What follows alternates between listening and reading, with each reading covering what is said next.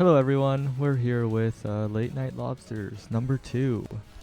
Bit of a low-key one. I'm basically the only one in the building at the moment because I think we've been doing, 5 days of tournaments in a row? This is like the 5th day because there was the Duelists one on Friday.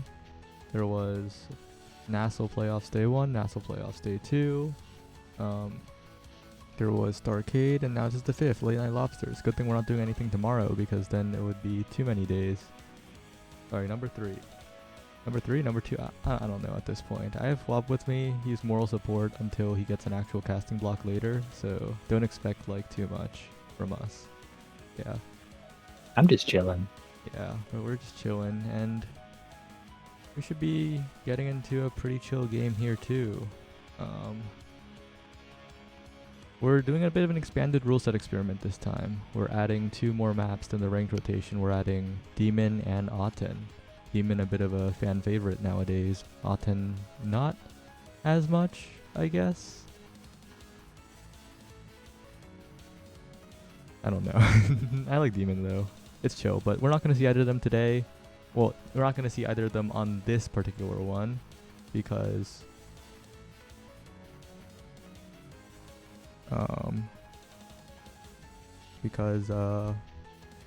we are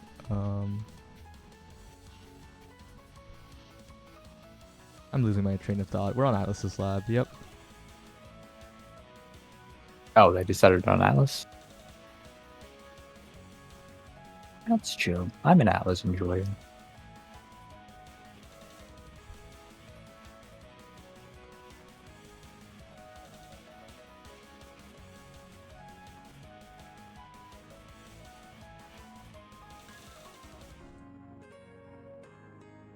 Okay. We might be stalling a little bit longer because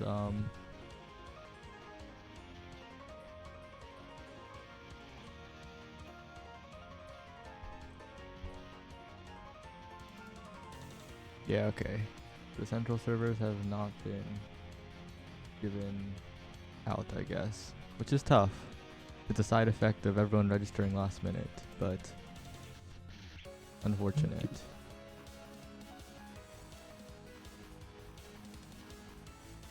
But I'll just throw us into a game while I go and fix that. It'll be pretty chill, I think.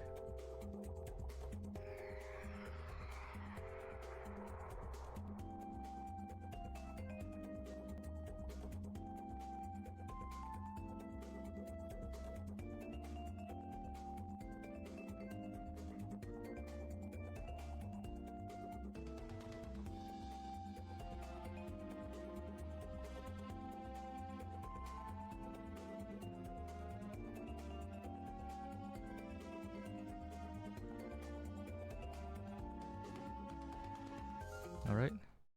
On Atlas's lab, Curse Rift versus Twitch TOS Guideline 10I, which is one of the more obvious rules.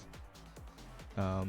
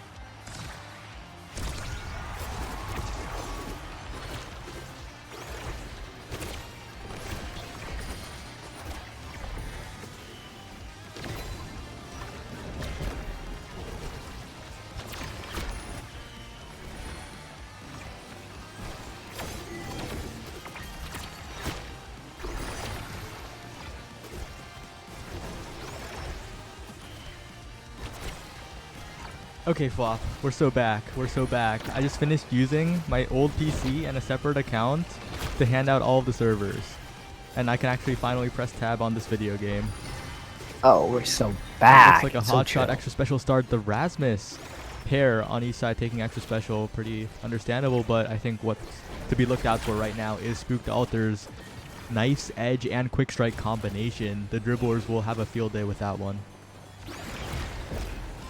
Oh my god, like, how can lose with that combo? Your team has full meter, Tragic has to do something quick, and Potato Player a little bit late on the expands. It's not looking too good as Spooked Alter trying to make the play, has plenty of speed to work with the strikes as well. The bounce a little scary for Potato Player, but still managing to make the saves, sending it around the world.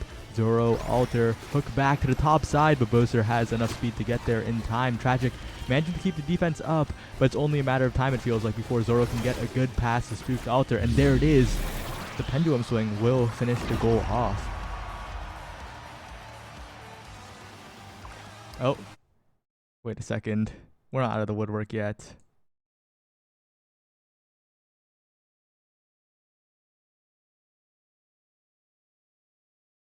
We are absolutely not out of the woodwork. Oh no. I believe in you. We will have it figured out before game 3. We will absolutely have it figured out soon, which means the audio should stop cutting out because I'll stop having to go tab back and forth. But Flop, I don't know. What are your thoughts on, I guess, this game right now? Because it just feels like the Awakenings are a little bit stronger on the blue team side, Curse Rift. Yeah, I could see that. It's I could go like either way. I think the Awakenings do look a little bit better on blue side, but the team itself didn't seem to be doing. I see a lot more play coming from Boser and Tragic than I do Cursed. Yeah. Even if they do have the team advantage or the Awakening advantage. Yeah, the passing plays, and look at that, the pass through the center, maintaining core speed as well. And Tragic looking for the snipe, but just falling a tiny bit short, a little bit unfortunate. But it's a little bit interesting here. The goal is wide open, and the KO. I forgot how to pronounce that name. It's a bunch of Japanese, but it's like, it starts with I. I don't know. Spooked Alter getting the barrier through everyone. Zoro now with Potato Player, passing it up, looking. But Boser sending it back yet again to Hotshot, stalling this game out so effectively, but finally, Boser caught in the primary animation, does not strike in time, and Cursed Rift maintain their lead. Ichanagi. What? Huh? Is that like Izanagi, but not Izanagi? Whenever I hang out with them, I call them Izanagi. But I'm pretty sure it is like Ichanagi. But I'm not positive, so yes, and they'll let us know. Alright, well, it is once again the center exploding. So much damage being put out on Ichanagi. Yet again, looking to control this midfield here with Tragic. The dribbles are attempted. Potato Player still clearing it out. Great angle to the top side around the barrier, not own barriering. Barely. And Spooked Alter now looking, but once again, it's a great pull from Ichanagi. Yet again, barely does not get the goal thanks to the goal gate, but still, it is them managing to clean it up. Now it's Zoro, once again, passing the core forward, looking with a flip to the top side, but Boser is there to send the demon angle. Potato Player having the primary to wall it off for now, but it is Spooked in the bottom pocket, sent away by Boser. These clears have been so good from Twitch US Guideline 10 Eyes Atlas so far, and Spooked Alter continues to look for something, but with the Knife's Edge only works on the edges, can't really get that midfield speed, the center of the stage, so is kind of feeling a little lost from these passing plays being created by Tragic and Ichanagi. Once again, the strike war won by Ichanagi, but the primary is there. Tragic with the pass to the top side. The spin's available, but no, just be dribbled around by the entire roster of Cursed Rift. It's almost a demon angle, goes around the world, forces the flip out of Potato Player. It's looking a little scary for Cursed Rift on this point. The flip available, the massive expanse will easily save it, but that's another cooldown burned, and Boaster is continuing to hold. Finally, the barrier drops, and now it is much more evened up as Tragic looks to advance, trying to get a snipe off. The hook is not enough. Spooked Alter to the bottom side, outpacing Boaster in the open net. And that is a clean 3-0 set in the favor of Cursed Rift.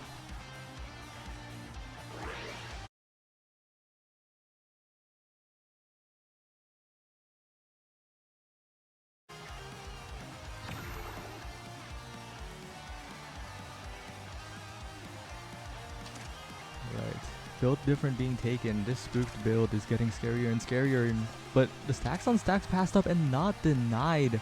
Will the Estelle take it is the question, and there it is. Yeah, the speed's so valuable in a game like this. It feels really weird that neither of the goalies just took that stacks on stacks away, or even Spook took that stacks on stacks. I think that speed is much more valuable than build different at the moment. But regardless, we are heading to another round, and look at that, Spooked with the additional size on the edges. The synergy with size and the knife's edge is not to be understated. It definitely exists, and once again, trying to get this goal. The barrier's being taken so quickly for Cursed Rift in this game so far. Really efficient in those barrier takes. Now Zoro sending it forward. No, Tragic will assist in the clear, and Spooked Alter still unable to get it past everyone. Once again attempting to get it past Tragic, but the strike wars are won by the Estelle. The barrier is taken by the Rasmus. The strike wars won yet again, forcing the flip out. Now Spooked has to make the most of this opportunity, trying to win the strike war. Boaster gets the defense, but Spooked gets it into the center. Tragic with a bit of a panic strike, and Cursed Rift are just 2 goals away from taking it here. Alright, another kickoff. Spooked out there. Ton of meter. Ichinagi misses the strike. That's a barrier taken all by themselves. Twitch Geo's guideline 10i. Not with the greatest start in the world here. They're looking to try and advance the core, but Spooked has meter. Great expanse from Boaster to deny it. All that meter is now gone, but Spooked is continuing to dribble in the corner. Potato sending it to the top side with Zoro, though. The strike war won by Zoro with the barrage, and now it is once again pressure on Boaster, the goalie for the red team here, trying to keep it up, trying to keep it safe. Tragic saved that goal, would have definitely gone in on the top side, but still it is not looking too good for Twitch Geo's Guideline 10i, especially when Potato Player builds up 3 million meter with that singular expanse against the bottom wall. Now with all that meter built up, Tragic has to contest here. Spooked Alter has the ability to get a dribble. The hook is body blocked by Tragic. Tragic takes the barrier. Maybe Tragic can be the savior of this team with a snipe, but no, it is deflected by Potato Player. Spooked Alter gets yet another chance into the top side, but the curve of the black hole denies it for now. Great expanse to deny Ichinagi, and the res comes out for Zoro. Once again, the hot shot sends the core at max speed. The pass up to the top side. Great passing play by Twitch QS Guideline 10i. Really closing it out there when that was a critical point. You don't want to go down 0-2 in potentially the final set. And it looks like the server requests have paused for now, thankfully. We can definitely focus on the game a little bit as the massive expanse just disappears. Unfortunately, that cooldown will be down for quite a while longer. Tragic forcing Potato Player into a bad strike war situation, layering the pressure yet again and again. Looking like a bit of a twin drive user right now as Zoro sends the core forward, gets a double barrier with the Giga Blast, and that's exactly the type of plays they need to make here for Cursed Rift to keep the tempo up, to look to win this game that they are slightly favored to win. 16 seed versus 17th. You don't want to drop it here. Even though the winner does face the Sad Boys next, it's still something that you want to win, because the losers bracket is even scarier of a thing to deal with. Potato Player to the bottom side. Zoro gets pulled so far, but has plenty of health to work with still. They're trying to snipe out the core. Spooked with the interrupt with the hook, trying to get the pendulum swing, unable to do so. Great patience by Ichinagi, still managing to get past the expanse. The flip burned by Potato Player. That could be the huge difference maker here. They have to be so careful around this Tragic Estelle that could jump forward at any moment. The blink forward, sending it up again. Spooked Alter interrupts for now, but it's so scary for Potato Player. Has to make the clears, and yet again it is Zoro to Spooked Alter. The flip is available, but trying to get hits done. Great clear by Boaster past the barrage, not getting fooled, not clearing down into it, but Spooked Alter has to use this flip soon because They are not long for this world. Fully cracked, not healthy at all. Before going around the world, great Giga Blast by Zoro. Gets past the flip of Boser somehow, while Spooked Alter gets KO'd, and just turning the entire game around, the entire point around. They're only 1 point away from taking it.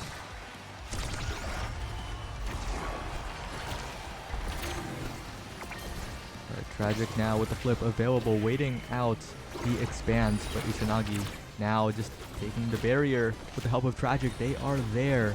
1-2, the flip goes up to the top side, but Zoro dribble, Spooked out to the bottom side. The spin, not getting it so far, but Tragic with the blink forward, setting up a play with Izanagi in the first play. Doesn't work, but they just try again, and that is enough to send us to a 0.5 here.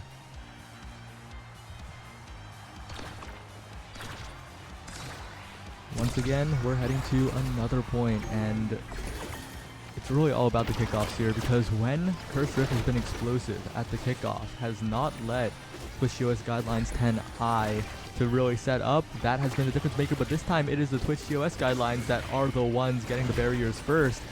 Great pendulum swing by Spooked Alter to stall out the play, but takes so much damage in return. The res has to be used from Boser, and Alter has to be so much more careful, especially near the edge. Pendulum swing sends it forward, but just sends it forward, doesn't really do anything. The flip is at midfield and easily saved by Boser, easily reacted to. Alter looking for a hook, gets the play down, but Tragic is there to cover it. Tragic with the Crystal Thorns is not enough to score past Potato Player for now, but Izanagi trying to make a play to the bottom side. The passing plays have to be avoided here if you're Cursed Rift, because Twitch TOS Guideline is just walking all over the midfield. Tragic, Izanagi, and back. And the flip goes forward. Demon Angle. I did not expect that at all. The trajectory was a little ambiguous there, and Tragic once again deflecting away from the hook by Spooked Alter. The blink in is not enough. Still defended by Potato Player. The crossfire still defended by Potato Player to the top side, cleared, and Tragic is forced to try and make another play, but it's still cleared by Spooked Alter's spin. Gets KO'd though by that specialized hook, it appears, and that is just so much knockback. That's just ridiculous. Now it's all up to Zoro to control this midfield. The passing plays come down to the bottom side. Barely missed, but not enough speed to go to the top side after that. Great dribble from Tragic, and we're headed to a set 5.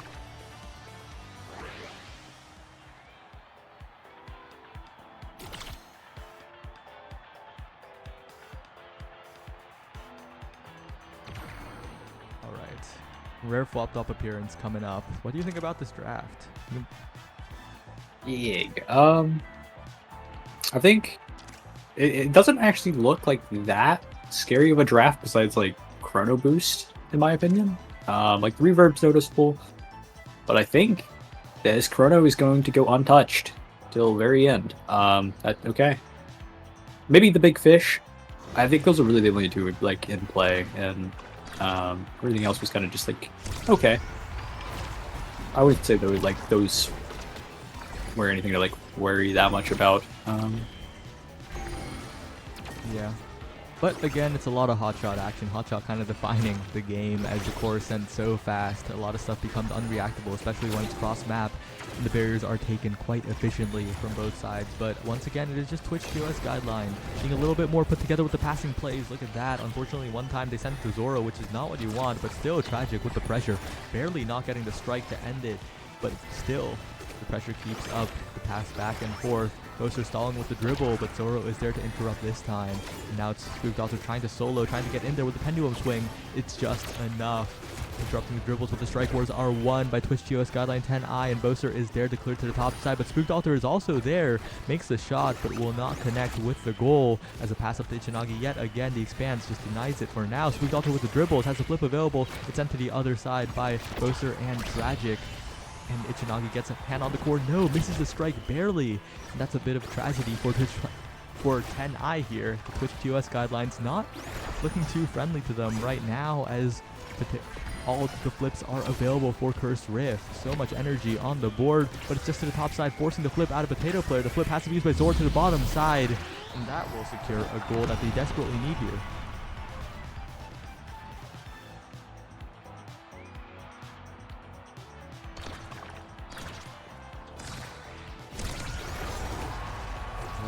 And it looks like I am called once again, but it's fine. Everything is fine.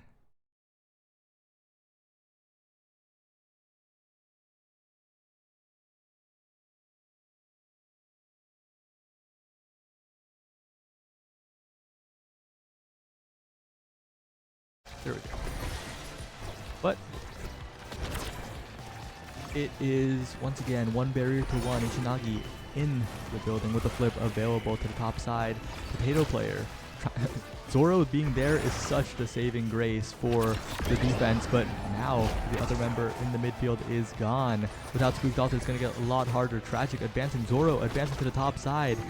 Core being taken through by the barrage. Zoro has to make a hero play here, has to interrupt Tragic and Ichinagi. Installs long enough for Spooked Altar to come back. Spooked on the top side looking for a play to be made here. The pendulum swing KOs the goalie, and you have to think this is the advantage to push here. Spooked Altar trying to do it all solo. No passing plays to be found here. Zoro now on the bottom side, the hook to the top side. Spooked Altar trying to get it in yet again, but cannot quite find the goal here. Zoro now still unable to get it. Goes through the center. Tragic has flip available and sends it to the top side. A slow roll as the flip is available for Potato player. Zoro now has to be a little bit careful here. The hook from Ichinagi has been a bit deadly in the past, even at a decent amount of stagger, and wins the strike war, just runs in.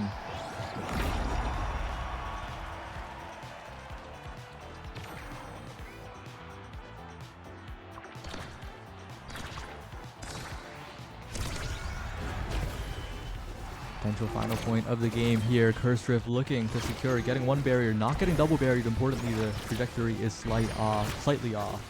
That's a little bit important as Potato player building up a lot of meter there. Maybe could look for a later in the set flip, as right now the barrier advantage is firmly in the hands of 10i at the moment. Tragic now sending it to the top side, looking to make some contestant on the core. Spooked Altar on the bottom side looking to hook Boaster out of the way, but still the passing plays are starting up yet again for 10i. Flip burn from Zoro to interrupt it. Great pendulum swing to punish the clear from Boaster. And yet again, Zoro and Spooked Altar cannot connect on the passing play. Great save by Potato player, just barely. Has to do some more heroics. Has to watch the bottom and the top side, but the expanse lasts for just so long here. Now the pass down to Spooked Altar.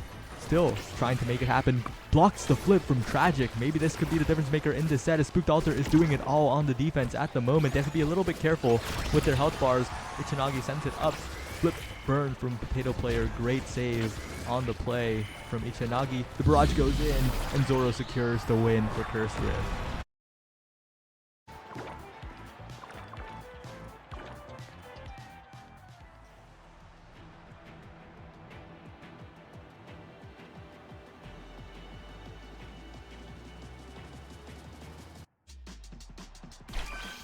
Ooh, what a game. What an eventful start as well. But Curse Drift managed to clutch it out. They have a lot of goals. They scored a lot of goals even in the sets that they lost. So well played to them.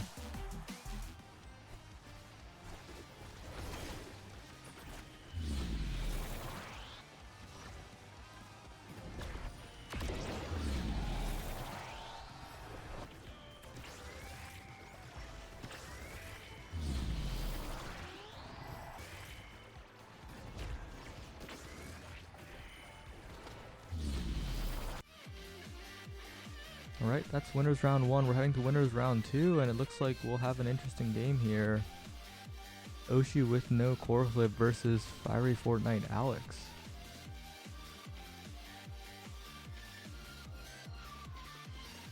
Two off-brand teams that are... it's going to be an interesting matchup.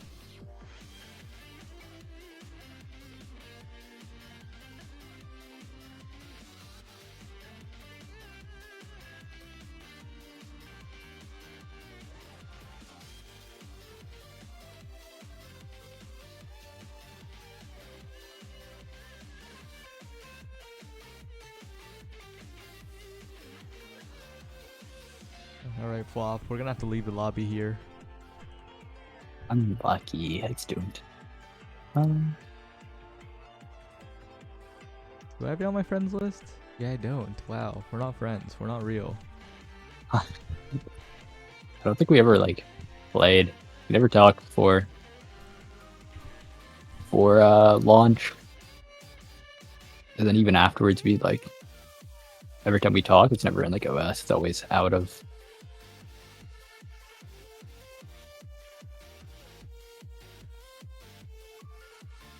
Yeah, we just don't talk about Omega Strikers, really.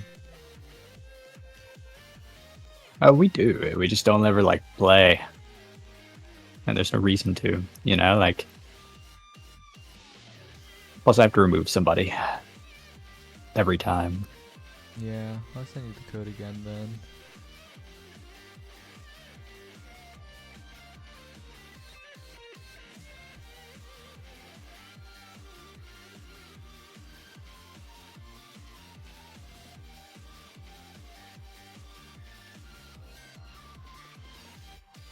You know, the only way this is even like functioning solo, functioning I say very loosely because a lot of games were delayed 10 minutes, my bad for that, is because I have a separate old PC that I use to capture card in for Nassel so I could actually do stuff. Like, if that didn't happen and I was solo doing this, like, tournament would just be over. It would just be broken, so... The new system, not the easiest to use, I gotta say. Especially given the habit of people registering late. Hey, you cannot have a more iconic pairing than OS players and signing up last minute. They go hand in hand.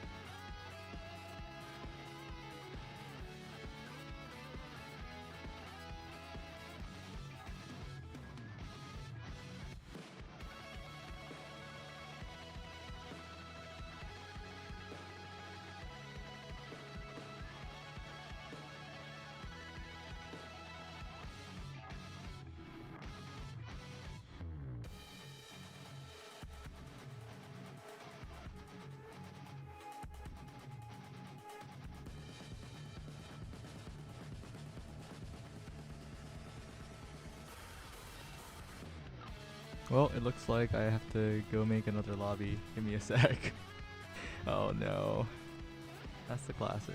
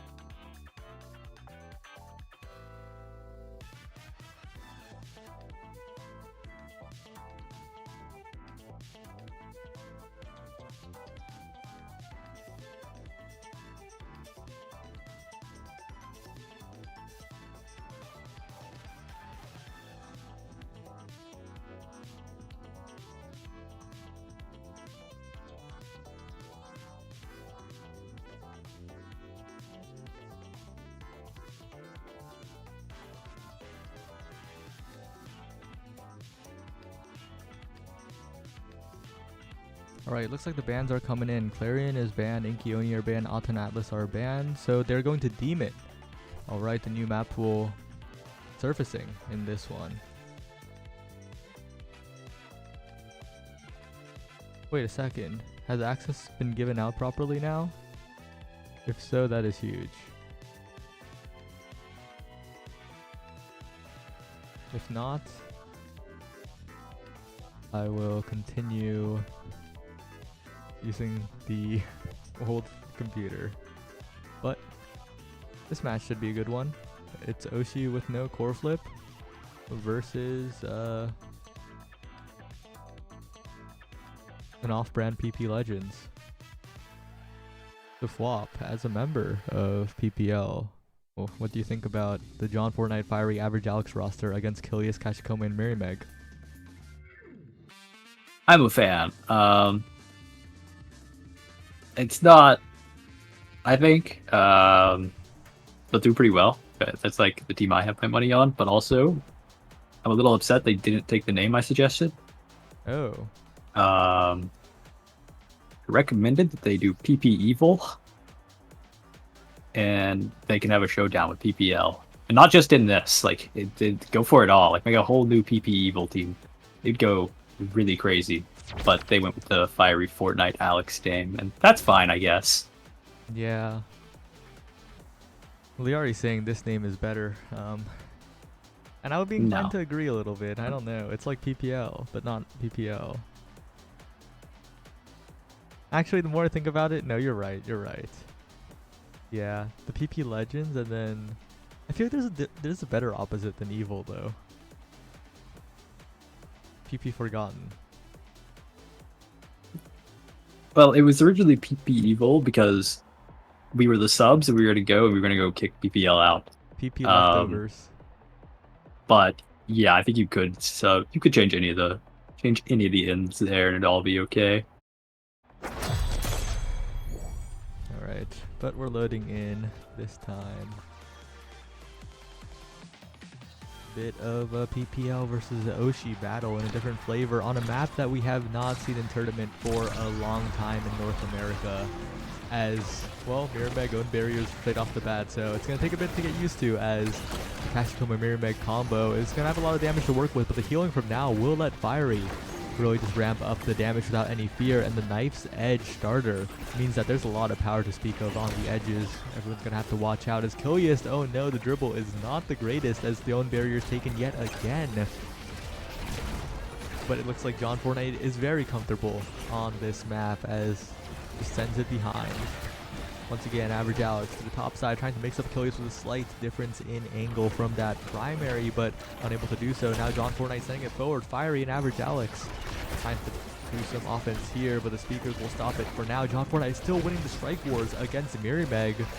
Shades of the Philly land right now, looking a little bit like a wall at the moment as Fiery just slowly advances up the field, gets a speed bonus, hits Kashikoma a few times, and whoa, combos into the now primary. That one pretty hard.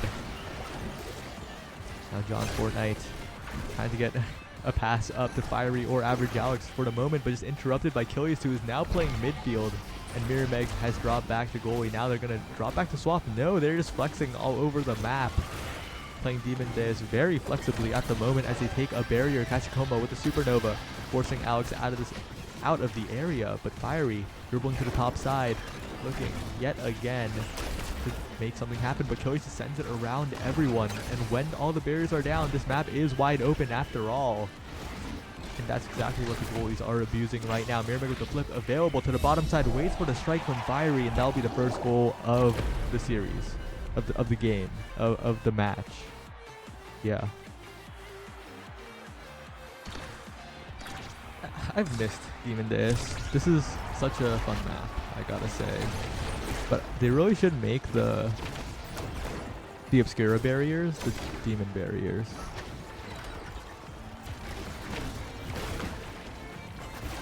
Yeah, I's in chat. Hi, I. I'm solo here. There definitely isn't a flop with me as moral support. Wait, Doggo Dog? Oh, yeah. They might have been underseeded by accident. Let's just put it like that. Yeah.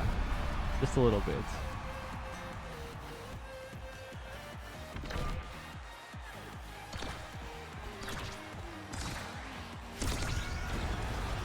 As the score evens up, it's a little interesting. As I don't know, the Drakkar goalie on this map always felt a little weird because you win a strike war and then what? It's kind of just awkwardly dance around the barrier as Mirrormeg sends to the top side. And right now, Oshi with no core flip looking like the better team at the moment. I'm looking at the Windows camera application I'm using to capture card the other instance of Omega Strikers I have on my old computer, and the automatic face detection is picking up on the Asher palms. Like, you know when Asher puts the two hands together out with the palms outward, like stretching, in the create a custom lobby thing? The base detection is like flickering on and off on that for some reason. Somehow it looks like a face.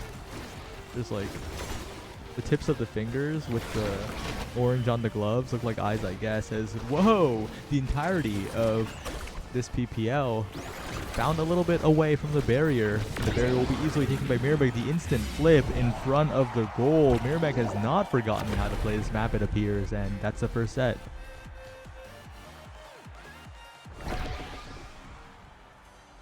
All right, that's 1 hour done. We're 1 hour in. 1 hour until the next block comes and saves me, because it's the goated duo of Wop Dwop and Clockwork. I will be unleashed. Yep, Unchained.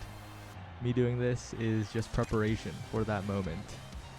As Tempo Swing falls down, Missile Prop is great to take on Drakara, of course, but it kind of feels bad that you're giving tempo on over to that Asher here, especially with how well Miramaeg uses it, especially on a map like Demon Disc. So it's looking a little scary, especially since Kilius also has that additional size, the big fish.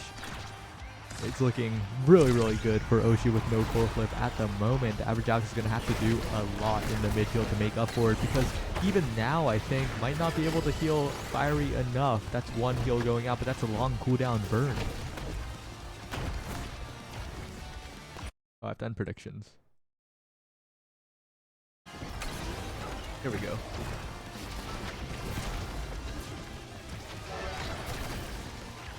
But yeah.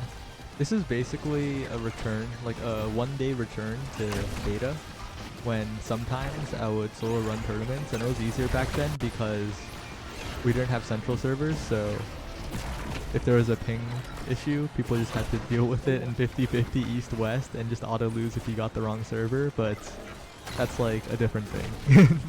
That's completely different. As Kachikoma looking a little low though, has to be careful as Fiery gets pulled all the way across the map. The Deadeye paying dividends for Kilius, picked it over fight or flight, and I guess that's a choice of all time. Fight or flight is a little awkward for the goalies on this map because you're kind of positioning out of the fight or flight range. No, not fight or flight, I mean knife's edge, sorry. I meant knife's edge for the entire statement, but on this map, as a goalie, you're kind of positioning out of the knife's edge range anyway for the barriers, so it's kind of awkward to take in general here. I think the Deadeye definitely a decent choice for Kilius thanks to that factor. But Fiery getting the KO on Kachikoma. Miramaeg not long for this world as well. The healing coming through. The great strike shot from John Fortnite, saving it away from Miramaeg's dash as well. But once again, it's the pendulum swing from Kilius.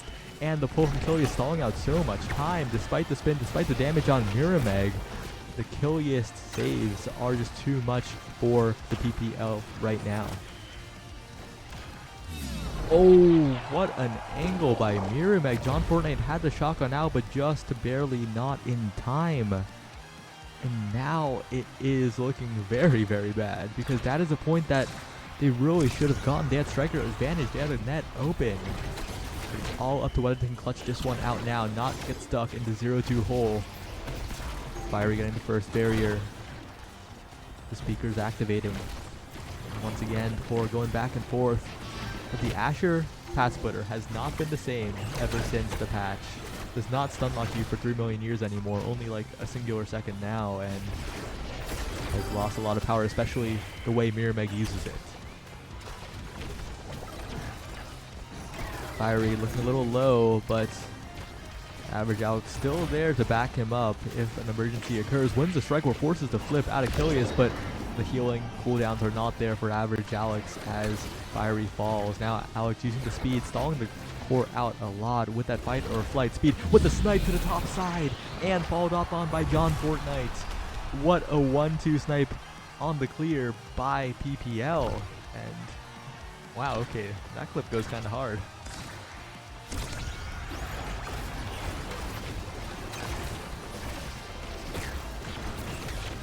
A little winnable, some might say, as Fortnite, oh, that's not the bounce. that he wants, but it's okay. Just one barrier down. They just have to be careful, but Kashikoma just self-dribbles with the special. Fiery is found dead, and Kashikoma burns the flip, but it's still a 2 barriers to 1 advantage on Demon Deus, one of the more snowbally maps in the entire game. Just feels a little hopeless when you're this down in barriers. How do you get out? This Kachikoma is pushing so far forward, sending it up. John Fortnite with the shotgun will save it for now, but Miramag is still there, hitting average out. Kilius trying to send it forward, but that missed pendulum swing does mean a little bit of respite for the PP Legends, but it is just until it bounces to Miramag, who sends it to the top side. And yet again, Oshi with no core flip, showing their proficiency on this map. They looked very good on this map when it was in normal ranked rotation all the way back earlier.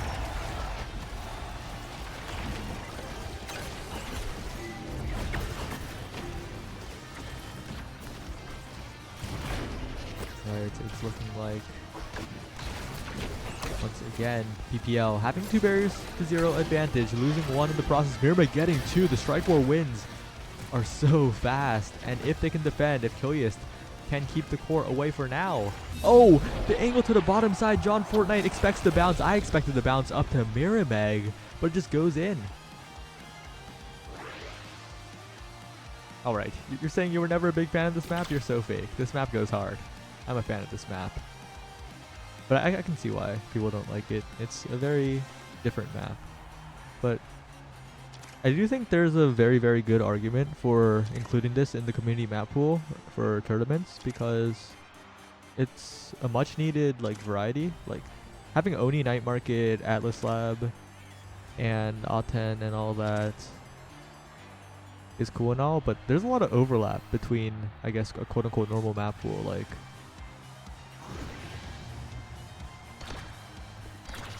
Inkies is not the variety. The variety is Clarion Corp. Clarion Corp does for fun way better than Inkies ever wishes it could.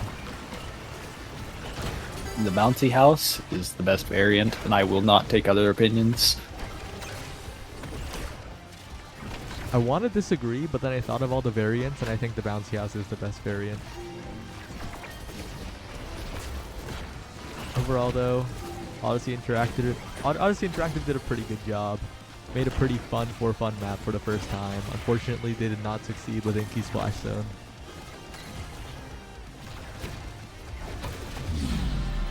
Alright, Average Alex, a bit of life in this set. Let's go over the Awakenings again. Ooh, interesting. Miramag picking up the Tempo Swing perfect form. What a powerful combo, but my eyes are on Kashikoma with the quick strikes in the midfield. Fiery trying to slowly get some scaling, but despite that, the Tempo Swing's already taken by Miramag. Won't be able to scale with Stagger in that particular regard. Something for a bulk up possibly, unless that's taken and I didn't look too carefully. Kachikoma though, that Spark of Resilience paying dividends as that health bar was low but not staggered, and now healing back up. Now rushing forward with Miramag, and Miramag just going around trying to win the Strike Wars, but John Fortnite is a little bit better this time. Kachikoma now, not that much damage to work with on Supernova, but that zoning potential forces the PP Legends into a tough situation. Fiery with the spin. It's one barrier, but cleared away by Kilius. Great strike shot from downtown by John Fortnite. Sets up a play that will eventually take the barrier. And still defending is John Fortnite. Has the flip available to the top side, but defended by Kashikoma.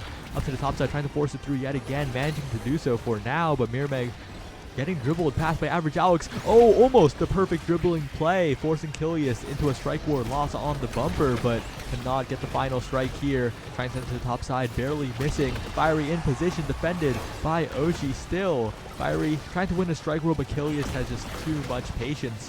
And yet again, Fiery, another chance. Kilius still defending. The barrier goes down. Oshi have a chance. Miramag to the top side. Kachikoma to the top side, defended by John Fortnite still. The goalies are carrying so far. And Oshi push forward yet again. Sending it backwards though, and Miramag, the primary, does not get the sour spot. Gets the sweet spot instead. Own goaling with a perfect angle on Kilius. Okay, I'm looking down at the bracket thing. The central server stuff is not a problem anymore, it appears. Let's go.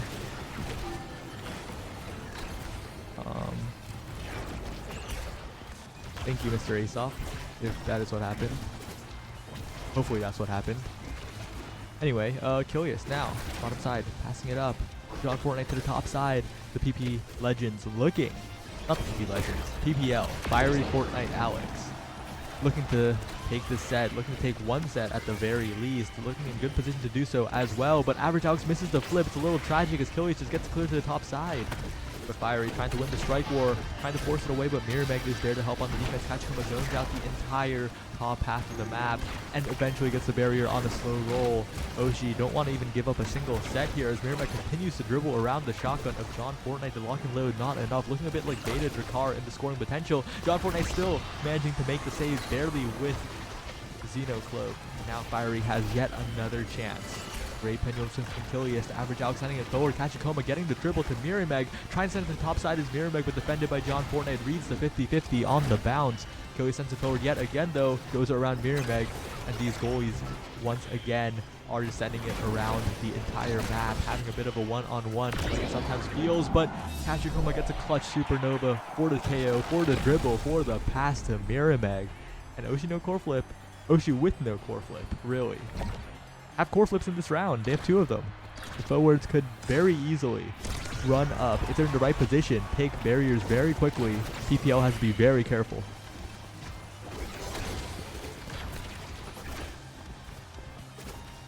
But yeah, I'm glad to see people, they're Clarion fans, because we need to, like, even if you're like indifferent on Clarion, we need to pretend we like it. So Odyssey makes more maps like Clarion if they want to make more fun maps and not like Inky.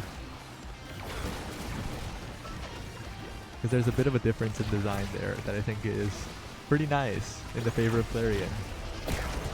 And if we publicly say that we like it, then maybe they'll do maps like that and not like Inky, you know? Maybe I'm coping though. I think I'm coping a lot. As Mirrormeg is taking so much damage, the flips nowhere to be found. Oshi no core flip indeed. And once again, John Fortnite clearing alongside the back, but Killius using the pull, putting Fiery out of position, forcing John Fortnite to stall at the core way more as Killius just runs up, sends the core forward. This goalie is incredibly active, but the shotgun from John Fortnite will take a barrier. The strike war win from Fiery against 2. And Kachikoma and Mirrormeg have a mountain to climb here as the barriers are down. They don't want to give up this set too easily. Kachikoma gets the barrier though, has the flip available, sends to the bottom to Mirrormeg. The core is moving incredibly fast in overtime. Mirrormeg gets it yet again, but just gets the dribble, not the shot. Gotta take a breath. As Killius manages to make the save, bounces to the top corner, does not send it in the own goal at all. The elusive burn from Average Alex. Wait, was that the bug? Did Alex have flip and elusive and lose entire bar? Wait a second. I didn't know that bug existed. This is news to me. I know that bug exists, but I'm not sure if that was the bug. Okay, did happen? Okay, wow, that's crazy. That bug is wild. That bug is ridiculous, but Demolitionist, another notoriously bugged awakening in this video game, has a chance to give double or triple the refund on taking a barrier.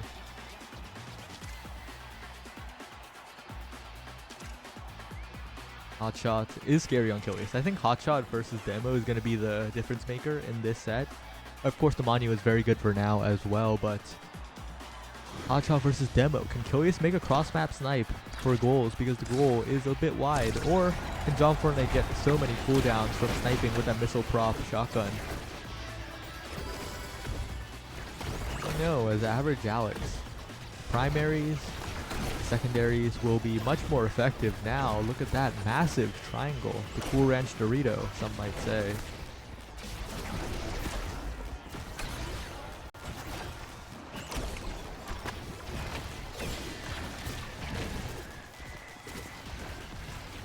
Yeah, as Achi said, it's a bit telling that 10 times more people pick Clarion over Inky.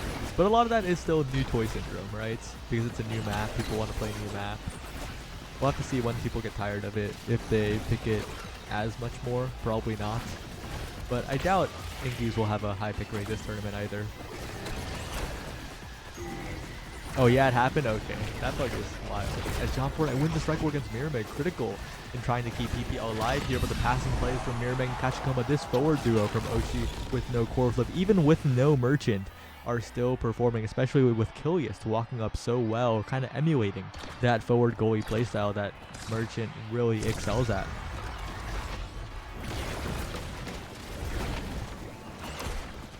Tacoma, top side, Kilius, Mirrormag, massive secondary comes out from Fiery. The heel comes out from Average. Alex Kilius slightly misangling the clear on that one, but it's fine. Just one barrier as Kachikoma and Mirrormag looking to take much more to flip. But the KO on Kachikoma, though, could derail Oshi with no core flip completely right now, as Mirrormag has no meter. Fiery has no stagger, but the healing is available from Average Alex. And look at that. That's like another orb in the building. Once again, Fiery taken low, but can just drop back for the goalie orb, but John Fortnite does not quite get the strike there. Loses both barriers, forced to jump to the top side to avoid the supernova, and Kachikoma a bit of a menace here, but Fiery even more of a menace, sending it forward, has the flip available, defended by Kilius barely, but the triangle, Average Alex with the primary setup to the top side, perfectly angled, and just completely turning around that situation. Bit of a now highlight coming out in the early days of this character still. It hasn't even been a week, so definitely good to see a play like that. It really shows the power of Average Alex, healing up Fiery yet again, letting the X do their thing.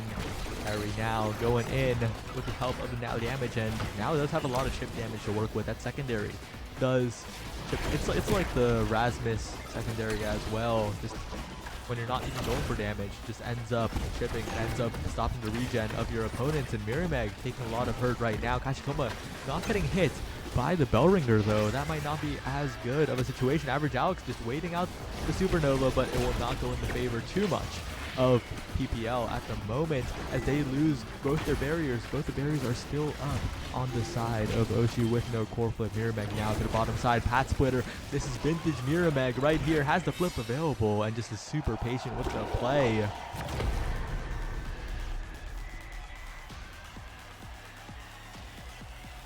Yeah, Drew. That bug is ridiculous. Like, good thing we have footage of it now. Holy. Well, I'm pretty sure people had footage already, but like, damn. As Fiery, Superman, Chrono Boost, Bull rushes to the top side, gets a KO onto Kachikoma. Fiery with the second strike as well. PPL not going down without a fight, despite being on the match point of Oshi with no core flip. Now it is Mirrormag, bottom side, looking. Kachikoma trying to win the strike war. Kilius, though, has flip available, has a defensive option. Burns it, stuns Average Alex, but does not catch the core. Mirrormag trying to win the strike war, but taking so much damage. Forced the elusive, gets the orb, but immediately faces the edge of the map, sending it to the goal zone. Fire with the double KO. And now to 1v3. Can Kilius hold? Great slow primary from Average Alex. And despite the hook, Kilius just cannot get enough strikes on the core. And there it is, 2-2. Yet another situation where PPL can extend the game.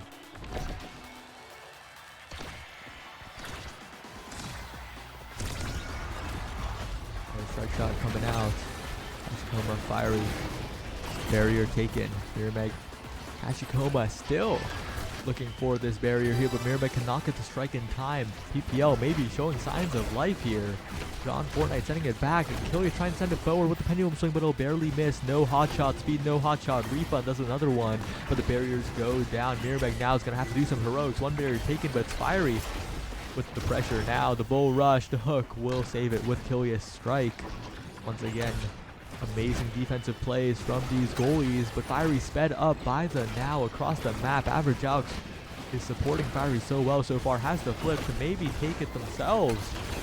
He can do it possibly, but is looking a little low. Flips a bit far, and Kachikoma has the supernova this time. Great clear by Kilius to knock it. Strike resetted with the X Maximus. Mirrormag now on the bottom side, looking but still unable to find it. And now it's Kachikoma. Mirrormag still cannot make it happen, but will finally get the barrier. A little scary in overtime. Kilius does have the hot shot. Hot shot overtime. Pendulum swing. Might be able to score cross map. Gets the save just barely on the bottom side. What a clutch pendulum swing. What a clutch strike.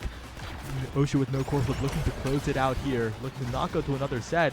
Kilius, though, has to be so careful in this open net. So does John Fortnite as Mirrormag just zones out the Drakkar with the dash. And that will be Oshi with no core flip closing it out.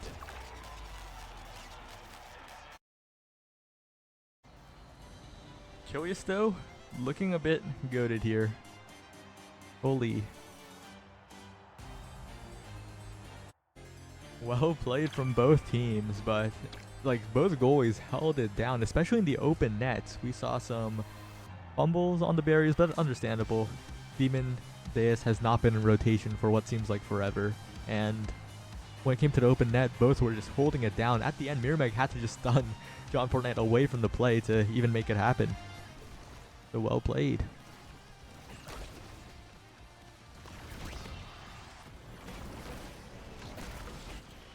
Alright, Flop, it looks like we're migrating yet again. It looks like we're out of here.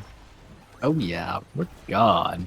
Goodbye, Oshi with no core flip and fiery Fortnite Alex. Y'all can have that lobby. I don't want it anymore.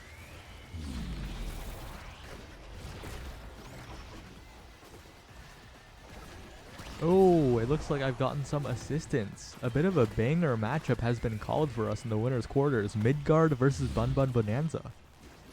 Whoa, Bun Bun Bonanza. I was supposed to sub for them tonight. And then I forgot I told you I'd cast. But it's okay, we got it figured out. T-minus 45 minutes until clockwork. I just have to hold out until then. Holy, this Bun Bun Bonanza roster is massive. Oh yeah, it's huge. It's like, what, Wait, 10, 11 people? Everyone's in there. They even got Hey. Gravity. If you couldn't find a team for Late Night Lobsters, know that it was because Liari and Lily Bun ate up everybody and made an unholy roster of just subs. A bit ridiculous.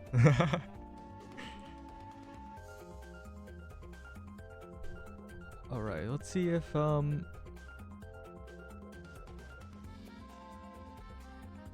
let's see. Just want to see if people have central lobbies now. If they do, everything is okay. Everything is fine. Everything is just good. So, is this next match? Is this like Midgard? Like the actual team? Full roster or? It is Midgard full roster. It is Daftgrass, Evil Do Danger, and Windowge, I believe, right? That would be main roster, yep. As far as I know. Alright, I need to make a new lobby. God, I should probably add you on the friends. Should we add? Here. I'll remove somebody and I'll add I'll you just so we don't have to remove do somebody this every as time. Who do I remove?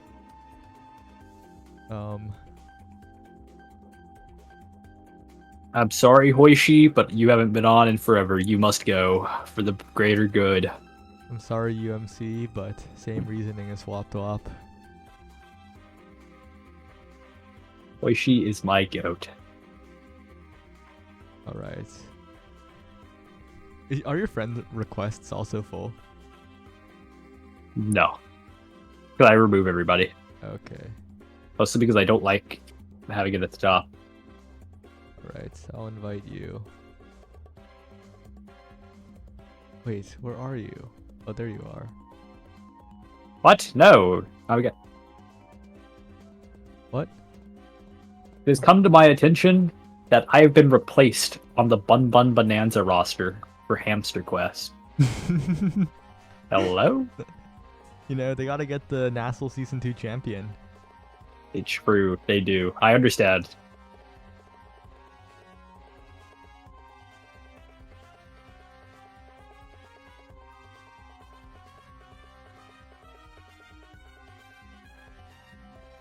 I forgotten Flop? What? What are you talking about?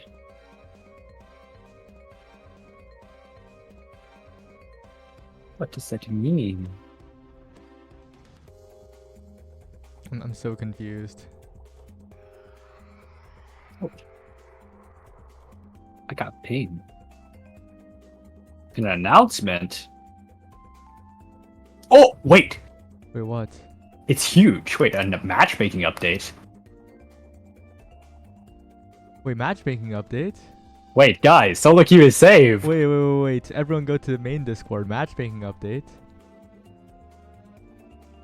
We've credited people for some amount of their previous season's rating as hidden rating if it brings them up. Wait, is matchmaking saved? Wait. Matchmaking update. We heard your feedback about matchmaking being... Okay, well, Odyssey Aesop has used a bad word in announcements of the Omega Strikers Discord. We just pushed some updates. We've credited people. We've changed some parameters linking hidden rating to visible rating that will make you climb to your previous rating faster. Your LP gains will be 1.12 points fewer, but you won't lose 40 LP as often. The rank reset sucked, so we moved it. We fixed things. Oh, they're adding ranked MMR into normals. Wait, this goes hard. The game is saved. The game is saved. Wait. It will be bigger than American football. This was the change we needed.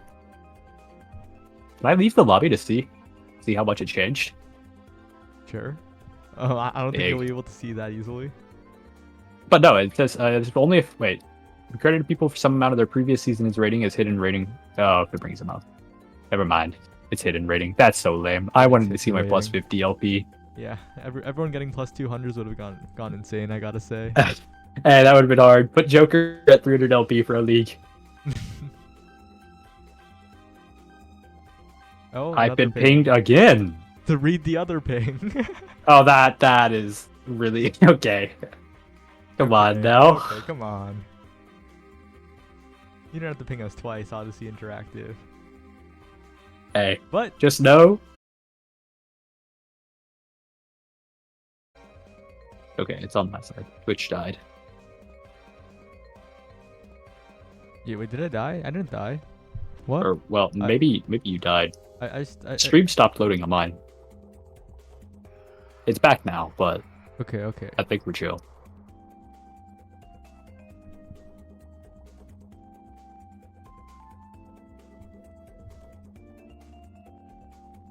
Guys, due to the new changes, everybody's going to get on tomorrow, and we're gonna fix the ranks, and people will play, right? Omega Strikers is saved, right? Guys, please, I need LP. Like, I've been trying really hard. And I don't want to play with Platinum players anymore. I don't want to play Octavia anymore. Please help. Is Omega Striker saved?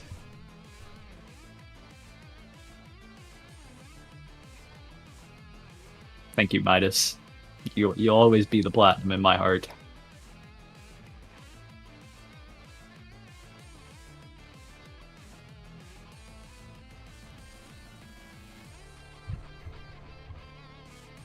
Oh, these the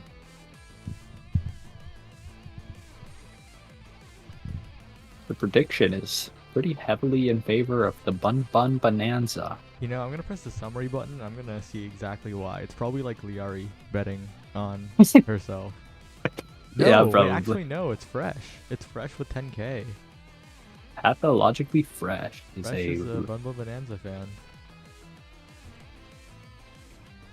Bit of enjoyer. I can get behind Bun Bun Bonanza.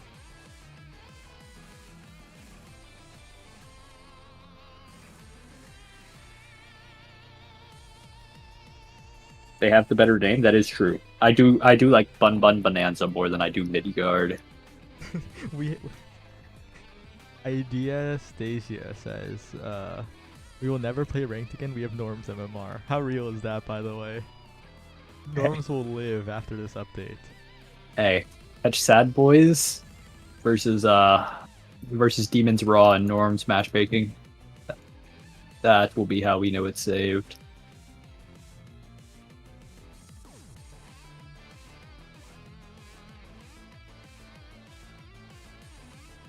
Alright, so Liari in the game chat said, can we handshake OCE? Drew said, I'm so down. And Liari said, my team is not down. It's over. What? Who on your team isn't down? I just want to talk to them. Well, there are two people. Scyther12 and Lily Bun. Two suspects.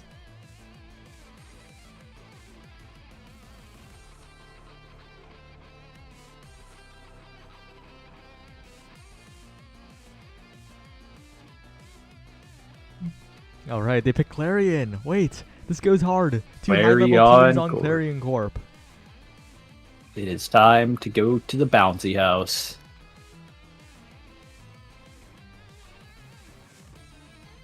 I'm so ready to watch this happen. So, fun fact. You guys know that on if you have like slick kicks, right? On Era's variant of Clarion, you can proc it off the middle. But it also means you can stack Octavia secondary off of it. Octavia speed. It's really cool. Incredibly cool.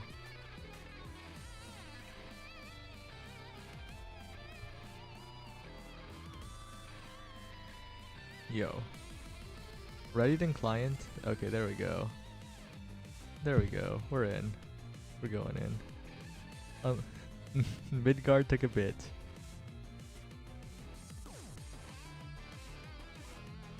I will say, I really hope Midgard gets back into Nassel.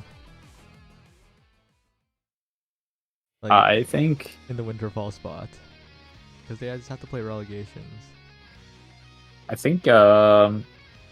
they probably will. I think that team's pretty strong.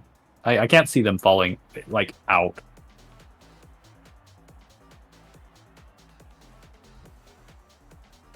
But I don't know, maybe there's some NASA demons, you know? Yeah. Some last season NASA demons that are looking to take their spot.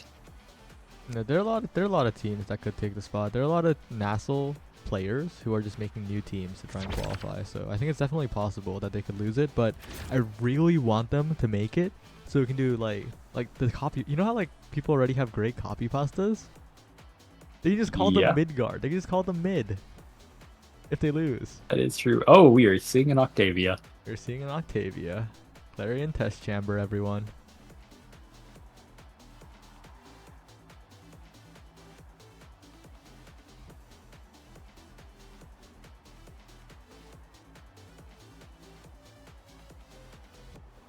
Will we see the Era Octavia duo? No, we will not. It is a sad day.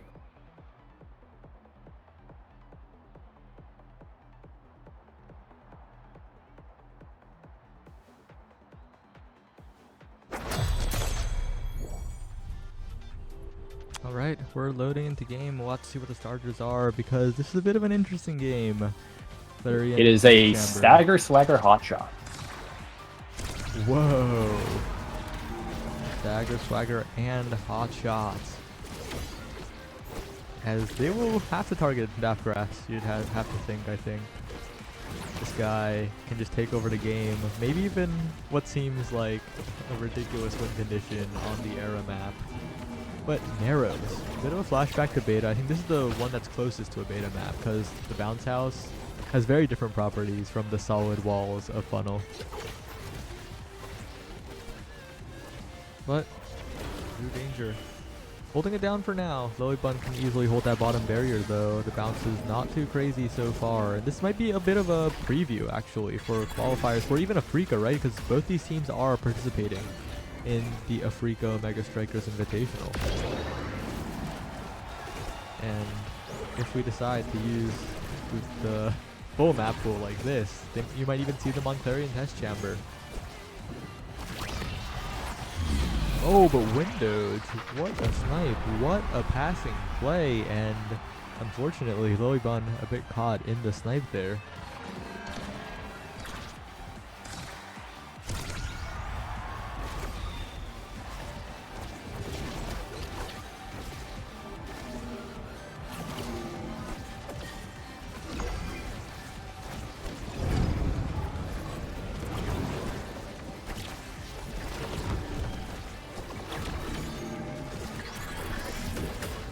I'm thinking about it.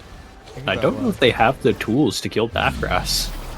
Yeah, this comp is not very KO heavy. I think Octavia might have just won from character draft here. Yeah. Like, Vaughn won Nassel with Octavia, and then immediately in the interview said how degenerate this character is, and that is the truth, because if you don't character draft properly, if you don't Awakening draft properly, if any of those situations occurs, you just lose against like a decent Octavia.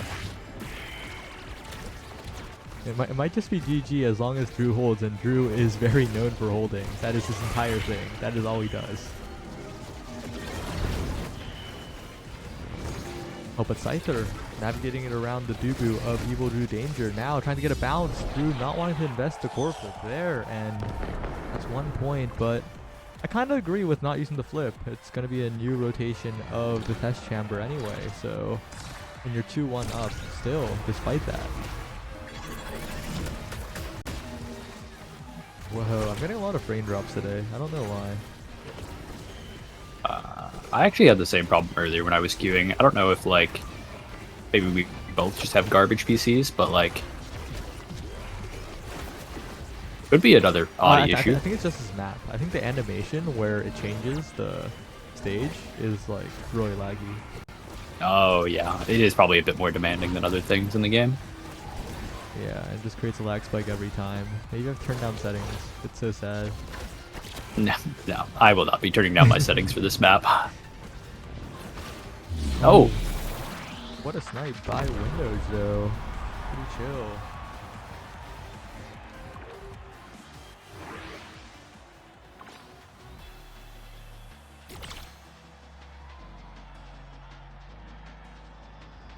Daft Grass will be rewarded with, I assume, a twin drive. No? Maybe an Egoist? Twin drive. That's scary. That's a lot of uptime on that secondary. And Egoist, okay. Not taking the missile prop is windowed here, which I'm actually a little bit of a missile prop hater on this though. Like, I don't think it's bad. I don't think it's that good. Am I crazy?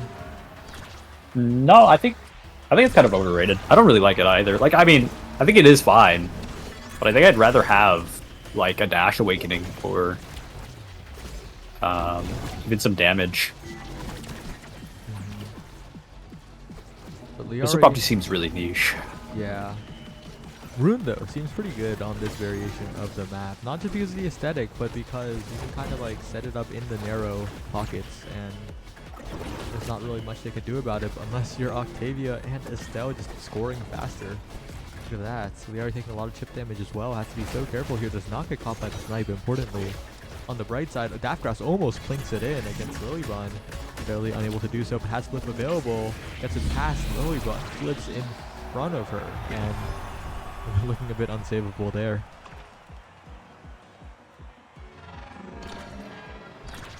Once again, we head to side streets this time. This variation of the map is very funny, but I wish Odyssey were brave enough to make the core invisible too. The invisible core would have been, like, top tier game mechanic. I don't even care. Yeah, I don't care how dumb it would be competitively. It would just be funny enough, and I would defend it until they did. Like, I would just defend it. Oh, but we have Inky Splash Zone. yeah. But wow, okay, Scyther with the great pull, and really hard to react to for Drew Danger, of course. The Dubu not with much speed at the moment as well, so just great position by Scyther to basically checkmate there, and the bounce, wait a second, maybe Bumbo Bonanza are coming alive here as Lilybun, that bounce is slightly off and getting punished by the bounce house. Losing one barrier, losing two things, the window just plays. And look at that, the crossfire, Lilybun a little bit slow to react unfortunately, and Midgard looking once again like they're on the right foot here.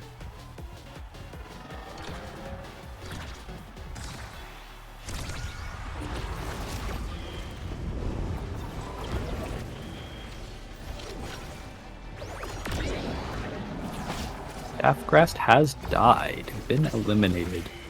That's something that has been quite hard for this Bumbo Bonanza roster to achieve, but they have figured out a way to do so here, but they need to capitalize a lot. Daftgrass is already back. They're pressuring the barrier, and they do get it. Trying to send it to a 0.5 scenario. But this map, this version of the map, so degen. I hate this variant. Yeah, I'm not a fan of this variant. It's so big, like, and this little, like, strike war in the lanes that end up after you pop it just feel really bad. It's like everything wrong with Aimi's app without all the things right about it. Except for the KO part, but like the core control aspects that are awkward without the core control aspects that are cool on Aimi's. And it's not even close to the old center stage at all. Oh, but Lilybun, wait a second. Confirming the KO on the staggered target of Daftgrass. Maybe they can make something happen here. The Giggle Blast goes in, but Drew Danger has stuff available to defend to the bottom side.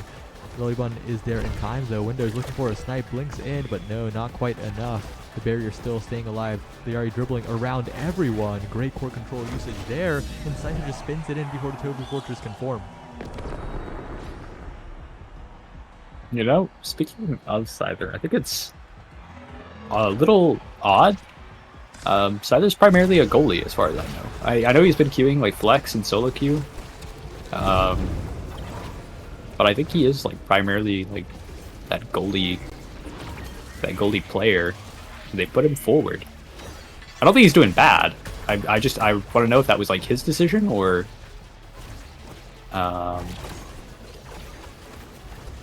if they thought that would be a better situation. Oh, but Daftgrass building flow state on the center like we talked about, you know, just an Octavia momenting at the moment and becomes massive. Uh-oh, raid boss. What do you do? She's 3 times bigger than you, she moves faster than you, and she gets cooldowns refresh when she breaks it. It's like the night market speed gate. It's just so advantageous to camp it that you don't even need to do anything. Just let your team 2v3 while you camp it. Oh my, and he's gonna blink it. Oh, but this time Liari is the one who gets it. Maybe they can make a play here. She might be able to, but Lilybun forced to make the saves. Windows banished. Liari now looking. No, Scyther with the flip gets the barrier in the end. The bounces off the bumpers in the center are very annoying to read, really. Very chaotic. I do like the shapes of them though. As Scyther looks for the pendulum swing, not quite able to get it this time. Liari, she's in position. Pillar completely misses the core, goes around it. Scyther though with the pull to the bottom side, blocked by Evil Do Danger.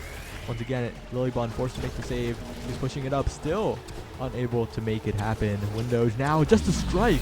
No bounce off any bumper or terrain at all to the bottom side, and Midgard erase the 2 points of Bumba Bonanza and send us to a set 3.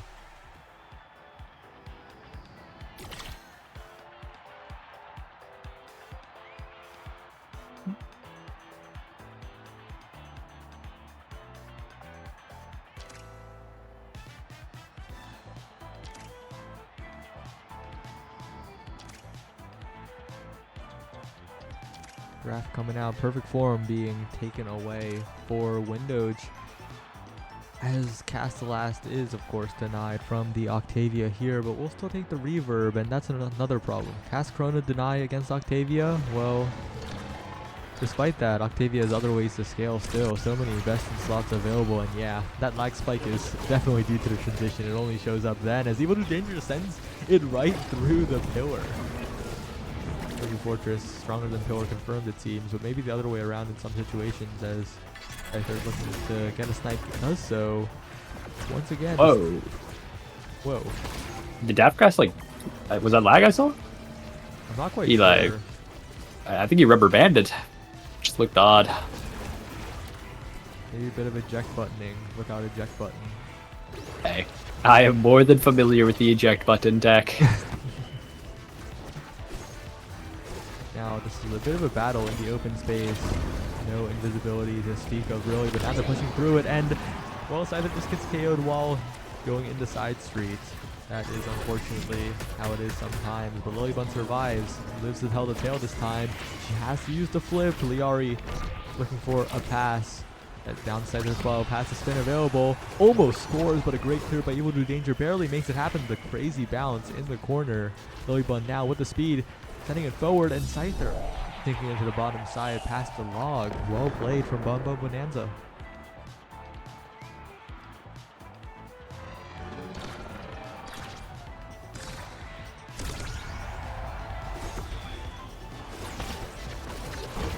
We are back on the Atlas variant.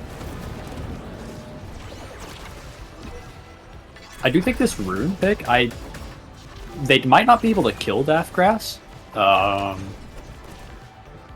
But it is pretty reliable to like stop him. Stop his secondary if you hit the banish. Even though he has twin drive, so it's a little not as effective. Yeah, if they can land the banish consistently, it definitely is a difference maker here. Whoa, the center, a little bit spooky with the core speed, going a bit like a hot shot. Expanse as Drew Danger comes back just in time, but the clear does not send it past Scyther. And Bumbo Bonanza kind of coming alive now. Oh, we're back on the bouncy house.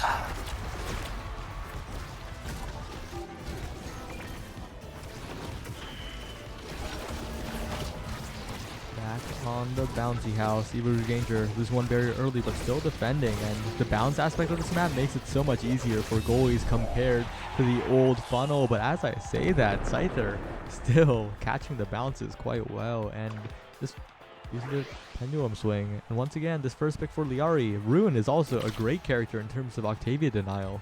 Is completely fine with taking all of the Octavia stuff pretty much. So kind of chill, especially with the Rasmus as well. Both of them are pretty fine taking the Octavia stuff as denial, so not really something that they have to worry about nearly as much. But Super Surge will still fall to the Daftgrass Octavia, and that additional speed might make it a little hard to banish this scaling character.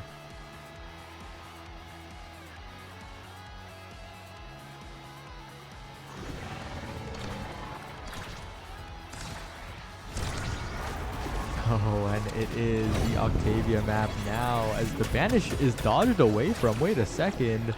It's Windows this time who is huge, trying to blink in, trying to make the plays happen. But still, it's just Daftgrass with the Super Surge additional speed. Windows, the indicator kind of disappears there, a little spooky with that snipe. But Evil Danger will just wall off the entire top side. The barrier taken by Windows, and despite the set win by Bum Bum Bonanza, Midgard has not slowed down in the slightest. Lilybun ejects back. She's got the save still. Scyther dropping back as Daftgrass rushes in, unable to get any KOs. One barrier taken on the other side. Liari banishing the center, trying to take it. Will get it with the pillar formation. Rune so good at securing the center. Wait a second. You can just banish pillar it.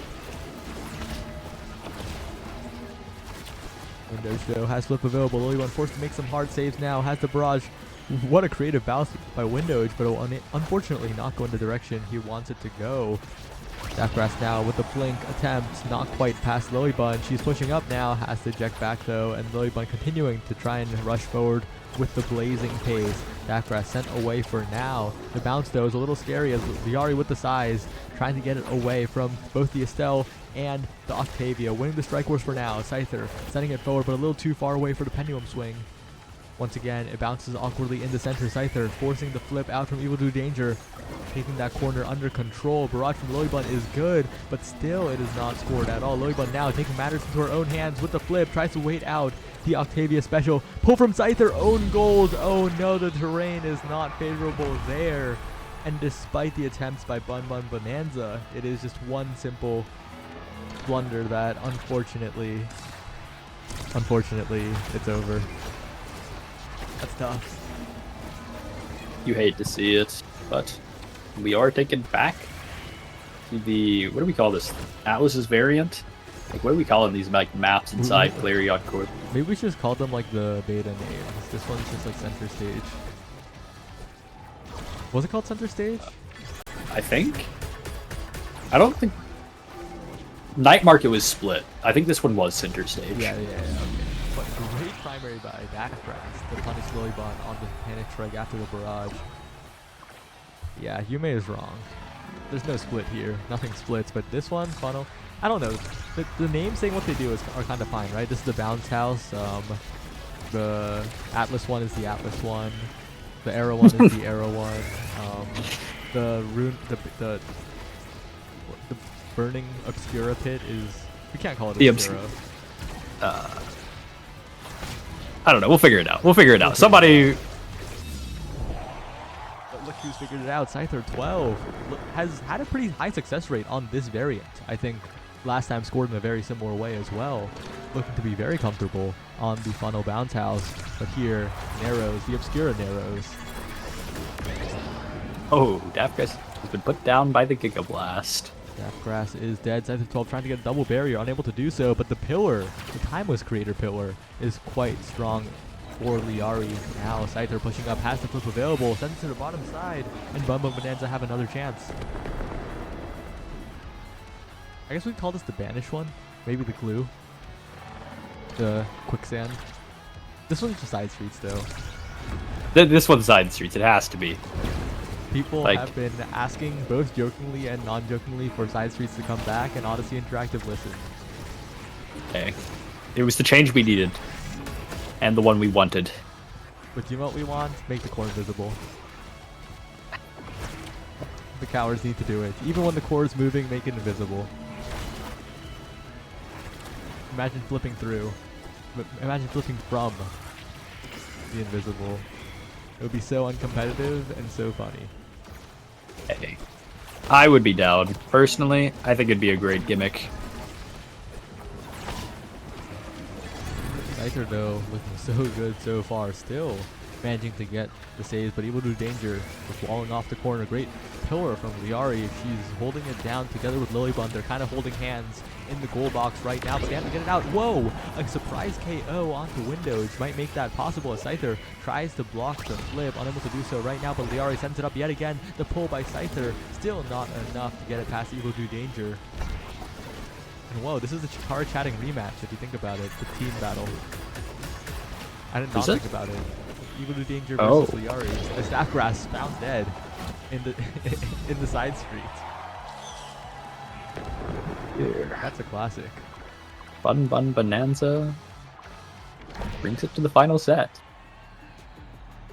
I don't actually know what's left in draft, but Ooh. quick strikes, demo with Spark on Resilient stacks. There's a lot here. Wait a minute. Wait, there's so much power left in this draft. Of course, quick strikes, very, very favored here. But Demolitionist, I think, will be Window's choice. Oh, it just falls down. Wait a second. That could be bad. Stacks to the Octavia. But Octavia has been getting KO'd though, so this might not be the greatest choice here.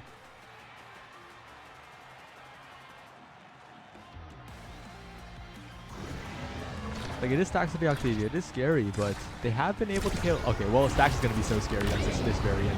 Oh my. Lilybun is a sniper. Daftgrass manages to snipe it, though. Gets the center. Despite the rune pillar, finds the timing. It's like smiting an objective, but without the damage of smite. Just a single strike.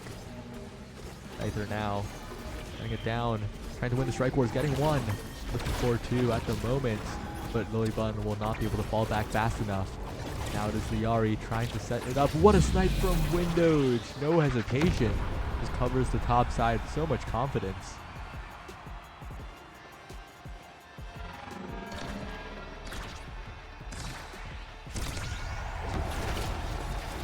Thanks for the raid, yes, Moogie. Oh. This time, it is Scyther who is taken down and out, but the banish from Liari will stop Daftgrass for now. So much damage from the Giga Blast from Lilybun. As Daftgrass dribbling, looking, no, not enough to get it out of the corner. Liari winning the strike war against two. And now, if Lilybun can send it forward, this could be everything for Bum Bum Bonanza. This is the final set. This is the moment to turn it up, but Evil Do Danger just flips it out. The narrows make it a little awkward. Lilybun going into the poison, but still the core will be fished out. And yet again, it is Daftgrass in front. Windows sniping from midfield. Is Estelle feeling so aggressive so far as Lilybun has to clear it out, but the narrows bumpers make it so difficult. Lilybun does a ton of damage to Daftgrass. Daftgrass stuck. Wait, Daftgrass is stuck. This could be huge. They seem to knock Daftgrass a little bit. No, Scyther misses the spin. Okay, no, the bounce. Oh no! Okay. Lilybun. Okay, they're gonna hold him hostage. They gotta hold him hostage. Just the win condition. Yes, Liari does it. Hey. With the pillar. And they still one more push. This. They need one more push. Okay, there we go. Daftgrass is still stuck. One more? Did he have anything? Oh, he's to the grave. Oh, but Scyther is stuck now. He's not elusiving. Oh, there we go. Perfect elusive to walk out just in time. Survives the blink from Windows. Daftgrass is about to respawn. Maybe they should have kept him stuck there. Oh, but the Great Pillar. Never mind. Liari. She's got it. I don't think they had the option to keep him stuck. Pretty sure they burned all their light hits. Everything else would have just pushed him straight out. Makes sense. Oh, but this bounce house is the property of Scyther 12. Let's see if he can do it again. Scyther can make it happen, but Daftgrass looking a little scary. Scyther, though, with a pull, almost an amazing play off the Tofu Fortress backside, but not quite enough. Lilybun trying to make the clear here. The bounce house not helpful in that regard, but Scyther with the spin, trying to get the strike, barely missing. Still attempting, but Daftgrass in the midfield unable to build up enough speed, which is huge as... Okay, this variant is so laggy. I'll be real. I'm getting so many frame drops. It's probably the effects on Yeah, the bumpers, I'd have to guess. Yeah.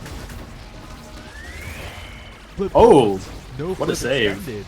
By the side of Bonanza. That means Scyther's meter and Lilybun's meter is great at the moment. Will not use it though. This might be a huge situation in the favor of Midgard. Lilybun barely gets it. Great strike war win by Lilybun. Clutches it out, and Scyther now has a chance, but Daftgrass has the speed, the banish whiffs. Scyther now in a 1v1 with the pull up, but Evil Danger has the patience with the roll. Since they're top side, but Scyther is there. Scyther owns this map, looking to make it yet again, and indeed, it is Scyther prevailing in the bounce house every single time, it feels like.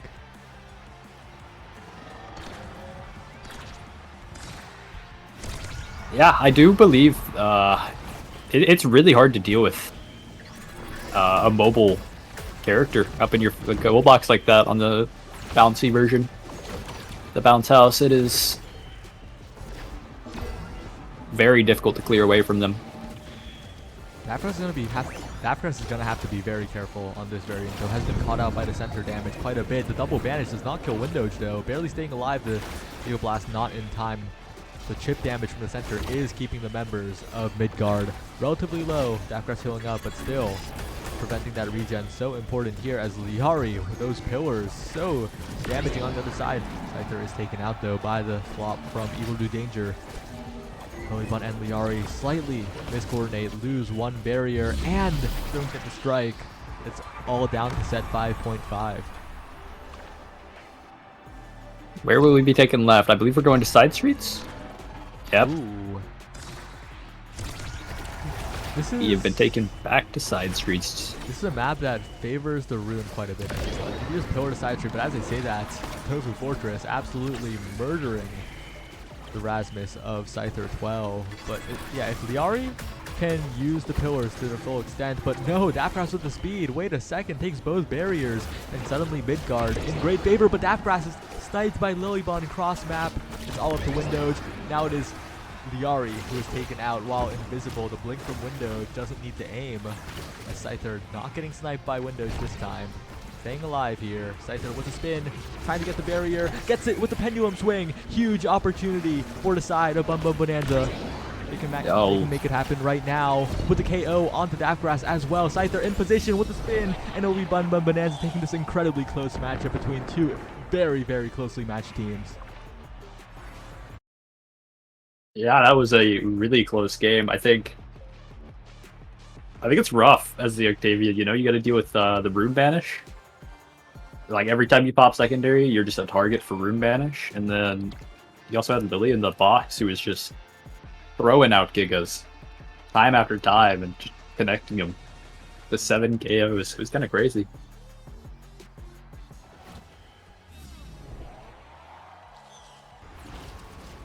Alright, but while the replays play, I'll drag Clockwork in here. I'm finally Clockwork saved. Mage. Hi, bestie. Welcome. I've dragged you in here to replace me. Hello. Hello. Hello. It's time. Perfect.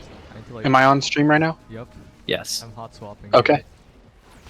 Oh boy. There we go.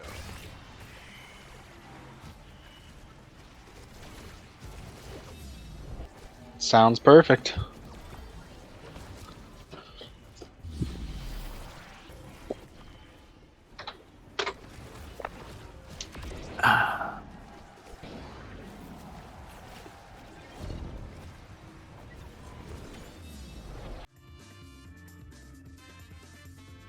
Okay. Okay.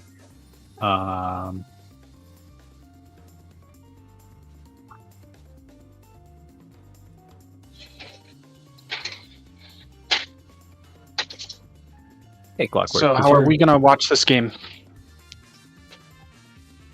Okay.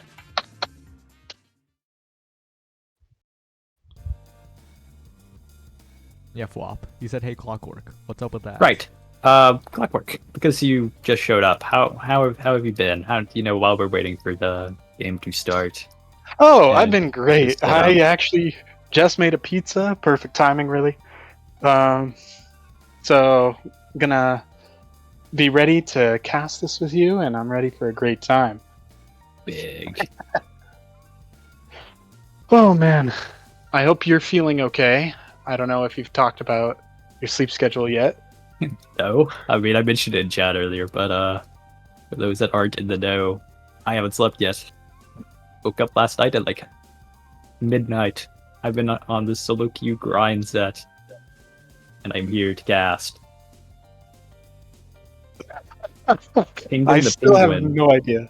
Oh, Penguin the Penguin wishes to know what your pizza has on it. Also, it is just pepperoni. oh, that's Just a lame. pretty basic pizza. Yep, but it's stuffed crust. Okay. Good. Okay, so how have the matches been? I've actually been very busy. I finally just got home. Literally perfect timing as I got pulled into call. So how have the matches been? Update me. Any like crazy outcomes or like crazy builds that we got to witness? No, not really. We had Midgard versus Bun Bun Bonanza last game. That was Daftgrass's new team with Eagle Drew Danger and Windows versus Lilybun Liari Scyther 12. Scyther in the forward role. With Lilybun in the box. Oh, wow. That was a pretty close match, but outside of that, I don't think anything else was really too exciting. Apparently, there was a big upset on Twee's team Oh, what happened? earlier in the bracket. I don't know. I haven't been paying attention to bracket. Oh no. So we got some new up and comers? Apparently. Oh, Well, wait, that's you have always a exciting. bracket command. Oh, it's so chill. So up next, we're looking at You Gotta Be Squid and Me in Denver or Sag. I assume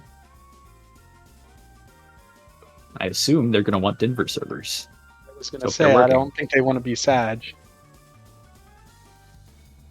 Oh, it's wait. I've been It's informed. another- I've been informed we are going to the other winners semifinal because somebody queued up a ranked game. So we're actually going to be watching Sad Boys versus Bun Bun Bonanza. Sad Boys with Vaughn, Bells, and Joker instead of You Already Lose. I assume that means Vaughn will be in the box. And Bun Bun Bonanza with Liari, Lilybun, Scyther 12, unless Scyther has to leave. I know they were talking about Scyther leaving, in which case he might have a sub. I'm not sure yet.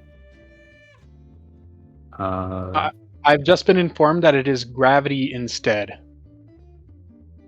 Okay, so Gravity will be taking Scyther's spot, probably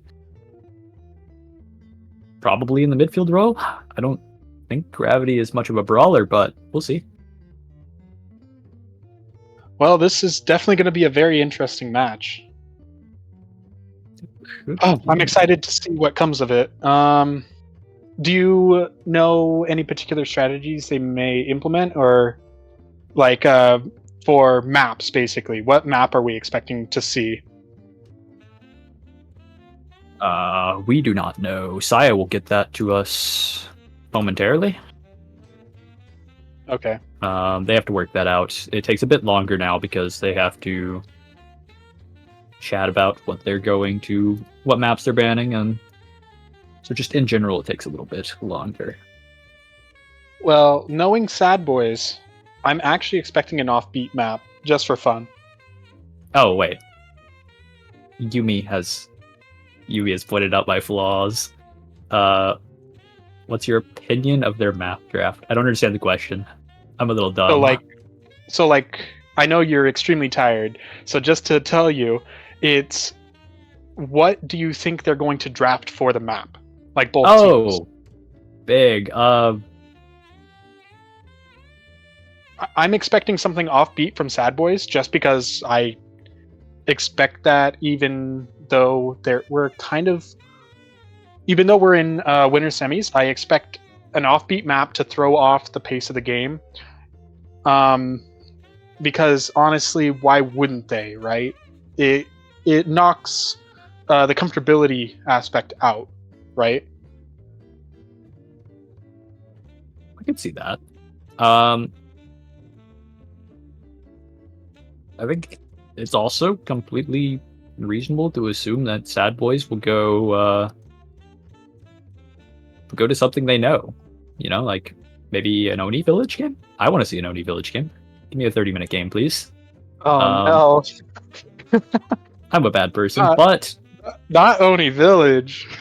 But hey, Bun, Inkies or bust? Yeah.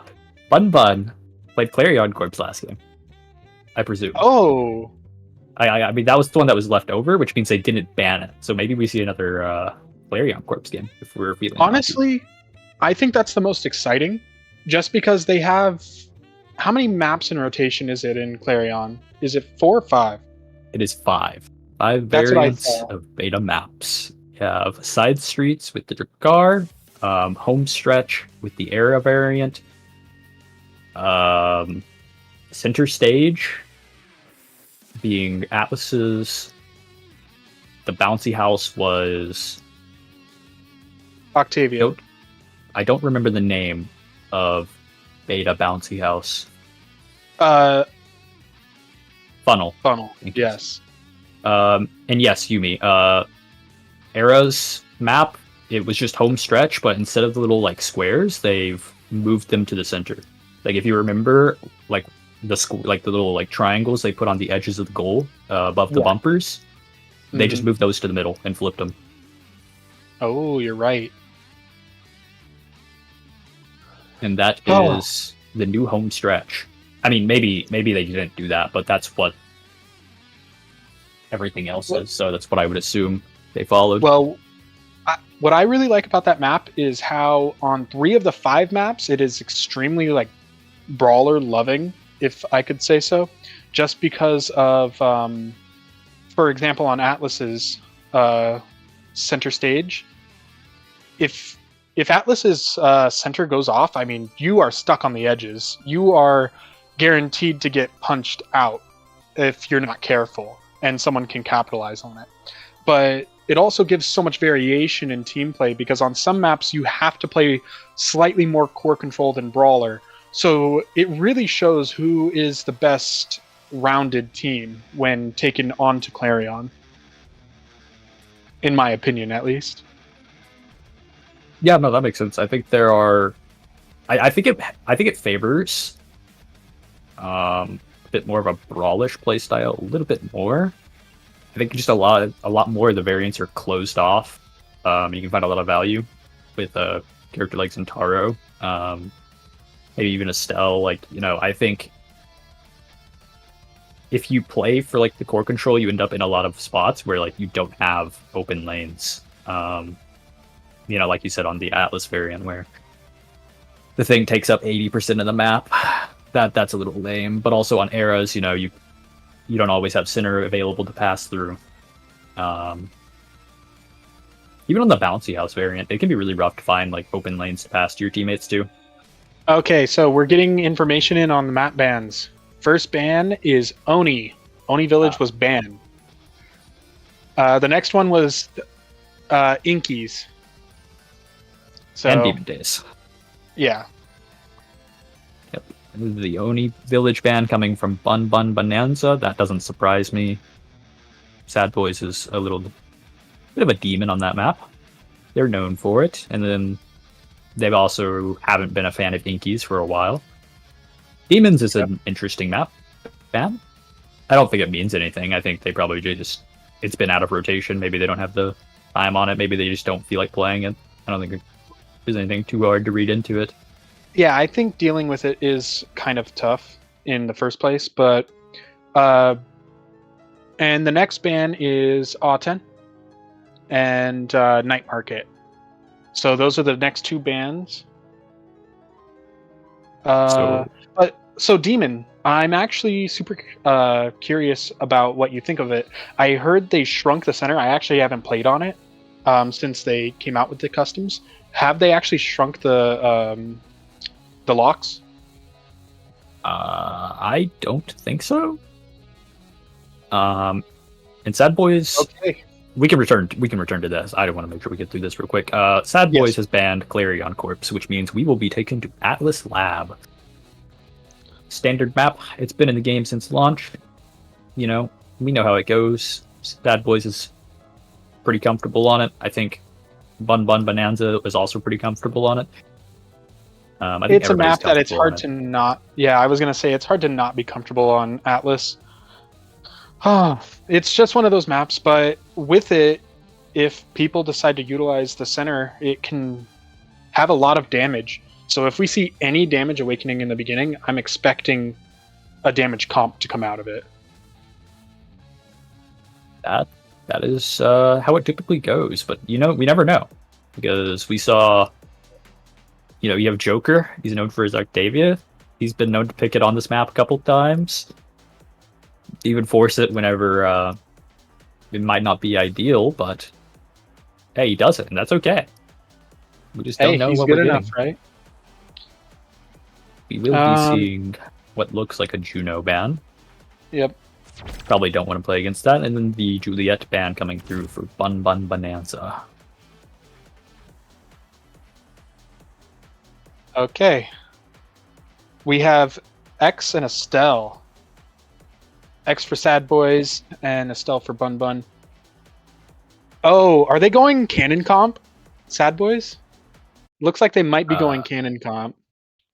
It is Cannon Comp, but I don't think Cannon is their purpose. I think it's just Era X and then the Kai goalie being one of Vaughn's picks. And then on the other side, we have a pretty heavy damage comp here with the Feeny Vice. Or sorry, not the Vice, the Feeny Estelle Centaura. Okay, so we're working with Demolitionist and Spark of Focus as the two awakenings that they were choosing from. X taking the Demolitionist and Vambrace to try to stay alive and get his cooldowns reset, and the size buff as well.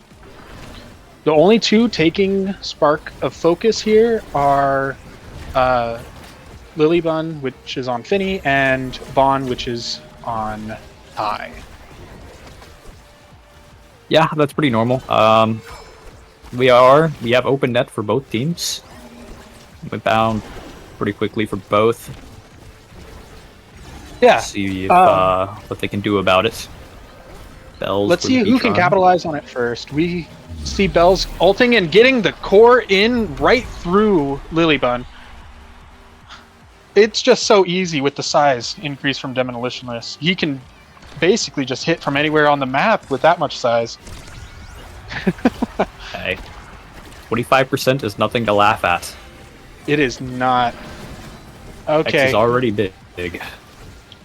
Yeah, it looks like both teams have the potential to dish a lot of damage out, but we're not seeing it right now. On the Era, a little bit now, as both barriers are down and it goes in. Wow, that was a really close save. Almost got it, but it just snuck right in, even through the barrage. Yeah, it's rough. But Sad Boys come right back and they take both barriers, just like it happened to them last round. They are looking, they're hunting. Lilybun, and they get it with the NATO. Oh man, the core came back, and they were able to capitalize on the mistake of Finny's new secondary popping 3 times, causing it to go backwards. We're seeing Bells with core flip now. He goes in. He's just dealing damage. Oh! He already picks up a kill. Oh, a lot of pressure going down. Bell's across the map. 2v1. It's going in. So unfortunate, you know, the kill on Joker. You split the team. You know, you're the glue that holds everything together. You gotta play midfield. Hey, it is the life. Joker looking a little low already. They've Feeny been a lot of damage on him. Yeah, the Feeny is such a gross pick now. But Sad Boys will take both barriers. Okay, Vaughn's stalling.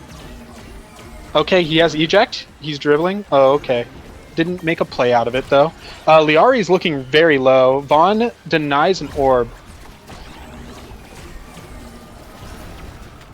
Okay. Oh, Era Tornado almost snuck that in.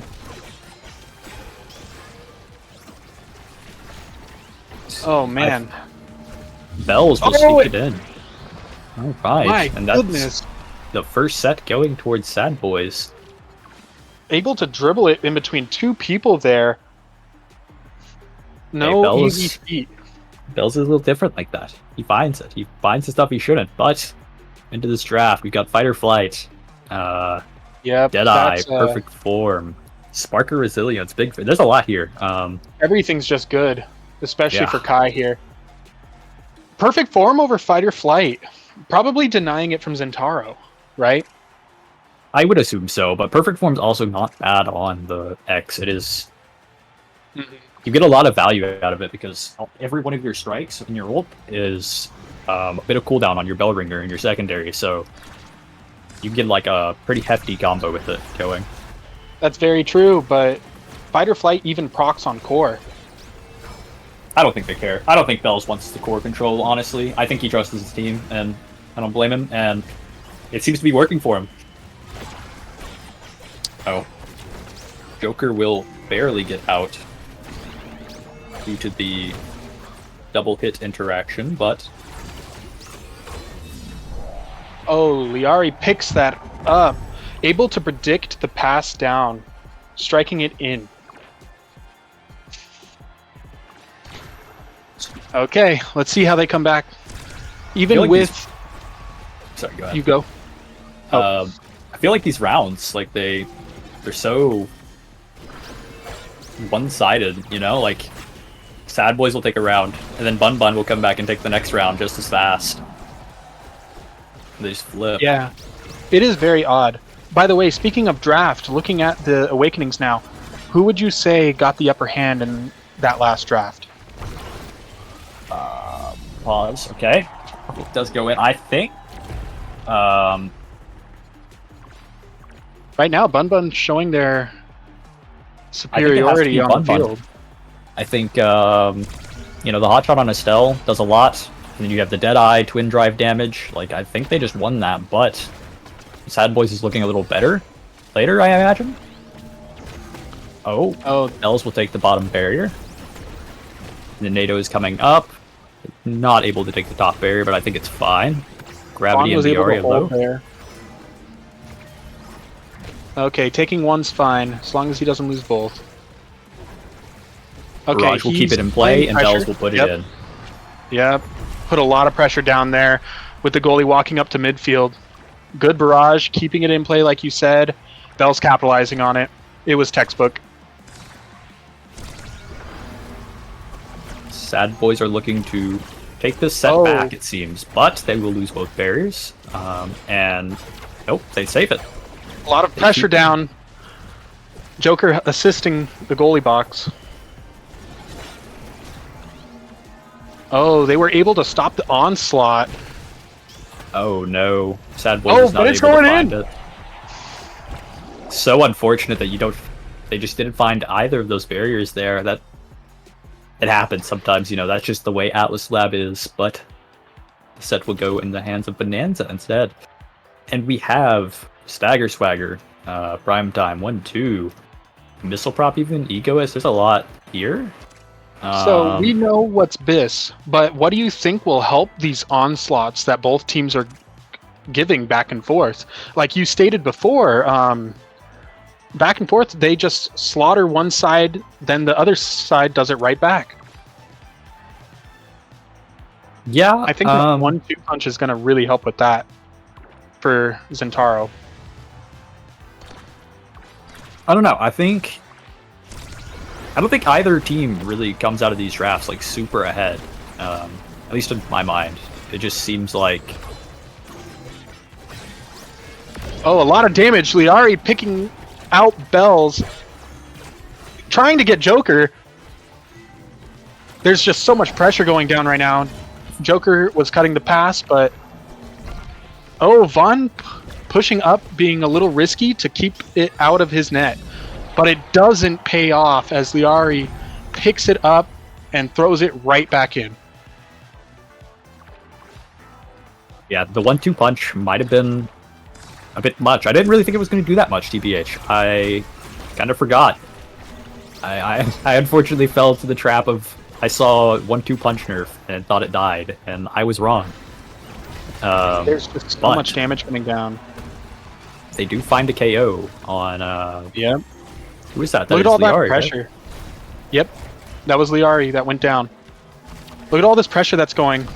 Vaughn even keeping it up with them. It looks like you can't get it through them, and you can't. Bells finds a bottom corner shot and sends it in.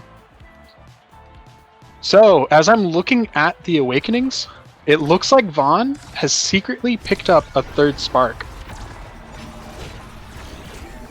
Yeah, I think it's really hard to deny him.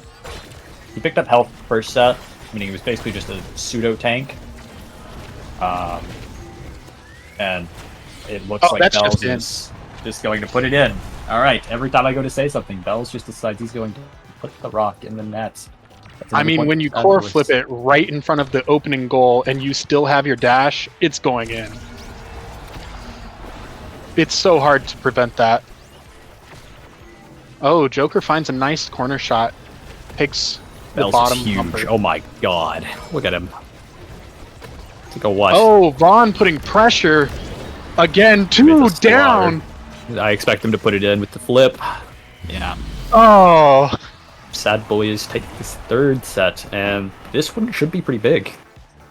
Yeah, this is the set. If he gets his fourth spark here, Vaughn's already putting pressure from the back. And there it is. Okay, the fourth there spark. it is. Quick strike. He's the mayor. Heavy impact, extra special. There's a lot here that I think Sad Boys denies just quick strike, right? I don't know. Yeah, he had to deny quick strike there from the X. It's rough, but Feeny will pick up the peak because she just has to survive. Lily is being slaughtered in the box. She doesn't have enough health to survive. Speed's never bad in the box either. True, but I think it's rough. You know, like Vaughn just got 4 sparks. He's gonna run the game over. Look at him. Yeah, he was already a menace as a goalie, and now with his eject button, I only expect it to get worse for them. Yeah, and even though, like, Bells picks up a kill on Gravity. Oh no.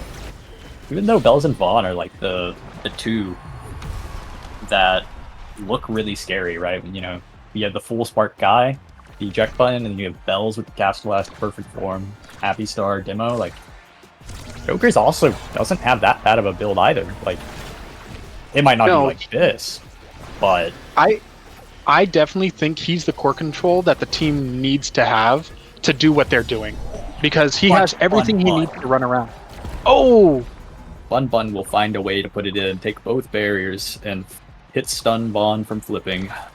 Let's not count them out now. They still have a chance of making it back and picking up this set to go to set 5. Vaughn will. Bells will take the top barrier. They will trade top barriers. A lot of pressure here on the top side. But they find the clear. And Vaughn is in their face, in their nets. Oh! Lily Bun's ult does not...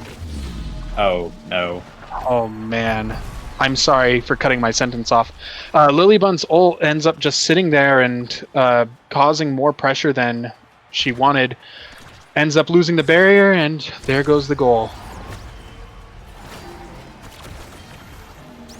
Okay, but here it is. First barrier down. They can easily bring this back. This can be a 2-2. Bells might die. Bells Yeah, is dead.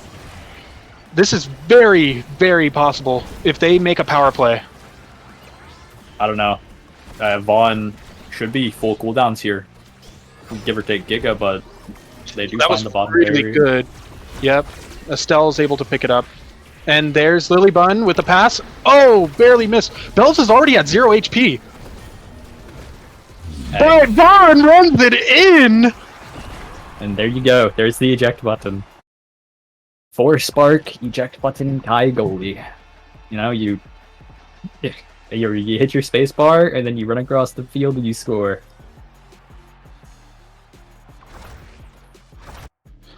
Oh, man. That was That an was- outstanding game to watch. Yes, it was. It was Oh, man. There was a lot to see, and those were some builds that I like to see. We saw a lot of people getting their best in slots, and it just turns out that the 4 Sparks beat out best in slots. I don't know how else to say it. I mean, yeah, but it's just like rough because, you know, it seemed like there was a good amount of damage going on, and near the end they were able to like manage to build up the pressure to deal with Bells, but by then it was too late. You know, like others had scaled, Joker and Vaughn were left untouched. And What without- I think, if I was on the Buns team, I would have aimed for more kills, because that's when they look the strongest. They were able to quickly mobilize and capitalize on kills, and it was no...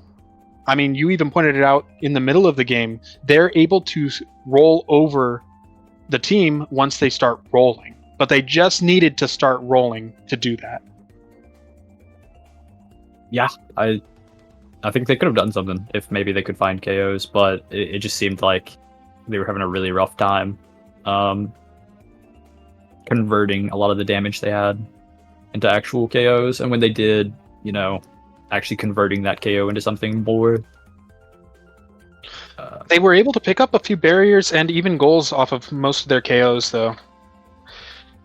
It was an amazing game to watch, like I said. It's always a treat to watch all 6 of those players play. You always feel like you learned something new. Okay, so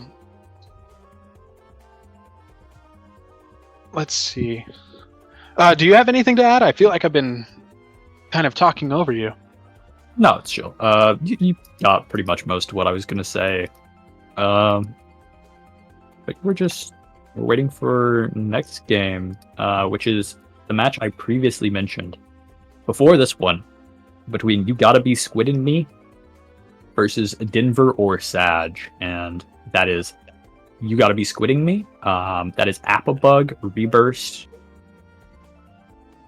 in Mr. E.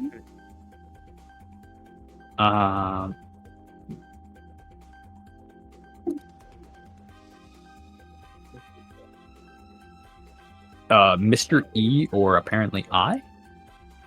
I'm not sure. We'll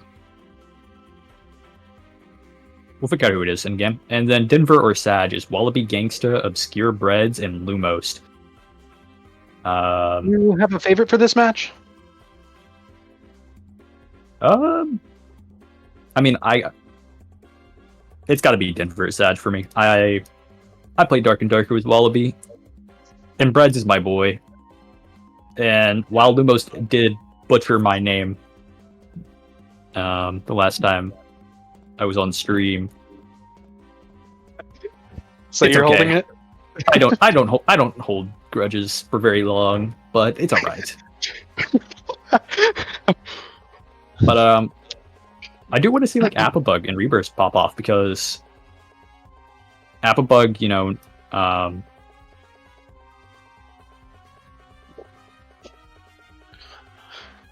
we have You know, new lobby. Oopsies. Appabug, he has been in the community for a while, and he always seems like one of those guys that goes and just plays with anyone. And honestly, love that. Love the good faith that he has. Only good things to say about the guy. I don't know too many of the other players other than Wallaby. And even then, I don't really know him on Omega as much. I haven't gotten the chance to play with him. So I will have to take your word for who you have as the favorite here. Wallaby's pretty chill, and while we're here, before we load in, it has come to my attention that You Gotta Be Squid and Me has fielded I, as in Muncher, the Era Octavia player. Yes. Now that is a player I've had the chance to go against. He is a very strong forward, I have to say. And I have only been impressed by him when I've gotten the chance to play against him. And the bands come out. It is Drakkar and Julie. Drakkar is a... Sorry, go ahead. I was going to say, I wonder what caused them to ban Drakkar here. Maybe missile prop on the board or something akin?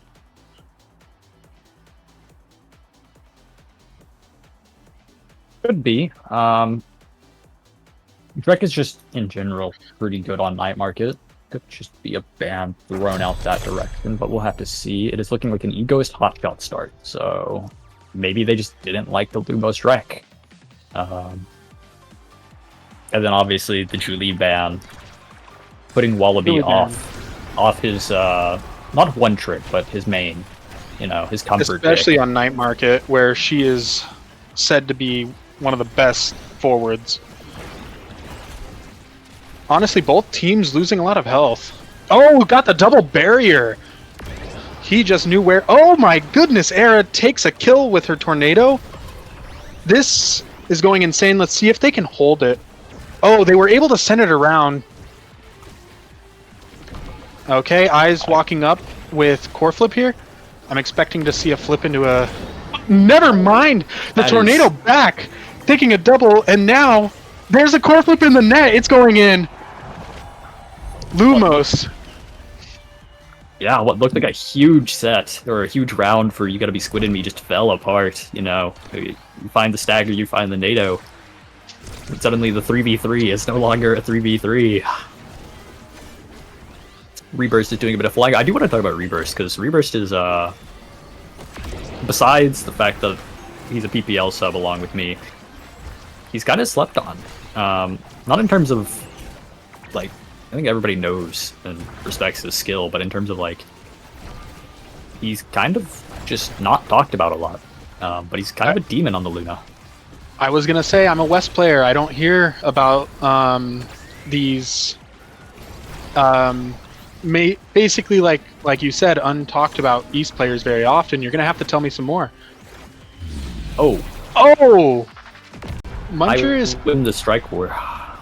Muncher is able to win the strike war against Rasmus ult there. But yeah, Reburst is he's been on the solo queue grind. He's Omega, I believe, or something. He's near the top of the leaderboard, but he has been going strong and. Bit of Vade coming out from the tornado. Appa just stalling for that ult to go away. Tornado will come through. Not able to find the bottom barrier, but it is what it is. They will find it now. There's a lot of core flip. Oh, and Night Market angles as it bounces off the center and takes the top barrier as well. Core flip into a kill. Wallaby Gangster right in front, but he is out of stagger. Lumos putting pressure on the bottom. Muncher trying to help cover. Oh, Reburst able to catch it with his flight. Wallaby Gangsta having a hard time putting this in. They're doing a great job defending. Oh, and he's down. Okay, let's see if they can make something of this power play. Appa Bug looking for... Oh, no! You hate to see it. Reburst had decided to flown a little too early. Left the nest. He left the nest, and not only that, but as soon as he missed, he kept flying instead of running into a wall as quick as he could. Appa taking a lot of damage, gonna go down here. Yep, there it is. Rebirth putting pressure by himself, the best that he can. Muncher having a tough time. Era missing core flip. Rebirth missed the flight path. Could have taken that barrier, even in disadvantage. Just barely misses it, though. It's tough to control. Sends it right down to Muncher. Muncher doing his legendary dribbling. Oh. Gets behind him, though. Wallaby Gangster putting pressure. Obscure is holding it down with Rasmus. You know, when I had first seen Rasmus come out, you could not have convinced me that he would be a strong goalie. I think it is a pick that caught a lot of people off guard. You do have a lot of, not iron wall defense, but like a good amount of keep away and offensive pressure with his primary. But the core will go around and around as their respective teams take their shots at trying to get this in. You've got to be Squid and Me is looking to take this barrier, and Denver or Sag is looking to finish the set. Lumos is out of stagger here. Has to be careful. Oh, able to win the strike war there. So, with all of the buffs Asher is getting by being on her side of the field, do you think her time as forward is coming to an end, or is it just getting stronger? I don't think Asher's ever really going to be... Oh, no, we are okay. We will lose the barrier, but that's alright. We have another one. I don't think Asher's ever really going to be kicked into the net. They tried, and it seems like no matter what they do, they just stay in, but the NATO will... Really good tornado. Reversed is up in the net. His preferred area to be in. Oh, able to get it away from the core flip. Lumos missing another one. Actually having a hard time catching those.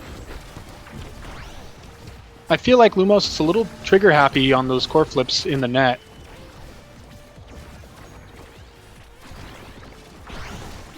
Oh, there goes Muncher.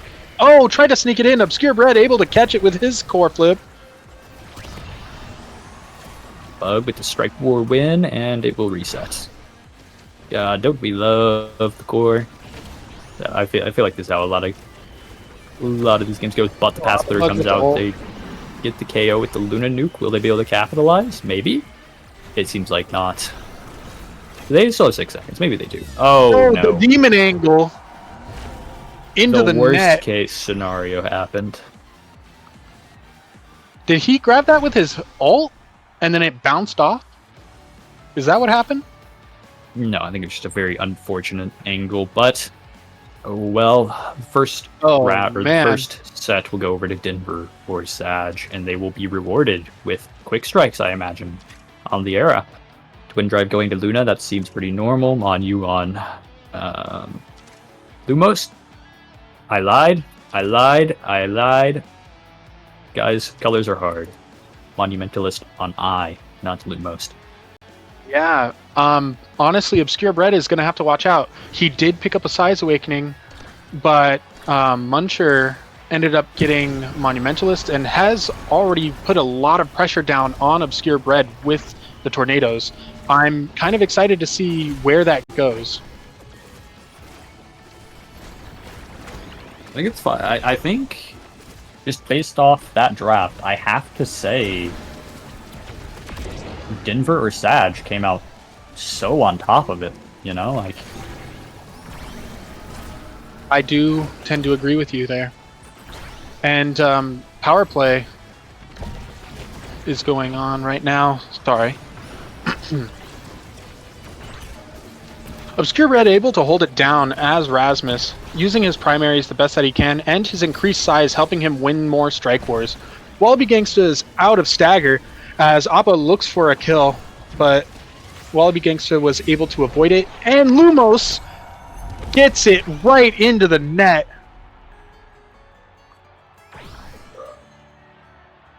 Have to say that Egoist was very nice. There's the giant tornado. Not catching anyone. Obscure Bread having a hard time against Appa. Appa taking the top barrier. Flips will be traded and Muncher will go down. Yep. Denver or Sag just need to get something off this, but Applebug has kept it up so far. Oh, and they will actually take a barrier. Power play. Oh! And that was Reburst on both sides of that, using Twin Drive extremely effectively. Took the barrier and made the goal on the opposite side of the map. Really, really good with eject button. Muncher taking a lot of damage with Tornado. Obscure Bread sending it up and getting it out of there with his primary.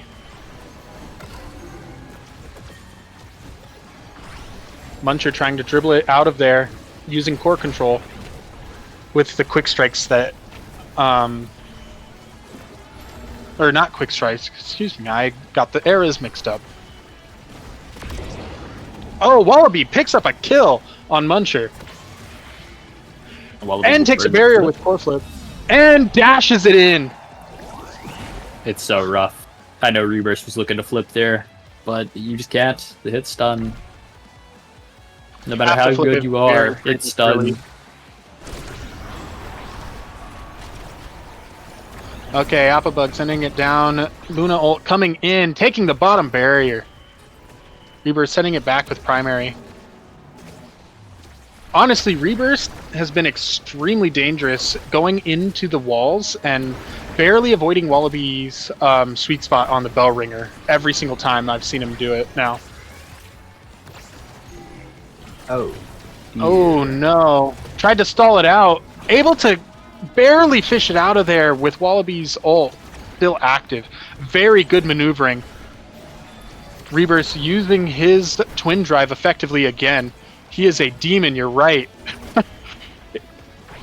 Applebug is still staggered.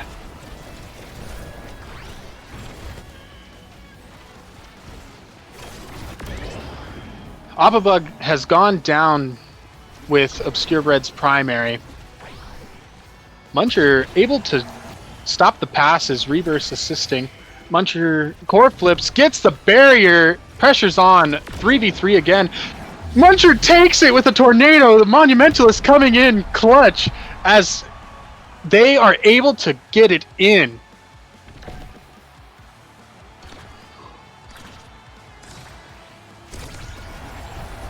Honestly, I have mad respect for any era that's able to predict the play like 5 seconds ahead of time.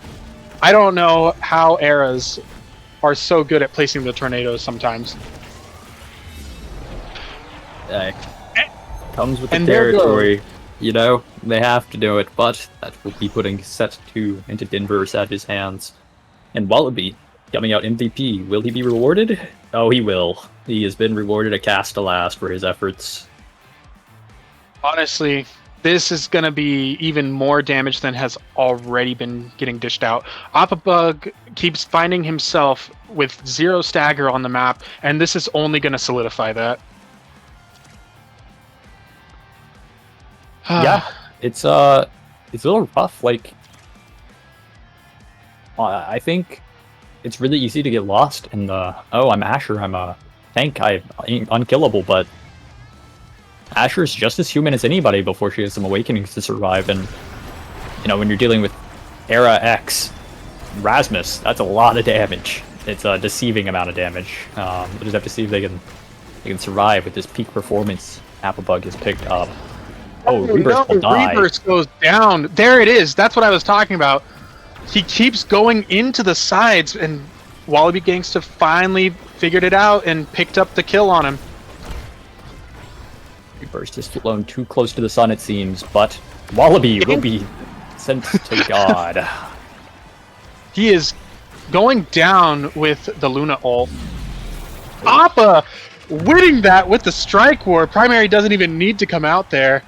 We have 2 core flips, 1 on each side, going into this next point.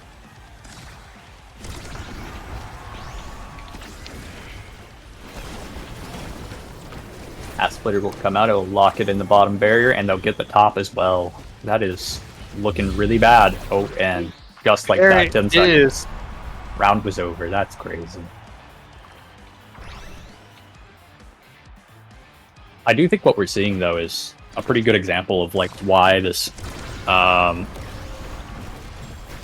X, or not Era X, sorry, Era Asher is pretty strong. You know, with your NATO, with your Path Splitter, you can like make some really, you just shove the goalie out of the way. You know, the goalie cannot defend what he cannot be there for, you know? And Well, there's the damage going on Appa again. Obscure Bread took a little too long to capitalize on the primary. Top barrier going down from Era primary. There's another barrier down. Lumos able to win the strike war against Core Flip. Oh, Appa Bug doing it right back. It's an open net. Muncher just dribbling. Oh! Almost loses it. Wallaby Gangsta putting pressure on Reburst here. Reburst trying to get him away with the Luna ult. Obscure Bread defending barely. Appa Bug sending his ult a little too late there. Oh, Wallaby using his ult to just push it. Oh, Reburst barely picks it up on the end. That must have been the very edge of his strike box. Oh! no flip is to be had to deal with the Muncher core flip. Nope. Ended up Let's make it- Garfielding. We're going into another set. Squid able to pick this one up. Seems that Era Muncher will be taking this tempo swing. You don't want that to fall into the hands of Wallaby, who is already very strong, but I assume he'll cope. He'll be a big fish, but he's probably not feeling like a big fish losing the tempo. But it is what it is. Super Surge from the Luna. Yeah, Era ends up picking up Deadeye to deny the Luna, is what I'm assuming. Because the only thing that would proc Deadeye would be Monu on the Tornado. Gotta really watch out for that now, as it will do a lot more damage, notably. Wallaby picking up a double barrier. Muncher seems to be shrinking Wallaby a lot more now. I'm starting to see the primaries come out, just specifically for Wallaby. Oh, but Wallaby's had enough as he sends Era out of the ring. All right. I think the Oh! reason why is that Wallaby is a lot bigger of a threat than he was before, you know, and you can kind of ignore him beforehand. But that X has Spark of Strength, Cast to Last, and Big Fish, and Siphoning Wand. You can't just let him be on your goalie, you know. Your goalie will die. You will be playing a time race, and the Era Beams just make that time race. It just buys you a little more time. That's all they need. Obscure Bread able to hold it down through Asher ult. Sadly losing the top barrier, but he was able to sneak it out. Oh, Obscure Bread ulting it and sending it up, trying to get some time, but still ends up losing bottom barrier. Reburst holding his bottom barrier. Appa Bug has core flip here. I'm assuming Muncher's going to try to get it to Appa. Yep, and it goes in.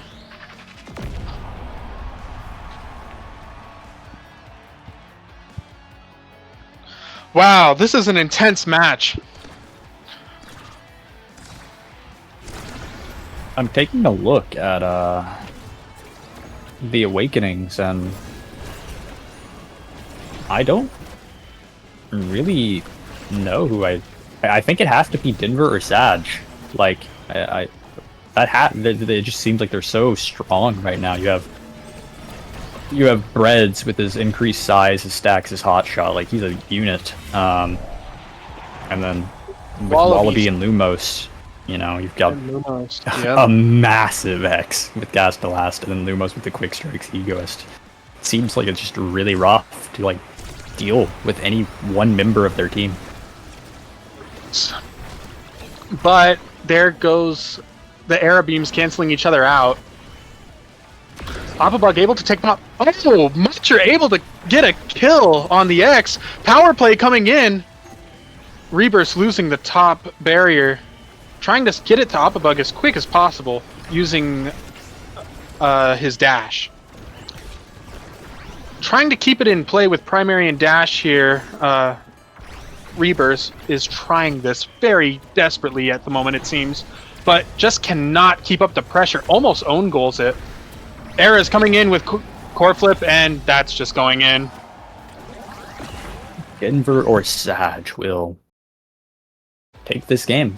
And you got to be squidding me through the lower bracket. For now, honestly, this was a great game. And that means Denver or Sag will move on to winners final, where they will put their hands in the ring against Sad Boys. Maybe a fate worse than being put in the lower brackets. But who knows? Maybe they got some tech. Hey, I have faith. I think they have map tech. I think that's what's going to happen here. I'm telling you, I love the new draft system for tournaments, for maps. It is amazing that you're able to pick them now. And honestly, I think this gives a lot more counterplay to people that want to really try a good shot at beating their maybe higher rated opponents. Yeah, it could. Who knows? Maybe Denver or Sag take Sad Boys to Inkies, and that could be all it takes. You know, we'll have to see. But I believe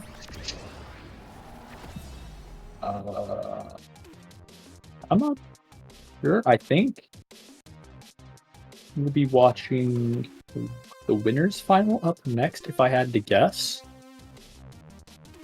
Or maybe they just break, but then we have to like chat for a long time, and I don't think they're gonna do that to us. So I think we're gonna watch Sad Boys or Denver or Sag. I'll wait for confirmation on that, but I think that's the next match that we'll be seeing. And after that, we'll move to the lower bracket and watch semifinals and finals. So, with all of the new buffs and nerfs that have been coming out over the past month or so, it used to be we knew the definitive strongest awakening. Is there one right now? The definitive, strongest awakening. Yes. Like, it is good in all situations. You want to take it on everyone. Fight or flight. That's what I was thinking too. That awakening seems really strong on every character. And is it takeover chrono boost on Octavia strong? No, but the fact that can be picked on almost any character and bring you so much value, it's a little nuts. I think it needs to be looked at. Maybe adding Slick Kicks 2 into the game wasn't the most ideal. Yes, that's what I was thinking. People can proc it off of the core because technically with a strike you damage the core. And I thought that was very weird. I thought that they would try to make an exception for that, right? But no. It is just, like you said, Slick Kicks 2, right into the game. So now if you have Slick Kicks and Fight or Flight, I mean, you just have so much movement speed. You can outmaneuver almost anyone.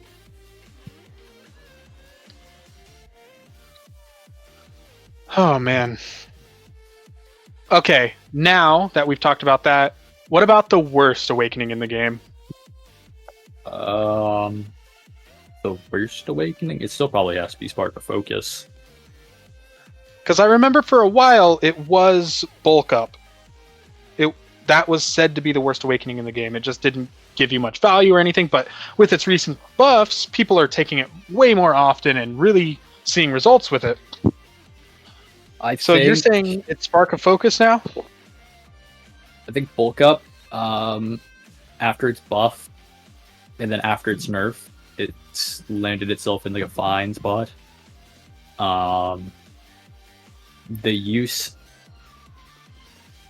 The most like name thing I can think of is tempo swing. You get it, and you automatically have a path to tempo swing. And if you get tempo swing, you'll make it look broken. It'll look like S tier, but by itself, it's still okay, even as like just a survival option. And like Spark of Focus, like yes, it does enable you to go into the Spark Zodia or whatever it is. I feel like even until you get that to like 3 Sparks of Focus feels like pretty bad compared to all the other things. And rarely do you get to 3 Sparks, you know. Yeah. So how would you compare Spark of Focus to Reverberation? I think Reverb's still a little better because... Oh, I'm sorry to cut you off. We have map bans coming in.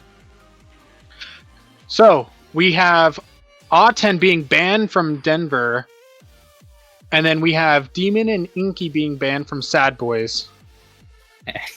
Well, so much for the Inky's game, guys. So much. I was rooting for it. And there goes Clarion from Denver. Clarion and Oni Village being banned from Denver. Wow. Okay. What does that leave? It is a Night Market game. Oh boy. Night Market with the ban of Atlas Labs. Oh boy. Guys, I have a confession. I kind of hate Night Market, but hey, I'll put up with it. It's actually my favorite map as a goalie. I really, really like that map.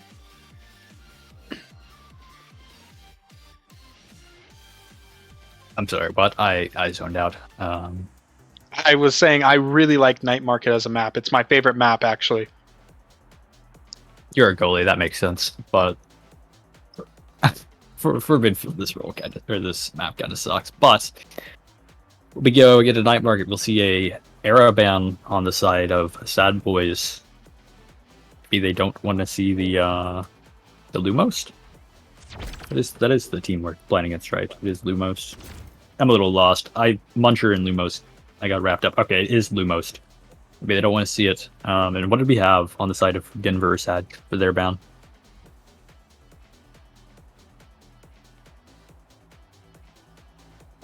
That is Ward's timing. But we'll see Bells on his signature Juliet. That's not uncommon. Wallaby on the X, I have to assume. Vaughn looking to go the Atlas. A very strong pick on Night Market. Known for holding games hostages. And then we'll see Joker's Octavia. A Now pick. That'll be interesting. Not many... I've heard a lot of talk about how Now isn't that great right now. But maybe Lumos will prove me wrong? Prove the theories wrong? And Breads is still back on his Rasmus, which is not surprising. So, not surprising in the slightest. Speaking about Now, would you say that she's a better midfielder or goalie? In my opinion, she's a goalie, but oh my god, Joker just... taking a double barrier and sending it into the bottom corner. Oh my goodness. Oh, wait, guys. We're on a Chrono Boost Stagger Swagger start. Joker has opted into the Chrono Boost. Joker absolutely took over that first point. Now all the damage is coming down. Joker is staggered, stealing Obscure Bread's orb.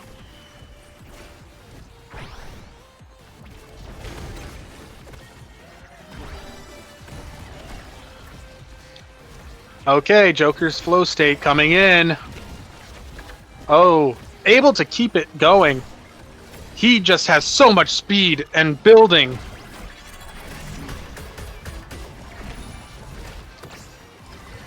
$854. 900. It is insane. Bad. They'll have to do something about him. Joker's gonna get too fast. He'll run the game over.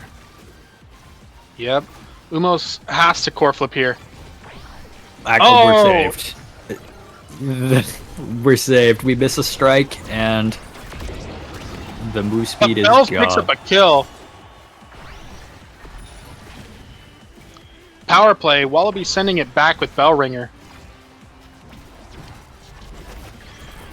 They stalled really well for their teammate to come back. I have to give it to him. Yes, they did. This is a completely different match than they just played. They were very fast and decisive, but in this one, they are taking their time. They're using every tactic they have under their belts, and they're really keeping the pressure.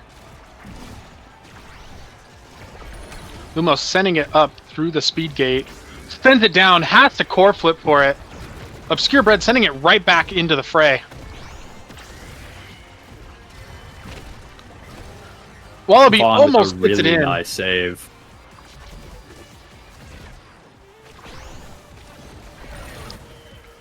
Now putting pressure on Night Market with her... Oh my goodness, she's gone! As Bells picks up another kill. Let's see if Wallaby and Obscure Bread can stall again. Wallaby bought a good amount of time there with that little dribble. Oh, and he And will sends it in! flip. He wins the point at disadvantage on the power play with a core flip. Amazing, amazing angle.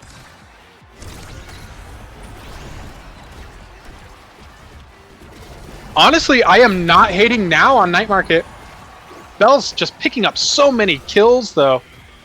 He's able to find when you're just barely out of position and really, really takes advantage of it. Joker with the flip. I think now probably has... It's probably good on this map for the same reason Juno is, you know? Considering that Now's primary is basically just Juno primary. You know, objectively a little bit worse, but you can still also cut off a lot of grows. lanes. Yep. I think it puts a lot of pressure down. Wallaby putting pressure on Joker now. Almost got a double kill, Bells. Now Joker's able being to... pinballed. Oh, Yep. and the flip will put Now him in able the to grave. pick up the kill with the core flip. Now the pressure's on. Sends it to the upper corner. Wallaby securing, trying to secure it, but it just goes in by itself.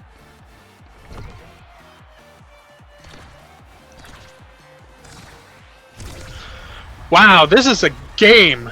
Joker gets Castellas right off the bat. I'm surprised the Octavia wasn't banned, but Wallaby kills Octavia. Bells kills Wallaby. It's just going back and forth. It's a 2v2 now. Lumos able to get it out with secondary. Lumos jumping in with ult.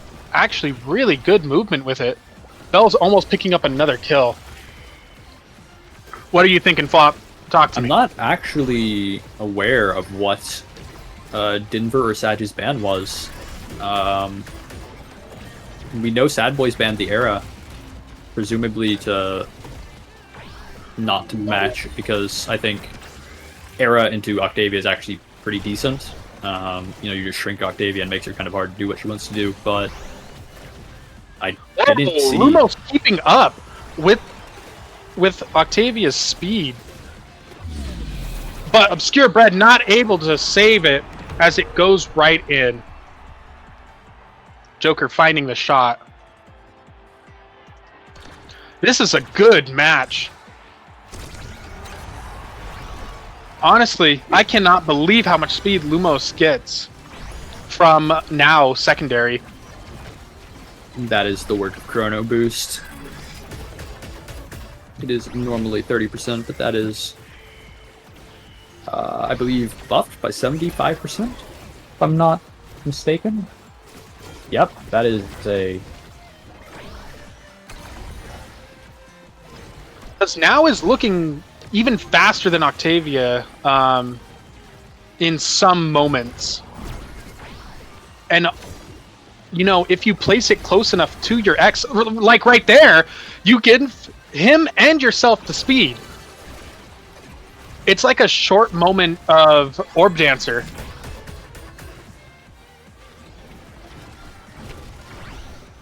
Yeah, now looks faster because she is faster. You know, she's...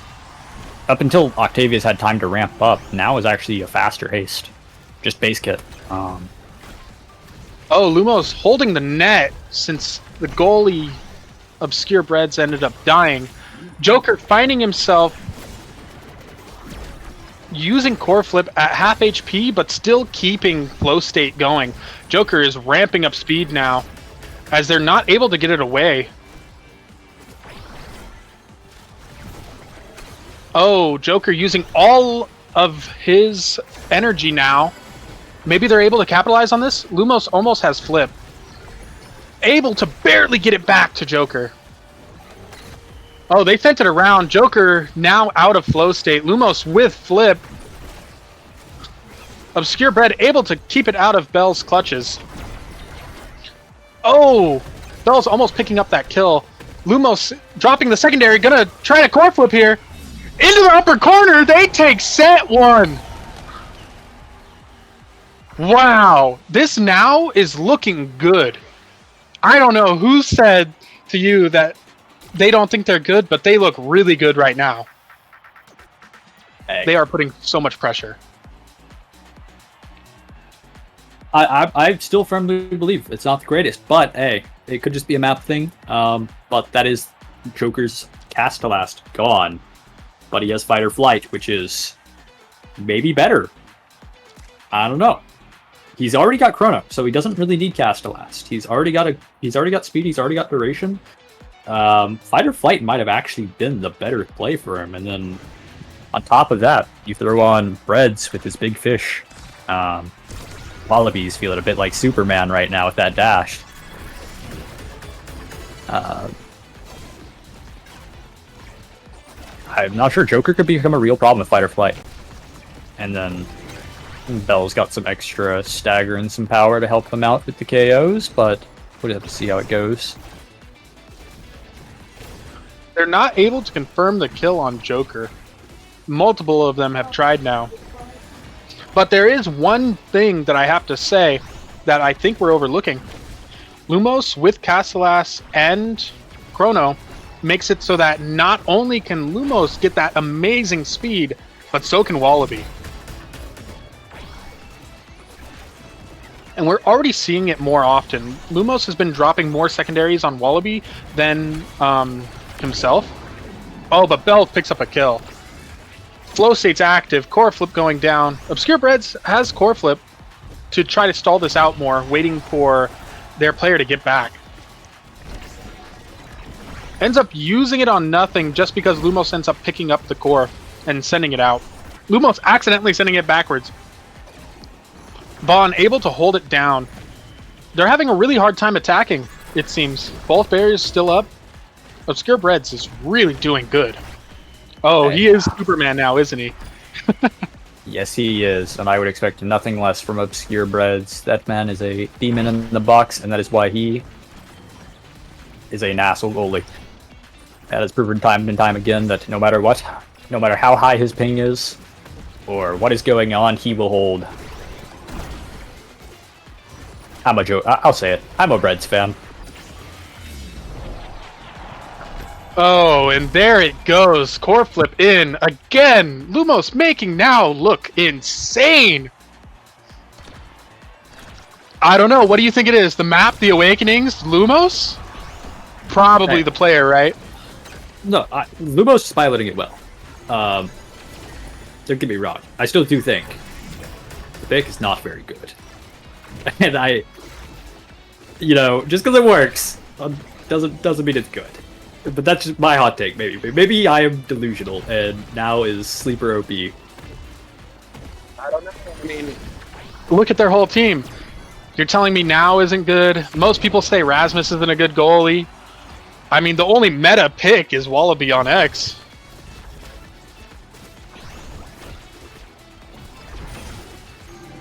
Oh, they held that down for a long time, but Bells ends up picking up the top barrier. Joker has core flip, just also taking out Wallaby with ult. Joker is gaining a lot of speed here, especially with a teammate down. It's going to be hard to deny. Joker ends up losing it due to Lumos dropping a secondary. Okay. Oh. They're not able to keep it out. Vaughn expansion's just slightly too late.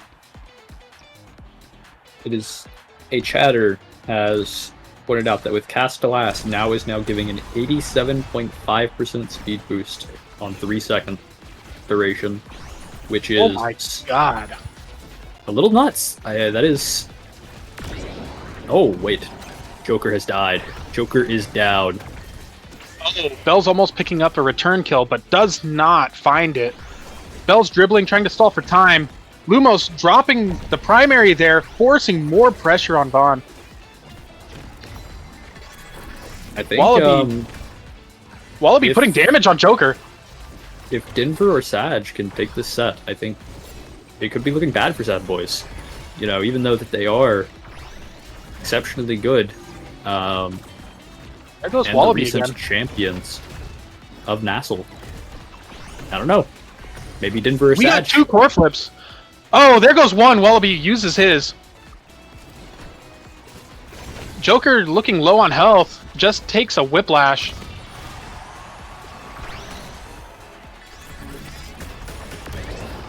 There goes Wallaby. Core flips to kill Vaughn. Sending it to the bottom.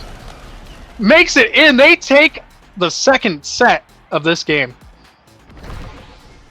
Wallaby has been rewarded for his efforts. Will he commit? Now, this is an important thing. Will he commit to the Superman build? Will he go Super Surge? I think he takes extra special here, right? Probably, but a part of me wants him to take Super Surge. We will not be seeing the Super Surge X, guys. It is a sad day. What does now take here? Super Surge to deny? Yep, that's what I was Probably thinking. Surge. Spark of Spark of Agility. Agility.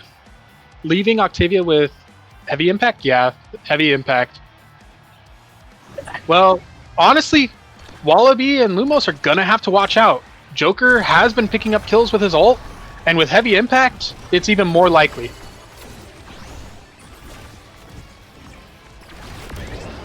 There goes Bells picking up another kill. How many kills is that? 3 or 4 for Bells? I'm not sure. I haven't been keeping up. I let the scoreboard at the end of the game track that. We'll take the barrier. Sad Boys looking like they don't want to lose. You know, maybe there is a heartbeat. Honestly, I'm surprised they haven't been capitalizing on their power plays more often. They've been picking up a lot of kills on their end, but Obscure Bread, Wallaby, and Lumos are able to hold it down respectively, so... Oh, but misses the ult, and it goes in. Okay, Joker has core flip for this next point here. Along with Bells not far behind. Wallaby trying to put some damage on Joker here. Joker out of energy using ult. Obscure Bread even coming in to get some more damage, but Vaughn puts a stop to that with his Atlas ult. Wallaby's now the one with low HP. Bell's looking to pick up a kill. Lumos has core flip here. Wallaby still surviving. Now he is finally down for the count. Let's see if they can hold on like they have been. Joker using Breads ult. makes this. Breads is making this barrier look untouchable, indestructible. Oh, and Lumos will find a double barrier. All The right. double barrier. Obscure Breads is holding it down this match. He's been playing out of his mind. Oh, and he picks it up with more speed due to Lumos giving him the secondary. Wallaby sends it in and gets that point.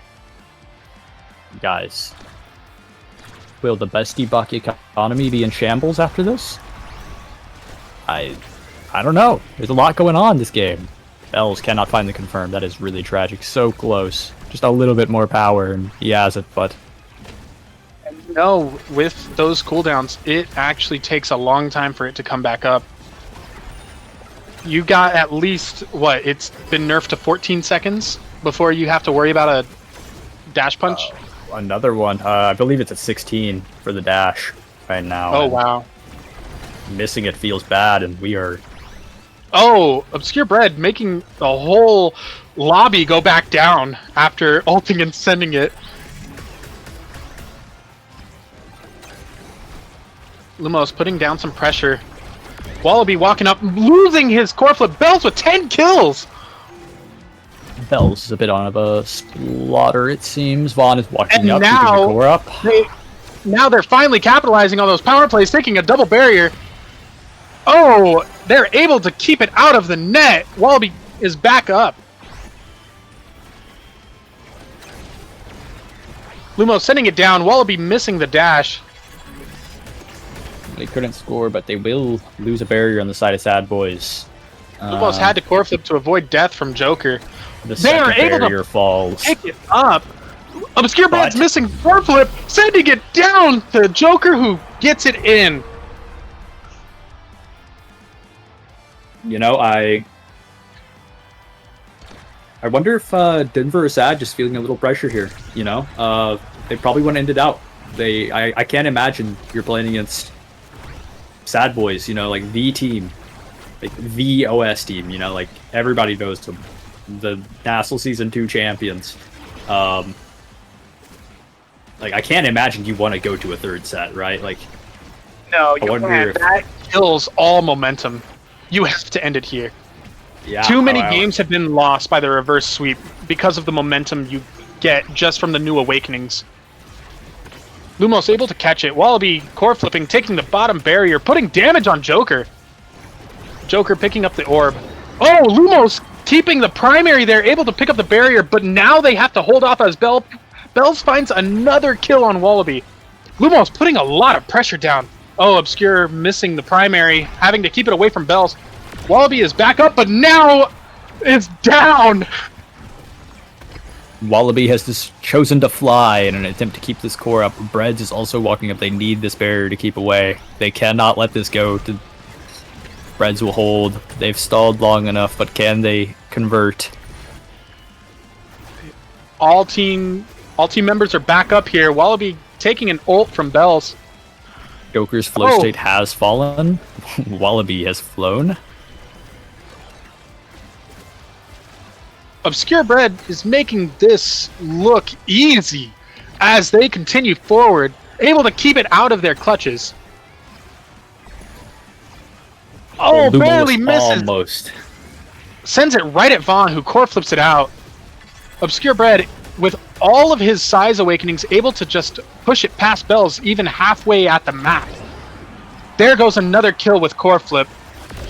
Wallaby's out. Oh, primary gets a kill.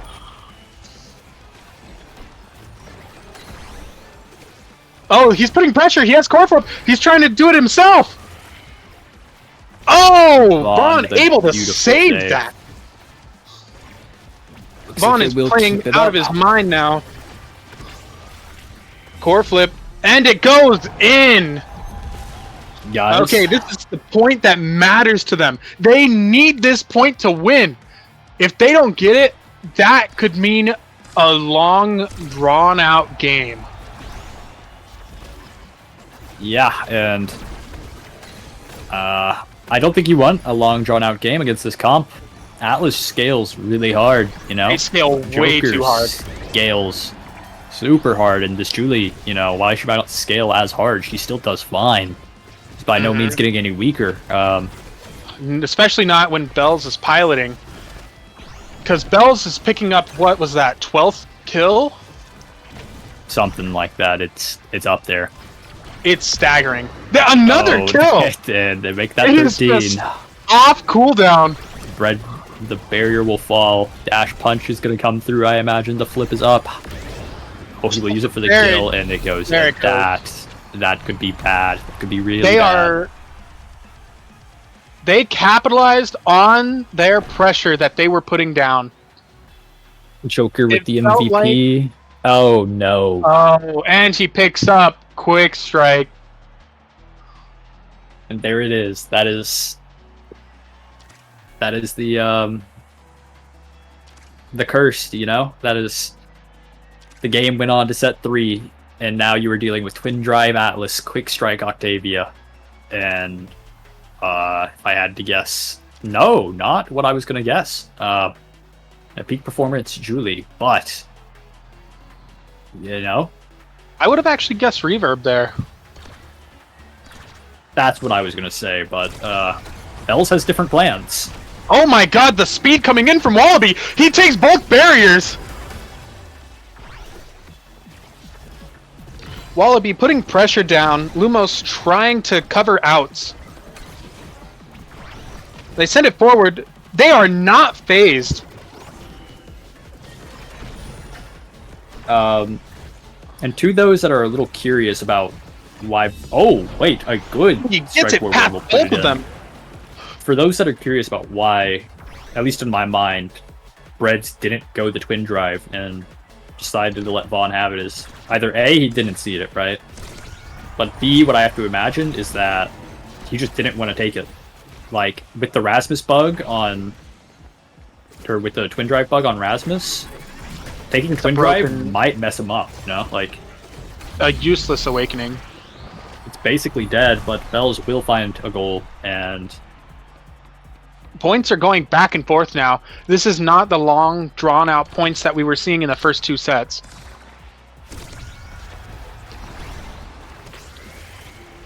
Yes, and to those that are not aware about the bug, on Rasmus, if you own twin Picking drive, up a kill.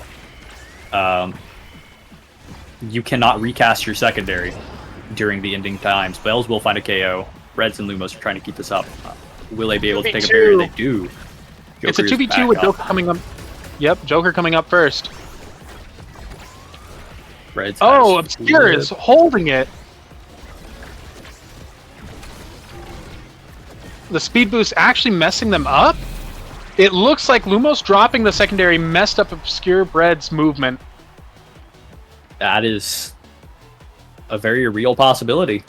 Sometimes, if you're not ready to fly and you start flying, it can really mess you up. Oh, damage coming down on Joker. Lumos. Joker using flow state. Yeah, Sad Boys is here at set point. Bells will find another KO. He's still just slaughtering them. Denver and Sag have to end this out. I don't think they can go 5th set. If they do, Yeah. They would lose the scaling game. No barriers taken from that, but the pressure is relieved. Wallaby looking for a kill on Joker. Joker still having flow state. Wallaby almost picking up the kill. Joker losing flow state. Bell getting the kill again. He is a demon out there. And there. Yeah. Oh my goodness. No. It goes behind Vaughn, playing too aggressive, getting caught in midfield. The 1-2 punch, Cauldron's primary from Breads is enough to make the core go at overtime speeds. Okay, Joker immediately using flow state, losing the double barrier. There it goes. Nah. You're going to set 5. Oh, not like that. That is so unfortunate for Denver or Sag. But Bells is the one who gets. no. Are we thinking they take Demolitionist? No, he most definitely. He's hovering built diff. Okay, he takes Demolitionist, like we thought. Octavia, stacks. Oh, I see. Probably stacks. I imagine that Vaughn will probably take Tempo Swing, unless they just don't care. They could just not care at all and let X have it. In which case, that is what will be happening. Oh no, Octavia took it. My bad. My bad. Octavia tempo. Which honestly is very scary, because even though Bells has been the killing monster, Joker keeps finding kills with his ult.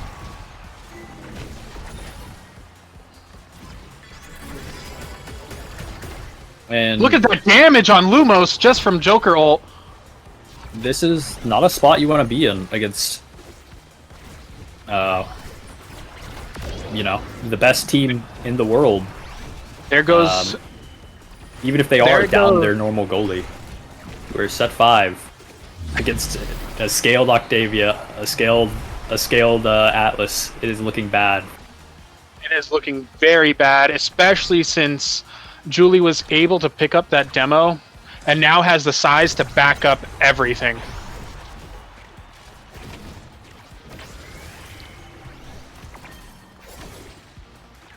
Bell's using Knife's Edge a lot more than you even realize on this map. There! It's Another a farm. kill. He's what, 16, 17 KOs? Bells Easily. is They can't hold it slaughtering anymore. Obscure Bread is having a harder and harder time holding it. Fatigue seeming to get to him. He's been under a lot of heat, and the heat only gets turned up, you know? Octavia only gets faster. Bells only gets more KOs. Bells only gets bigger, you know? You can't perma-defend. These players will not let you. Joker having a lot of damage down, but doesn't seem like anyone is even looking for the kills. Wallaby trying to ult Vaughn to Oki a little bit, but nothing comes of it. Obscure Bread trying to push forward, but Bell's picking up. It said 8? It said 8. That means that with There's the no previous way. announcement, Bells is at over 20 KOs this game. Oh. It cycles around? I've never seen that. I don't think it's supposed to. I don't think it's supposed to, but maybe it stopped working. I don't know. Yeah, because it definitely said a lot more.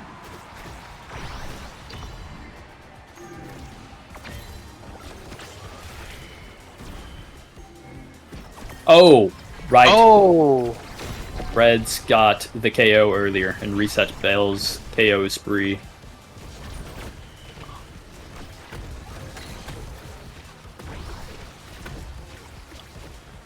They're holding it.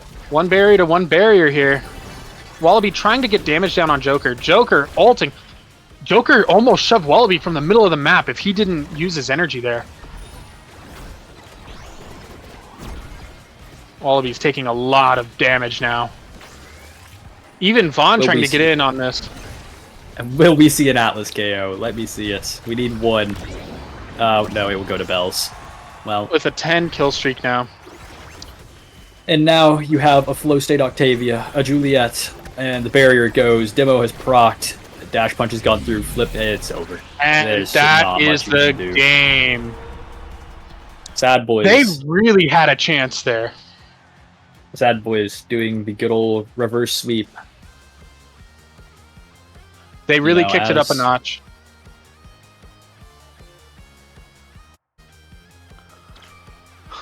Well, So unfortunate, but yeah, 22 KOs for the side of Bells. honestly, you have to give it to Bread. He held that down despite forwards dying left and right. I don't know how he did it, but honestly, I'm extremely impressed. That Especially is, on Rasmus. Red's a little nuts, yeah. But, you know, what can you do? Game went on. You did it, ended at set 3. Against a team that you can't let get to set 3, you know? Yep. Very... Sorry, my bad. Team that you can't let get to set 4, but... It's rough. That's how it is. But I do believe that is where we are done, right? Yes, I believe we are getting swapped out. Caster swap time. I believe. I don't know who's coming in. But before we We're go, looking and before at- we're forced off, because it was brought up in the middle of that game, Midgard has been taken out of the lower bracket. It seems. There was an upset. From no offense, but NA games are a snooze fest. It's probably the ping in parentheses, I hope. And that team being General Twee, Bloom, and Marissa. Not a team you'd expect to take that, but they did. Not completely unheard of, but they still were able to do it. Quite impressive. For the rest of our bracket, we are looking at You Gotta Be Squid and Me versus Shipwreck Galleon.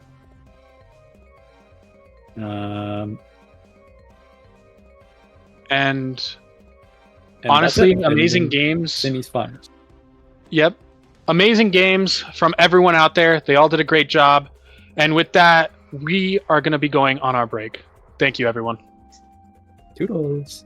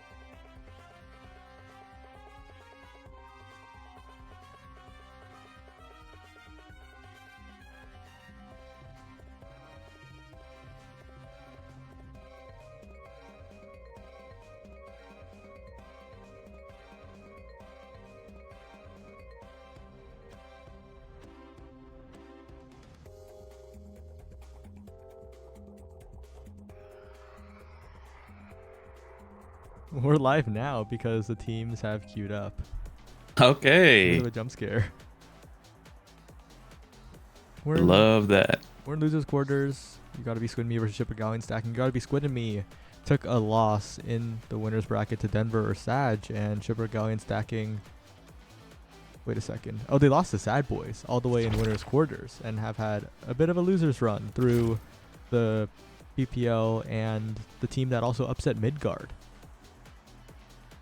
Midgard, no. Okay. But it's nice to see I don't want to say newer people, but at least like NASA players and stuff like that making it further along in the tournament. And we should see a good match. Oh my god, the Octavia pick. No, could be the starting awakening. This is a bit of a team kill, right? Drop Leto and forgot Staples on Bozo Bunch versus I on the other side, the midfielder on that team with Opabug now, and you gotta be Squid and Me, who won the last Late Night Lobsters. A slightly less stacked one. This one is stacked to the brim, but yeah, this is gonna be a crazy matchup, especially given how well Rebirth has been performing recently.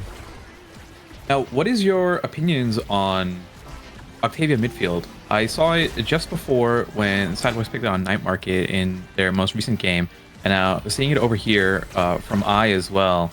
Do you think this is a viable pick? I think it definitely is, and unfortunately their Japanese box actually chain lightnings the own goal, but it happens sometimes. Everyone, You just got to get over it. But this Octavia midfield, I think, plays very, very well with the Rebirth and Aqua Bug playstyle. I think this team, as a whole, like, synergizes very well thanks to the Octavia, kind of gluing it together. They're really, really good at just keeping up the pressure, backing Aqua Bug up. And there's always the meme of, like, you know, Appa just camps the goalie, just sits there with Julie, and he's homeless otherwise.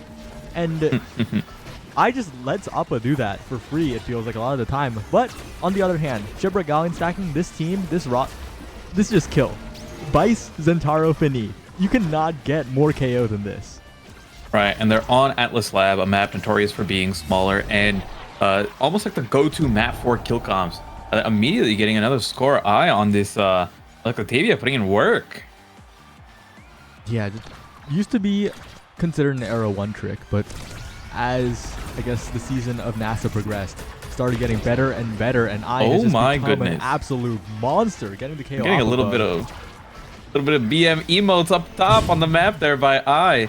Let's see if they're able to convert this this power play. Not yet. Dropleto's able to make it back, but Rebirth uses flip, uses the Luna tank, and gets the point, making that first set so quick, 3-0, or first round, I should say. And first pick going to I. Look at the Awakening picks available. What do you think? What do you think they'll opt for? That there are a lot of potential options here. Okay, Octavia wants some form of speed, so going for the peak performance for a nice blend of stagger and speed. I think the tempo swing is fine. It's probably more to not let Juliet take it all the way down. It's the second to last pick. These look relatively straightforward. I would, yeah, if I'm Zentaro, take a spark here. Don't bother on stacks. Like now you have a potential 3-stack build coming up. But these look pretty straightforward. Nothing too crazy, right? We didn't see any Octavia Awakenings like Castellas or Chrono that needed to be denied. Yeah, and I also incredibly brave for picking this Octavia, looking a lot like the Joker here, because this was a prize fighter reverb start. I, the sole reverberation user. Now with the peak performance, the stagger scaling is coming through. The stagger isn't what it used to be. Definitely much stronger now. I just so comfortable in this midfield. Forgot not quite enough size or speed to reach the core there. Once again, you got to be Squidemy looking to speedrun their way to loser semis. Yeah, it's even with all the damage that they picked up in their build, this Octavia team, like Octavia's like biggest downside is you kill this character, but already starting off with so much extra stagger, right? Between the 2 stagger trainings, you had an extra 700 stagger, not dying, has plenty of speed, consistent speed already, and it's it's like Reburst, and Aqua Bug and I who are getting the kills this game, which is very surprising. Yeah, even despite the damage disadvantage, they just find their damage more consistently. It feels like Dropleto, though, in a 1v1 accidentally clears it instead of the dribble. That could mean everything here as Rebirth continues to defend properly. Aquabug gets the surprise KO. That means the goalie is gone. Forgot is out of the equation. Japanese box has to be the one holding, but Aquabug is there to confirm the barrier. I is there with the speed. Another textbook point. Once again. And it is just like this Octavia, even without the signature Octavia trainings, feels like it's already gotten out of hand because they cannot kill the character. And look at Dropleto, he's going to die on spawn, just because he didn't have any elusive. Yeah, what a deadly combination as I once again with the speed to the bottom side. Reverse is the one who takes the barrier this time. Now it is I yet again maintaining flow state. Aquabug taking out the Fini. It's looking all over here as Aquabug stunned up for now. Japanese box managing to defend still. The meter from I is getting ever higher. One more strike it feels like, and that's the flip available. There it is to the top side. Blocked away by Japanese box. I though with the speed once again with the flow state. The KO onto Aquabug will stall them out for now though. This power play is going to be important for Shipwreck Galleon stacking. Oh. Yeah, it feels like the first time that Shipwreck were able to actually get some form of a power play. And they're just trying to hold it down, and it's not enough. Not quite. Really unfortunate situation there for Forgot. And once again, I is that first pick. So bearing down with the Castellas possibly, or might even offer something else. Actually, might offer to fight or flight. So I really like a fight or flight as well. There it is, getting picked up immediately. But the fight or flight seems to be such a powerful awakening, adding a second layer of almost like doubling down on your crossover slick kicks, starting awakenings, and especially when you have all this speed already, you can just keep up with the core way better. God forbid I ends up getting quick strikes or something else as well. I really like the fight or flight play. It sucks that the Castellass is also in the same draft, but you can't be upset if you're I over here. Yep. Like, the build is just so powerful, and Rebirth gets the class loss anyway. The stun duration going to be so useful. The bottom barrier not taken by Dropletto. Rebirth spacing it perfectly, and this time it is Opabug who is KO'd. I now looking to make the play for God, defending for now, but again, this is supposed to be a KO comp, and they just cannot KO I.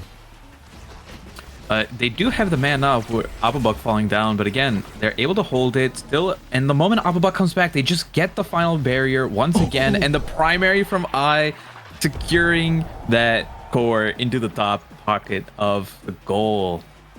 And I don't know what they can do here, to be honest. They aren't able to kill I, and they have a kill comp. So it's not looking good. Like, look at the level difference between Dropletto and I right now. Yeah, it's just absolutely ridiculous. I head and shoulders above everyone in this game right now, forcing the elusive out. Opabug getting the position. Just seems like Opabug is just there to get the KOs to provide pressure while I runs the midfield, because that's exactly what it is. Look at that, with so much speed, unconditional, doesn't even need the flow state. Yeah, and again, both barriers are open, and they were open for the other team as well, but it's just Squidin who has the dominating core presence right now. It's always on, the core is always on Shipwreck's side, and it feels like it's a miracle if they can ever make it past the halfway point, let alone get a barrier there. And again, it's I who's almost about to be level 7, Dropletto who has been gray screen dead more than he's been alive this game. And it's like, it feels like it's a 3v2 or like a 3v1 where Squidin is just dominating this entire thing. And we have a 4-level difference just for a split second there between Dropletto and I, and it is not looking good if you're a Shipwreck Galleon right now. If you're a Shipwreck Galleon fan, unfortunately, it may already be over, because I has the flow state, and even without the flow state, so much speed, does lose it for a moment, but Dropletto has no meters to play with. The flip comes out, and I does lose it, but look at that. The meter from I is ridiculous right now, almost at flip, and basically every single flip from I has led to a goal. It's looking so scary for Japanese Box, who tries to stall it out, does succeed in doing so. Forgot, catches Rebirth sleeping a little bit. Maybe an opportunity for a goal right now, but no, it is a snipe from all the way across the map. The Fini, no mobility to get that, and was that a 9-0? I don't know. I feel like it was. Oh my god, if you hold tab aside, you can see that one of the members on Shipwreck Galleon is not present with us anymore. They were not happy about the outcome of that game. But what a dominating win for You Gotta Be Squid Me. And yeah, I was really impressed with the Octavia pick there. Especially, it's like, I brought it up in the beginning, like picking at midfield, like, is this the way to go about it? But we have seen successful performances now, just in this last week, with Sad Boys taking it in NASL finals, grand finals. We just saw it with Sad Boys in their previous match as well, and now I picking it up alongside this team of Opabug and Rebirth. So nothing but honestly good performances from these players, and it's one of those characters that most likely will benefit from you pick it when the situation is right syndrome. So it could be a little bit inflated in terms of whether this is a good character or not, because you're just picking it in its best environment. But it worked out, so I'm impressed. Absolutely, and it looks like, oh no, I might have been a bit bamboozled. I sent the code again. Do they know it's the same lobby? Oh, they don't. Okay. Maybe a bit of trickery going on, but yeah, it just feels like people are catching on, and also the Octavia in general just receiving so many more tools, especially this patch, the fight or flight becoming an alternative form of scaling, and the stagger, of course, growing in power compared to when the game first released, when Octavia was first released. Instead of having to go for that chrono cast, you have the flow state. Now an Octavia might not even need to press the flow state button sometimes. Yeah, honestly, there's so much speed. I was talking to Joker about this before. He really likes the fact that now, because of how strong Stagger Awakenings are, uh, he's fine if people end up denying the Cast the Last or Chrono Boost. Although, like, ideally, like, he would like those things, but if you just take a couple Stagger trainings, plus, you have peak performance in there, you're just plenty fast. And it's exactly like you said, like, you don't even need the flow state to be as fast as some of these other characters. It's just you have so much speed inherently in your kit. Plus, the addition of Fight or Flight being in there as well. We saw the power of it. It was so strong that I opted in to take that over Castellas, which is like the known top 2 best awakenings for Octavia. Yeah, and as we head into this next matchup, I think it will be very, very interesting because it's Era's Kitten Club versus You Gotta Be Squid to Me. We saw You Gotta Be Squid to Me just now. We know their strengths, but Era's Kitten Club, I believe it's NXZD, Katsuna, and Fresh. Okay, I see Soren on the roster too, but it does not look like he is playing today then. Yeah. But this is a pretty strong roster of NXZD, Katsuna, 2. I'm not sure if they're both launch players, but newer players to the scene for sure, who have been making names for themselves and consistently getting good performances, getting matches in NASA and Nassel as a sub, technically. But I'm excited to see them playing more and to be, at this point, we're already in losers semifinals. If they win this, they can get into losers finals, securing a top 3 position, and then maybe, test your luck against Sad Boy sitting at the throne right now. Yeah, and it's also important to note this loser semi is a rematch from grand finals of the last Late Night Lobsters. It was You Gotta Be Squid to Me versus Era's Kitten Club. Then they had Soren, I believe, so it'll be a bit of a different playstyle with Fresh. But You Gotta Be Squid to Me were pretty convincing against Era's Kitten Club last time. Yeah, and if they have the, I guess, knowledge to pick characters like the Octavia midfield, depending on the start, I'm curious to see what they bring out. We also have the introduction of the custom lobbies that kind of narrowed down the maps that we can pick, which also allows teams to have a better game plan going in, right? Like they went in, even though it was a loss for Shipwreck Galleon, right? Like we went into Atlas Lab with the mindset of like, we're going to be playing a KO comp. And it's something that, like Demon's Raw, for example, loves to do. So I like that with a narrower and more focused map pool, we can start to see a little bit more map-specific strategies come out, or at least more consistently. So I'd like to see what they're cooking. Absolutely. And another important boring bracket fact, Denver or Sag awaits in losers final. And both of these teams have played them in winners and lost. So they're not only playing for the rematch against each other, they're also playing for a rematch up next against a team that has beat them both in this very bracket. And with the Late Night Lobsters format, it's pretty casual. It's just a tournament that exists to exist, double elim, all best of 1 throughout. It really could go either way depending on the stars, depending on how well each team pilots their chosen comp and on the map that is picked.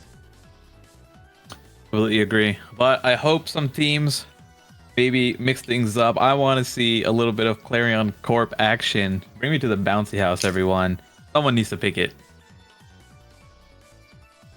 Yep, we saw quite a bit of Clarion Corp earlier, actually. I believe the stream match for that was Midgard versus Bun Bun Bonanza when it went to the absolute wire.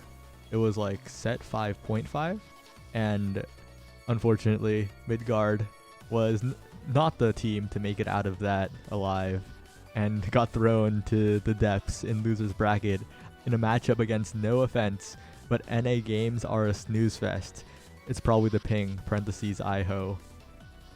Oh my god, I'm looking at the start GG. What a team name. But this is Late Night Lobster, and it definitely fits the theme or the air that is being presented right now. So as we wait in for the remainder of Era's Kitten Club to come in, how's your day? It's been quite interesting so far. I woke up, I went to class, I came back, and then late night lobstering, I guess. But the map bans are coming in. Oh, love to see that. The first ban by Ares Kitten Club is Onis. Then you gotta be squinting me banned Clarion and DD. So no Clarion, unfortunately. And then Ares Kitten Club banning Atlas and Inkies. So Night Market is the pick. Now, Night Market can be another pick for I to go Octavia.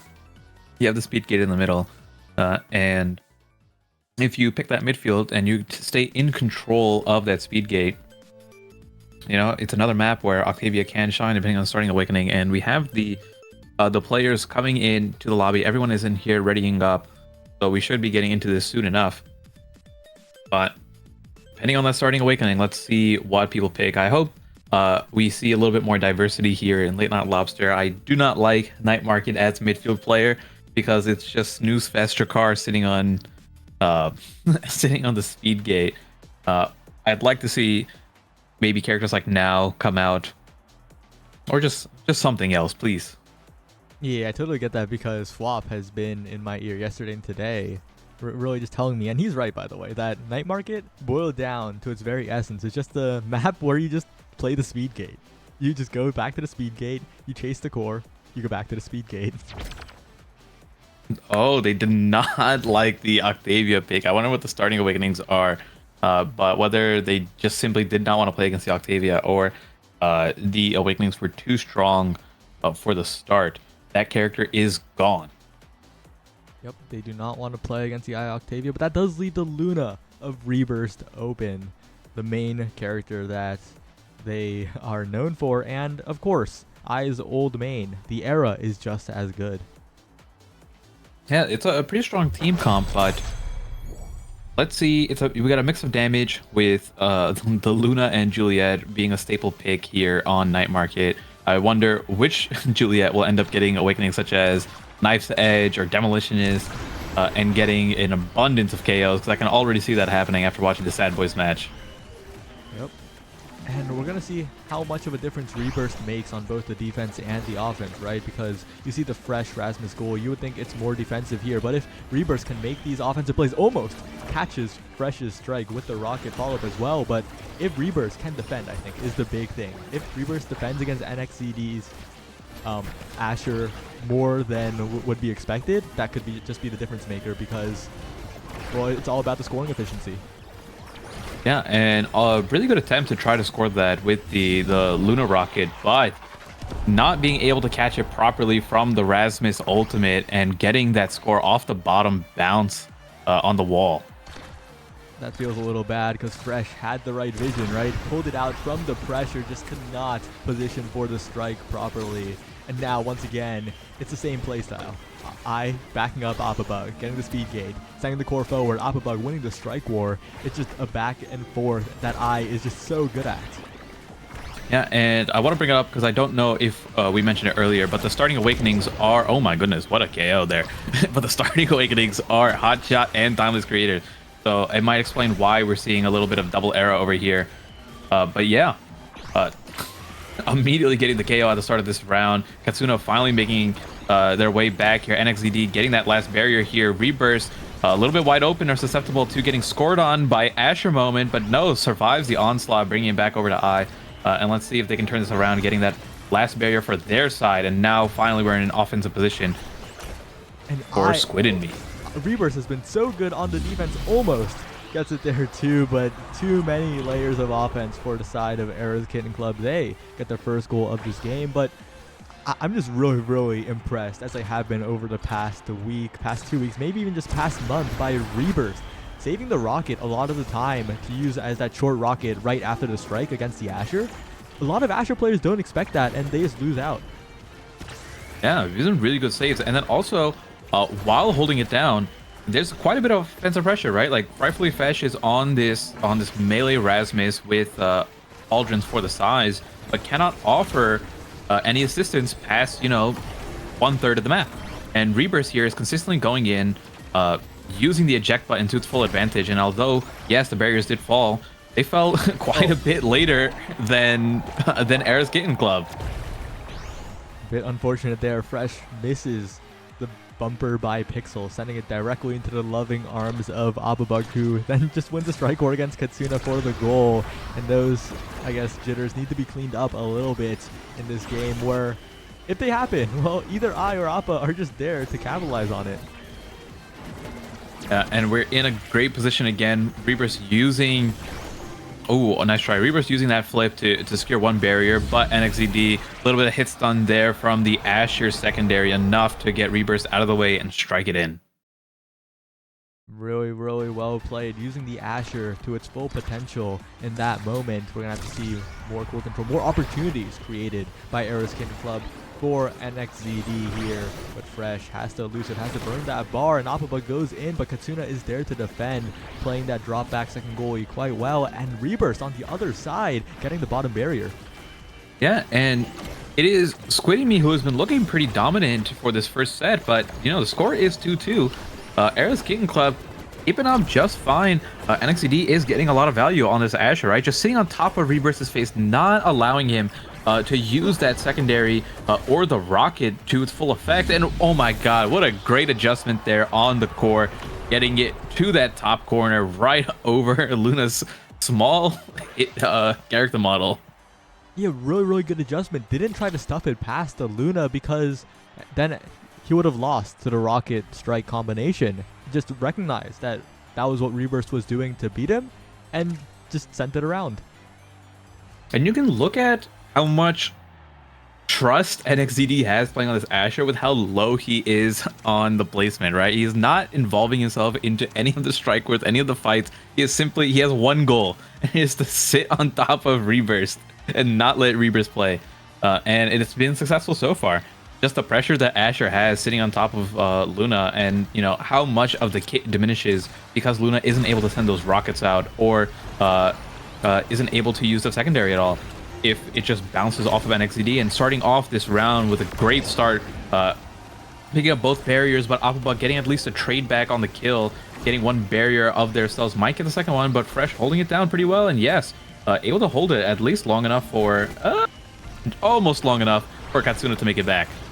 Reburst barely fishing the core out in time, but NXZD, the additional size means that he could pick wherever on the goal to strike at that moment. And unfortunately, the tiny Luna not being able to cover all of them. And it's like this, right? It's all about the small margins on defense for Reburst. The offense is great, of course. The defense is good too, but it just has to be a little bit more, and then it'll look dominant for You Gotta Be Squinting Me. But if it's a little bit less, it'll look dominant for Aeros Kitten Club. Yeah, and then we also have a situation here where, because NXZD is simply sitting on Reburst, it is also on I and Appabug to make these plays themselves and to win the 2v2 on their end, which they just did right there. Yep, this numbers advantage needs to be capitalized on, especially if Reburst can get a dash around NXZD and make it a 3v2 in the goal box of Rightfully Fresh, which is quite possible with NXZD forcing the dash to be burned from Reburst. A huge oh my god. KO onto Fresh. The goalie is gone. Appa has flipped ready, goes for one barrier, maybe should have wanted two, but unfortunately there were no angles available at that time. NXZD has the best emote, by the way, like the only top flashing player with the gold emote. Love to see that. Reburst almost able to score it in with the secondary, but comes back, still sitting on the enemy's side, uses the flip, and secures the point, making it 2-1, and turning it around relatively quickly. At the start of it, it was looking, and I wouldn't say hopeless, but it was looking very favored for Aeros Kitten Club with how NXZD was just sitting on top of Reburst, but he's finding these ways to make it around and still get value, and then, like you said, get those 3v2 moments occasionally, and that's where they're capitalizing. But here we are in a situation with Asher sitting on top of Reburst. Both barriers are broken. I not able to catch it either. And NXZD doing what Asher does best. Is that the second 0.5? This is going down to the wire. Both these teams just running each other over when it comes to their advantages. But right now it's Appabug. Look at that. In with the special. Trying to force Rightfully Fresh out. But Katsuna gets the KO with the flip. And that could blow this game wide open. Yeah, NXZD is also really close to a flip of their own. But good clear from both Reburst and I, at least making things even on the barrier just for a second. Appabug able to make it back. They really need to make sure this Asher doesn't get the flip, and Appabug understood the mission there. Got rid of the Asher, got rid of the flip as well, and now during this power play, they're going to have to make something happen here. I has an energy burst of their own, trying to make the trying to make a play happen, but great hold from Fresh and Katsuna to allow NXED to come back. But finally, things have evened up. Rebirth with the insane kill, but the flip was not able to secure it. This is a great 0.5 right now. And no! What a snipe! All the way from the goal box, and also earlier winning the crucial strike war against NXED. All of that would not have been possible without that little bit of defense. And now it is, oh, but what do you pick here? 1-2 demo? It's kind of hard. I don't know. I think it might be demo.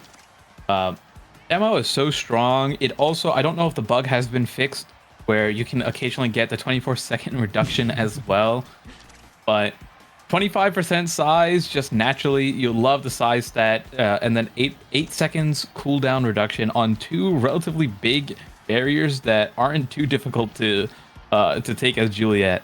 So we might see a lot of dash punches within a 10-second frame if Alpha Bug is able to get these barriers consecutively. And we're seeing a little bit of the game plan here, right? NXED had the option for resilience plus tempo, but went for resilience plus spark instead.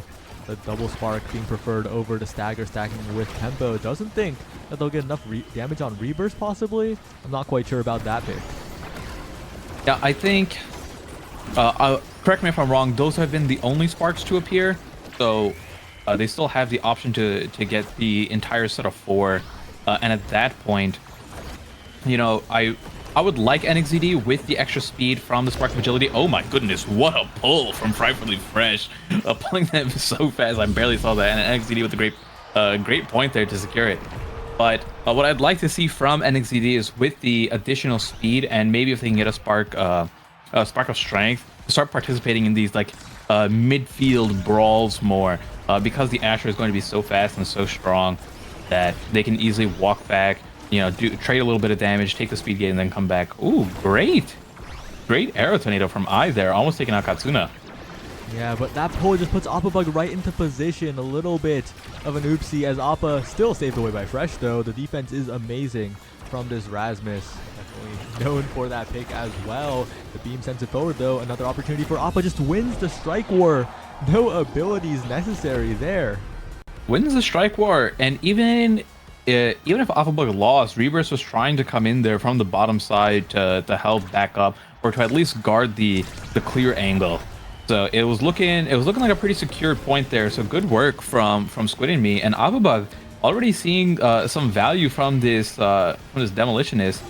Last point was using quite a bit of abilities after scoring. Does not get the Demolitionist proc there. Rebirth coming around the world.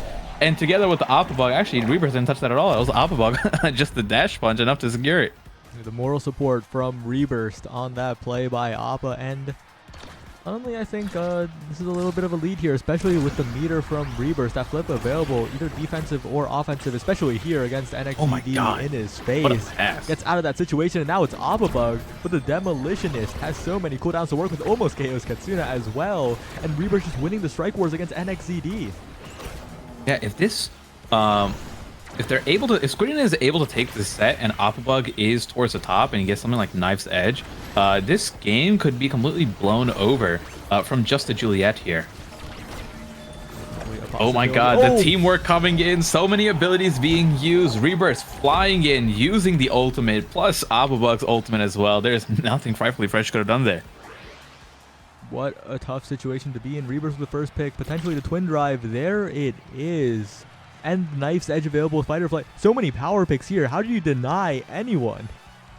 And no spark for NXED either, right? They really need something here to bring him back, and a spark of strength or a focus could have helped out immensely. Ooh, I would have taken the Knife's Edge there. I think as Juliet, you just go for the KOs. The Big Fish isn't bad, but you know, it's not the same as before when the size trainings were much more overtuned, you know. I think Knife's Edge is the better pick here. But importantly, NXED does pick up that bulk up along with the 2 spark with the resilience in hand. So if more sparks appear or some more staggers appear, could slowly just become an absolute monster. Yeah, and getting what is that, 45 power from the bulk up. Not able to do anything there when NXED is sitting on the other side. It is Squid and Me 3v2 onto the enemy team, and I think NXD is gonna have to change some plans because he's not able to stuff Rebirth accordingly, right? Like if you can't stop the secondary of Luna, and Luna's able to get around you, you're not really doing much there. He was actually able to stop it right there in that moment, as I said that, but you know, it is a level 6 NXD against a level 9 Rebirth. We can see who is actually getting the value here, right? Yeah, and Reaper's going in yet again, helping out with the strikes on the offense, just hitting NXZD away. Not even letting the strike war happen, but a great shot to the top side means all barriers are open. Good pull from Fresh. That is not the bounce you want, though. Off the center. Tragedy, as you got to be Squid and Me advance the match point. Tragic bounce off the middle over there. One thing I want to see more is I'm looking at the Awakenings again, and it is Katsuna who has slick kicks, peak performance, quick strike, fight or flight, right? I would like to see at least. I'm expecting more of Katsuna with the trainings that they have on Era right now, but it looks like it's just too much of an onslaught. It's like I said, it's a 3v2. This is the first time I've seen NXT back on their half in so long, and it's not enough. What a dominating round from You Gotta Be Squid and Me. 3-0 to settle. It was looking way more close. Or just even in general in the first 2 rounds, but all of a sudden, I guess the Awakenings went their way, and that was a clean sweep. Yeah, it looked close, but as the game progressed, as the Awakenings came online, as the game plans became stronger, it just, the synergy from You Gotta Be Squid and Me, it just felt a step above. Yeah, I guess, I don't know. I think NXZD did have the right idea earlier on, but once the plan stopped working, of sitting on top of Rebirth, needed to change it up, right? Like needed to be more present towards their own half, maybe on the speed gate or something, because it really was a 3v2 for so long of it. You can look at the redirects here, where NXT was the lowest level player in that entire game, I'm pretty sure, while also having the least amount of redirects by quite a bit, right? Yeah, it's just a trade-off from sitting on the goalie. You're so advantaged in that 1v1, but you create a disadvantageous situation on the other side, and you get bad draft priority as well. Yeah, but I will say I was impressed with how Squid and Me played it. I did. It's just one of those things where one midfielder has the quick strikes, and the midfielder who didn't seemed to be coming out on top more frequently. So one of those things where I was very impressed with how I played, and was expecting a little bit more from Katsuna based on the Awakenings that they had. It's just a very strong set. So the plan could have worked, maybe the execution wasn't there as much, but overall, good attempt from... Wait, I forgot the name. There's so many names. Era's Kitten Club? Era's Kitten Club, there it is. I was about to say Denver or Sag because I'm looking on stream and I said, wait, wait a second, that's not the team. There's a bit of a funny argument going on in the match chats where Appabug doesn't want to pick the coin side and is saying you came from winners, and Lumos is saying side of the coin.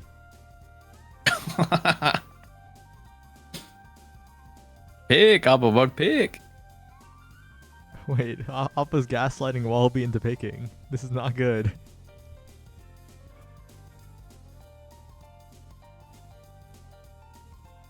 As we figure out what the map bans are going to be, we have Denver or Sag rematch against You Gotta Be Squid and Me loaded up. This is the rematch from winners semifinal. And right now, this is top 3. Rest of the games are BO1, if I recall correctly. So the winner of this BO1 will go on to face Sad Boys in Grand Finals. And if it is Denver or Sag, they'll be getting a rematch of their own in Grand Finals. Yep. And as you said, You Gotta Be Squid and Me falling to Denver or Sag earlier in the tournament in the winners semifinal, and that match was also on stream, and it looked pretty solid for Denver or Sag in that matchup. They looked very, very confident. It just felt like they had it in the bag here. So I'm interested to see what You Gotta Be Squid and Me can do, because just looking at the names on both these rosters, I would not expect it to be, I guess, one-sided in any way. Yeah, it looks like a pretty balanced game here. but we'll see. I have been getting impressed, like I said, with You Gotta Be Kidding Me. So let's see if they're able to bring it up. I was so impressed by the Luna pick on Rebirth, able to making their way out of that kind of like lockdown Asher sitting on top of them. So let's see if they're able to keep it up. Yep, that's what we'll have to see here, as the teams have said, you guys just want to say Night Market instead of wasting our time, and they just went to Night Market. We are already reaching the stage of like Smash Bros, where you're just gentlemen to PS2 every time. Give us some more diversity. Night Market's boring. Pick something else. But it is what it is. If that's what teams want to go for, let's see what the starting awakenings are, or what the starting bans will be first. Yep, we're heading right in, as Obscure Breads is reportedly doing Star Rail dailies as we speak. Oh, that's a good reminder. I gotta load mine. A lot of Star Rail players here, but yeah, Night Market, classic map. We'll see if the Octavia is banned, because it was left up by Denver or Sag in their matchup versus the Sad Boys plus Joker, right? So if they're not gonna ban it there, maybe they'll get maybe that was a reminder for them to ban it here, or maybe they'll just commit to not banning it at all. Well, maybe they're fine with I picking up that Octavia, but again, it could always depend on what these starting awakenings are. And Lumos currently hovering the Now, which I have seen him playing earlier as well. I do like this character myself. I think it is a little bit on the weaker side and could use some adjustments, but it's a fun character. Wallaby Gangster banning out the Juliet. They do not want to play it. They're gonna be opting for a different brawler, which I'm surprised. Wallaby is a good a good Juliet as well, but maybe just thinks it's worth it to get Opabug off of it, right? Yeah, these two players are probably like the highest level players to be like called Julie One Tricks, right? Like considered the quote-unquote, the joke is always like Opabug is homeless off Julie, which is much less the case nowadays, of course, but that reputation follows both these players, and it's very interesting that the team of You Gotta Be Squinting Me kind of metagamed, thought they're gonna ban the Julie and ban the X instead, forcing both of them on the Asher here. Yeah, getting the Asher mirror here, which Opabug has played before, but let's see which brawler is gonna come out on top, and let's see how, compared to how NXZD played the Asher, maybe like there's a stylistic difference here. Rebirth is still on the Luna here, losing both barriers immediately, but almost coming back, getting the second barrier of their own. No, not quite. Lumos trying to set up a play here and gets a little bit of dribble action there and secures it right between Rebirth and I. That's such a bad place to be if you're Rebirth, right? The primary creation is in front of you. Lumos can either opt to hit it into the creation or dribble it around, and you can't cover both those as that Luna with no cooldowns. It's basically checkmate. Yeah, and with the way the primary works is it does not hit that hard before it grows, but almost near full size completion, that primary goes fast. So if he opted to hit it into that primary, it was one of those things where like you weren't gonna be able to save that anyways, and you kind of just had to pick your poison and hope it came your way. The Lumos showed their prowess on the Now in the game against the Sad Boys. Definitely showing it here as well. Look at that, just backing up Wallaby, who just wins the Strike Wars with the Pat Splitter. Now with the speed buff, Lumos going in with the flip. It's blocked away, but that's 2 flips used for You Gotta Be Squinting Me. The resources looking very, very low. I with no elusive Rebirth, with no flip to use on defense. It just feels a little bit bad as Wallaby just wins the Strike War. Yeah, they were getting the barriers so quickly here, and it looks like Lumos is putting in so much work, constantly winning these strike wars in the midfield and having pure gate control or speed control from that middle speed gate here, consistently running around the map everywhere he goes, but no elusive. I is able to take advantage of that and use the ultimate there from Octavia to get a guaranteed KO with Lumos just not being able to defade, but Wallaby trading it back. That was really powerful. Oh, it's because he has 1-2 punch. So if you guys aren't familiar here, for whatever reason, the energy burst is affected by your awakenings. The energy burst, utilizing the 1-2 punch, sent Opabug flying. Yeah, and right now, We're seeing the Octavia once again try to play, but we've seen this before. I trying to get purchase here, but just elusive away from. Still maintaining the flow state though, trying to get it to Opabug, but the defense is good from Obscure Breads. And this guy is such a good goalie. We sing his praises for a good reason. He was a large part of why the Sundubu Strikers made it to playoffs, really. Just held for so long, allowed teammates to do whatever they want on offense, and once again we're seeing it here. Yeah, and this is one of the maps where Rasmus is so good on, in Night Market specifically, plus Obscure Breads on this character is insane. So holds it down for so much longer than Rebirth was able to, I think, this round, or just in general. But now Rebirth with gold gates open, has to make a play here, trying to come in, stays as long as he possibly can before having to take the eject button. I able to actually get a kill utilizing the ultimate and the flip, so now they have a power play situation, and they can turn this into a nice 3v2, a genuine 3v2 if Rebirth is able to get some cooldowns fast enough and make his way there. But Wallaby doesn't make it back in time to help out, and it is Opabug who secures it with the overtime speed and a little bit of a 1-2 punch core boosting speed enhancing action. Yeah, 1-2 punch makes you have to dribble a little differently, but that was completely enabled by the overtime 1-2 punch. The long dribbles off the top wall into the bottom corner. Opabug, calm, cool, and collected after that one, but we'll have to do a little bit more to get past Obscure Breads here, as Wallaby is so efficient on the scoring. Lumos greeting his flip over there. That's a use energy burst ping from me if I was in that game. Trying to, or expecting to live there and not flipping because he wanted to keep it for as long as possible. But honestly, nothing really much happens. Obscure Breads did lose the barriers, but looks completely fine. And oh no, hate to see that. I getting the buffered flip over there, loses it, doesn't get any value from it whatsoever. We're in a state where no goalies have their barriers, and it could be one of those awkward points. I can feel it in my bones that something silly is about to happen in this point. Yeah, I'm definitely feeling some sort of weird bounce there. Opabug though stunning Obscure Breads away, and it's Rebirth from the top side. Great catch.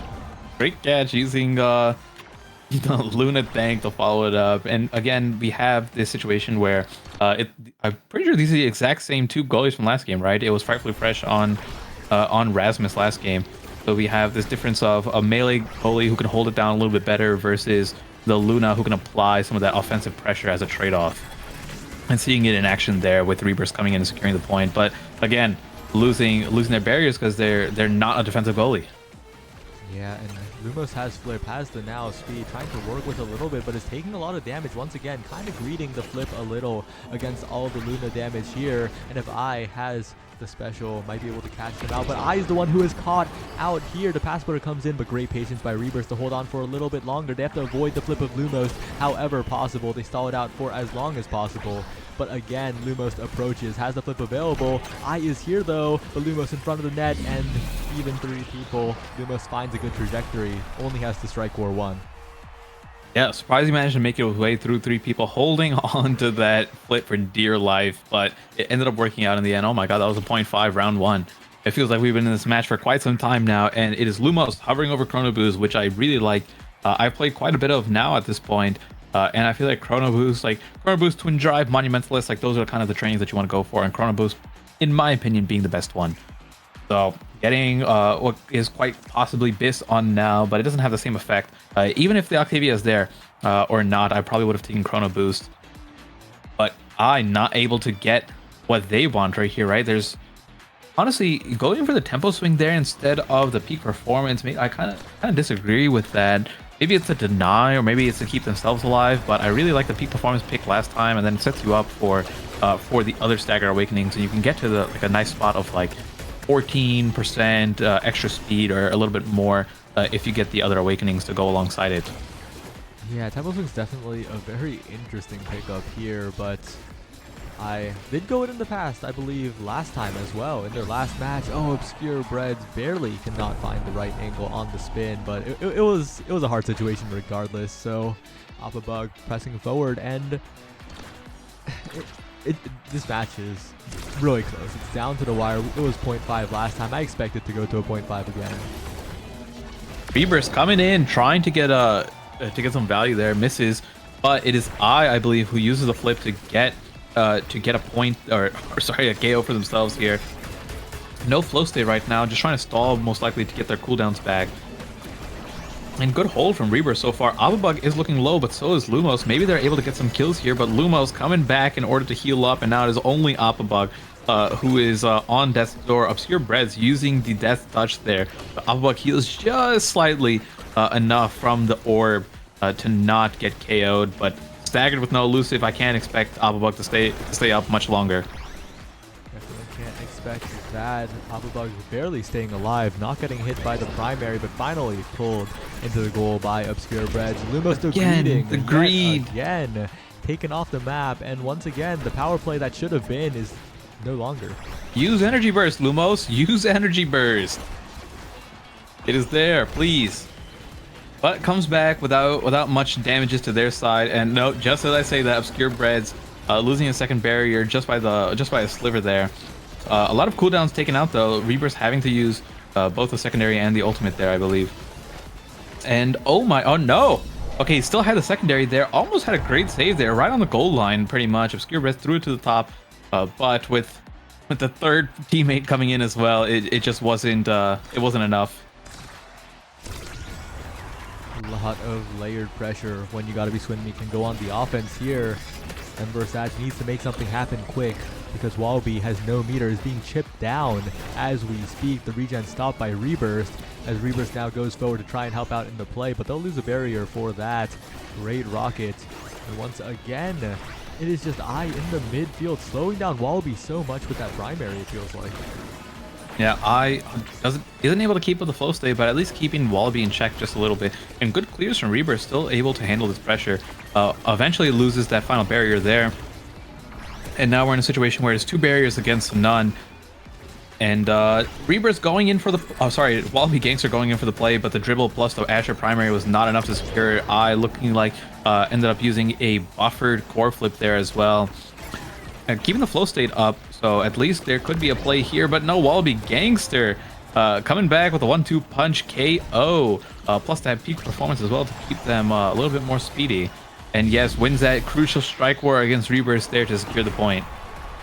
Yeah, and I guess some spectators might say, oh, well, of course, it's Asher versus Luna, but there's just something about goalies at a high level, at the top level, where it just feels like goalies just win those strike wars so much more often despite everything else. Yeah, it feels like it's one of those things that defines a good goalie, right? Like you need to win those strike wars, otherwise you end up losing so many of these. You know, if you can't win your strike wars, then it's really tough if you don't play a defensive character, right? But Reaper is showing that, you know, they have been winning for quite some time, but occasionally will lose a strike war here or there. Has the burst, looking for an opportunity to come in, maybe trying to get a KO on Breads, but no, wasn't able to find it. Now I, with the flow state, sees trying to make a play here. They do have the extra barrier behind them to be a little bit more aggressive here, and a lot of ping-ponging here. I is so close to the energy burst as well. There could be an opportunity here if they find another couple strikes, but Wallaby actually finding that final barrier, and Lumos using the flip. But what a great save. I don't know who popped the flip there. I think it was I. Oh. And they're able to get that first point, or the final point in the round. What a dribble by Appabug. Do you see that? Appa dribbled off the top wall. Yeah, got hooked and kept the play going. Yeah, I don't know if that was like a 1-2 punch dribble or not. It looked like it was pretty fast, but great dribble from Appabug, and then scoring it onto the bottom corner.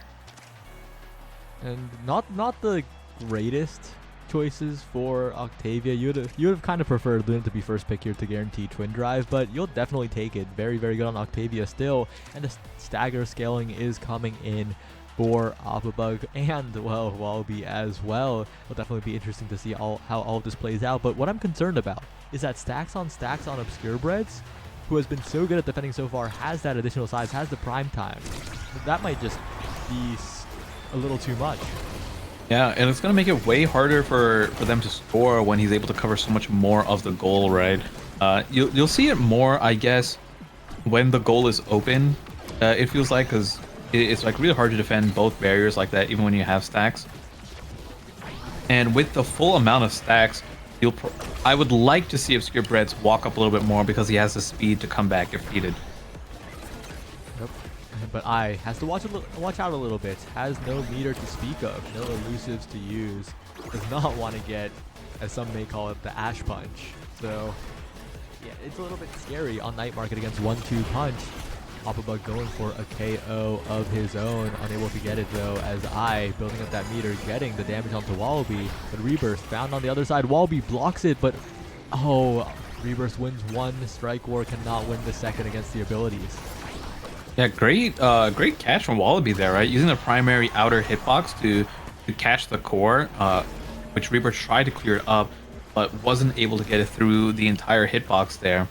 And it is Lumos using the flip there to secure that point. And yeah, like Obscure Breads, we're already seeing these stacks get into play, right? 100 stacks already on the first point, able to hold down that final barrier for so long. And if this keeps up, it's going to be way harder for Squiding Me to get these points. Oh, and Lumos wins a crucial Strike War against I in the goal box. Rebirth forcing such a hard situation. Now I moving up. Great pull from Obscure Breads to save the bottom barrier as well. And Wallaby wins the Strike War. Denver or Sag have completely turned it around. Yeah, what a quick 2-0 on this round so far. Let's see if they're able to close it out. And one thing I want to point out about that last point is not only did Obscure Breads pull the core away from safety, but because he pulled the core away, oh my god, what a turnaround. But because he pulled the core away, Rebirth had to go the full extent of the map before they could use their own eject button. But this play is going really fast here. Great props to Obscure Breads, losing both barriers super quick, but that was a great hold pretty much on the goal line there. And as Lumo is playing a little bit more up front right now, and Wallaby passing it over to him. Using the ultimate, not able to get anything out. Wallaby Gangsters low, no elusive, but it's kind of just sitting there happy. Trust that his good pal now in the midfield will eventually get him the core. Yep, and the core approaches the pass splitter. Oh is no! there. And the snipe from the airship coming in through the Asher ultimate, able to secure it. The faithful were rewarded in this instance as, well, another set picked up for Denver or Sag. They move. And, oh, this is a little bit scary. The size available, the fight or flight available, but Demolitionist is on the table, and that is what will be picked here. Demolitionist up, which means that, I don't know, you take, I don't know what you take here as Luna, to be honest, but I would like fight or flight on I. Okay, picks up the fight or flight. Big Fish going over there to deny it from the Asher, which means a spark getting picked up for Wallaby Gangster. Doesn't have any other sparks, but just going for the power there, not really much else to take. It's a little bit of an awkward situation for Rebirth, right? You could play to your strengths, you go the missile proper to Super Surge, but I think smartly recognizing that Wallaby having that additional size would make the game so unplayable for this Luna. And even though the Asher is hard to play against, still winnable right now as Ababug, whoa, the dribbles around Obscure Breads, getting one barrier, but unfortunately has to work a little more for two. Yeah, and power play coming out. I getting taken off the field here. And Lumos just walking in to take that orb to heal up a little bit more. I almost back up 1 more second, not able to make much out of this man advantage here. But Rebirth's coming in for the play again, not enough. I with the fight or flight for the first time with that flow state active, are they able to make anything happen? They do manage to get the barrier, but not able to secure the point. And it's Apabug who picks up the KO, making it again at 3v2. Rebirth so close to the flip, but looking to make something happen, and no, Obscure Breads gets the flip, but just barely misses it. The core moving so awkwardly slow there, and still doesn't get to catch it. Barely slipped past while the primary was being used. And what I've been noticing is that Appa is just really like, I guess, sleeper good at getting the middle speed, timing the middle speed with the plays they make.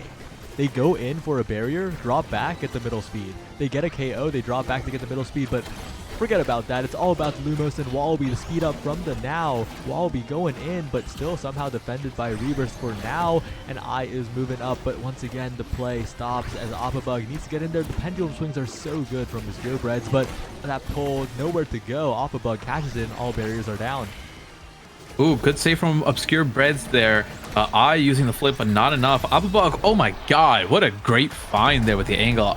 Both Lumos and Obscure Breads sitting on top of Apabug, but no strike able to catch it.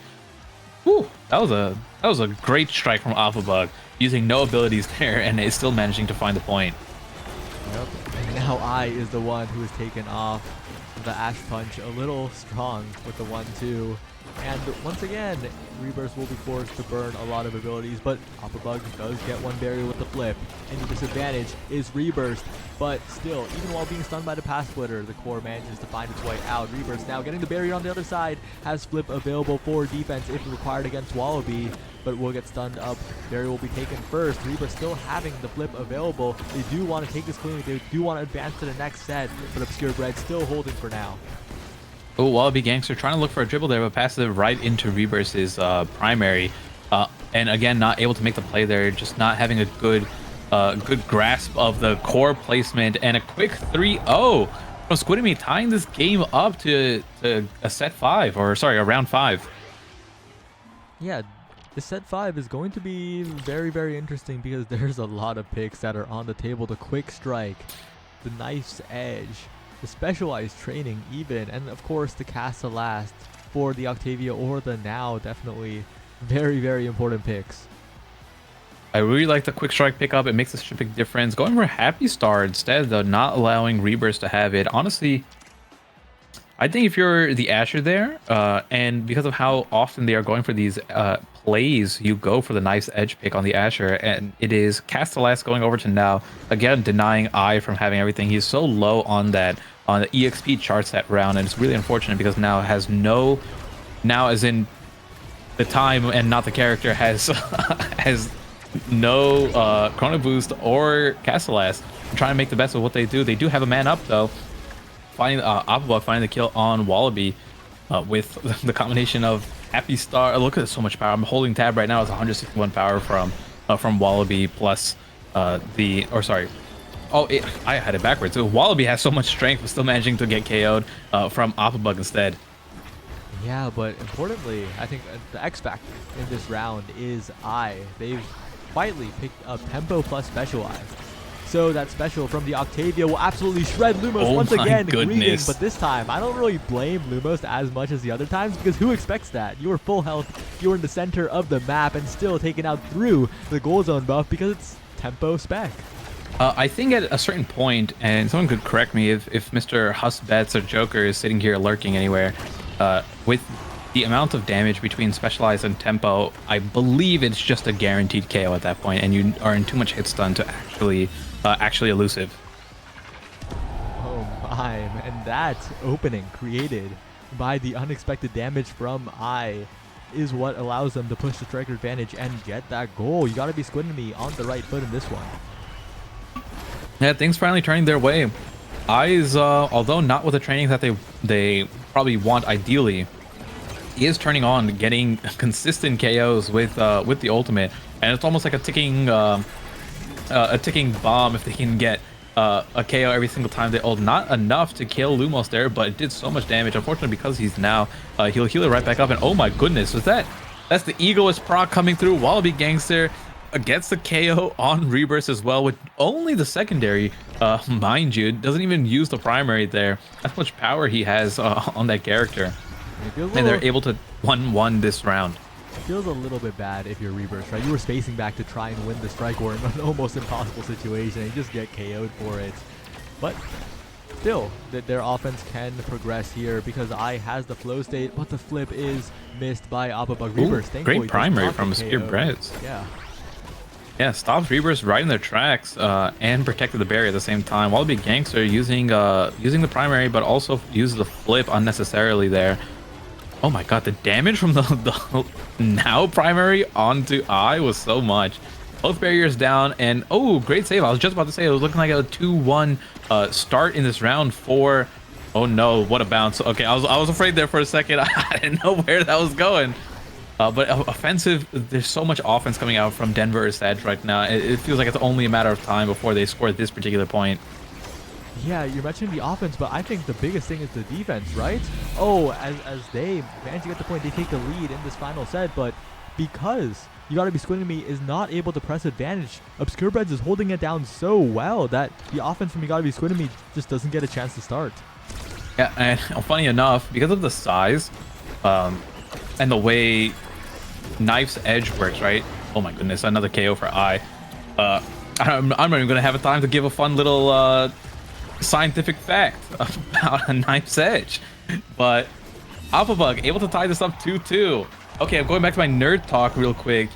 The way the size works, because Obscure Breads has both Pauldrons and Demolitionists, their character center is so big that they are within the 400 units of the edge way more frequently, purely because of how big their character are. So they get the speed boost way more often from Knife's Edge. But the important thing in this round is the defense has been so good. It's all up to whether I can get value. Or maybe Alphabug can just get a KO with the flip, and maybe it's just all over. The difference maker. Quick round. The KO blew the game wide open. I was about to say, can I get a KO with that special from the Octavia? But all it took was one mispositioning, one flip, and that's it. Yeah, you didn't even realize that we're on 0.5 set 5 there towards the end. And it was going back and forth, right? Like, for how close the game was, each individual set felt like, you know, there was a one set where it was like 3-0 for Denver Edge, or 3-0 for You Gotta Be Squitting Me. So each individual set felt like it was getting blown up at times. But in the end, it came down to a set 5.5, and it is You Gotta Be Squitting Me taking it over Denver Edge. And now, the team that put them into the losers bracket is eliminated in the rematch. And You Gotta Be Squitting Me is going to be facing off against Sad Boys in grand finals now. The Sad Boys have been waiting for over an hour. That's just how brackets are, especially when this bracket is big enough so that the losers needs quite a bit to run. Quite a bit of runtime that is required there. And the Sad Boys await. And in a lot of ways, it's a bit of a mirror, right? Because you have the Octavia player. You have the Brawler, who is known for Juliet. And you have the goalie, who is known for Luna. This could be fun. If I'm Sad Boys right now, there's a part of me where you just ban Asher, and then you want to see the mirror match. I can see Sad Boys being like, yeah, I dare you to pick Julie, Octavia, Luna against us right now. Because I don't think there'd be any other way Sad Boys are like, yeah, let's show you how this comp is really done. And despite my 5-minute seeding not being the greatest this tournament, it all comes down to the first seed versus the second seed in Grand. So maybe overseeding You Gotta Be Squitting Me because they won the last one was correct after all. They made it into grand finals, securing second place at the minimum. So, hey, the seeding looks right to me, Saya. Don't you fret about it. But as people hop in the lobby, this map pick ban is going to be very, very interesting, or they're going to Gentleman to Night Market. There are only two outcomes. Bring it to Clarion Corp. That's so real. We need Pokemon Stadium. Bring me to the bouncy house. But let us know when the map bans start coming through. The teams are loaded into the lobby, so once the map has been set, we will go right into it. Oh yeah. Yeah, it'll be very interesting because this You Gotta Be Squitting Me roster, I believe, has not played a Sad Boys roster that is like this full power. They played Von Bell's Gumi in the previous tournament, LNL number 2, but that was Von Bell's Gumi playing stuff like Atlas Forward. So, not necessarily, I guess, the real test. The real test is now. And we do have a little bit of change in the positionings, right? Like Vaughn, who we do know from NASL Season 1 to be a goalie player, in Season 2 had played midfield and won on midfield the grand finals of playoffs here. So now seeing him back in the goalie position, and with Joker, who is, again, for the last 2 NASL seasons, has been a dominant forward player, is playing the midfield position here. So we're seeing these players not on their primary role at the moment, which does beg to offer like, hey, maybe there is a chance here for You Gotta Be Squitting Me to take something off, right? This is not Sad Boys in their peak positions or, you know, the strongest positions here, but if I'm a spectator of this game, I just want to see the mirror match of Octavia, Juliet, and Luna. So make it happen, those teams.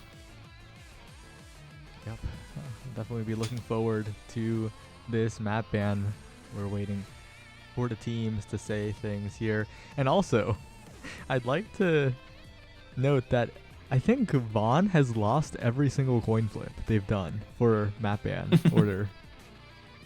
So what is the ordering? Is it 1, 2, 2, 2, and then you pick the last one? It's 1 2 2 2 1. It's one Okay. 1 2 2 1, and well, it's not really a ban at the last one because you just pick. Right. Okay. Okay, so Atlas is banned by Oppabug. I'm not sure what the Sad Boys ban is because Vaughn immediately said no, he mistyped because Bell said Inky's Demon, so it's probably not Inky's Demon being banned here. It's probably Inky's something else. Inky's Clarion. Damn, they're no fun. They're so no fun. I hate the Sad Boys. We need to paint them as the villain already. But that's Atlas, Inky's Clarion off the table. Do all roads lead to Night Market?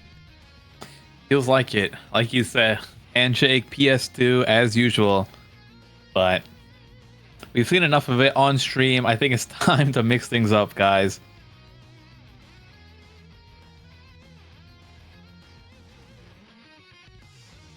Oppabug just tearing off the curtains, saying, guys, do you just want to decide between Night Market and Oni? I'm so bored of this ban thing. That's such a classic Oppabug statement.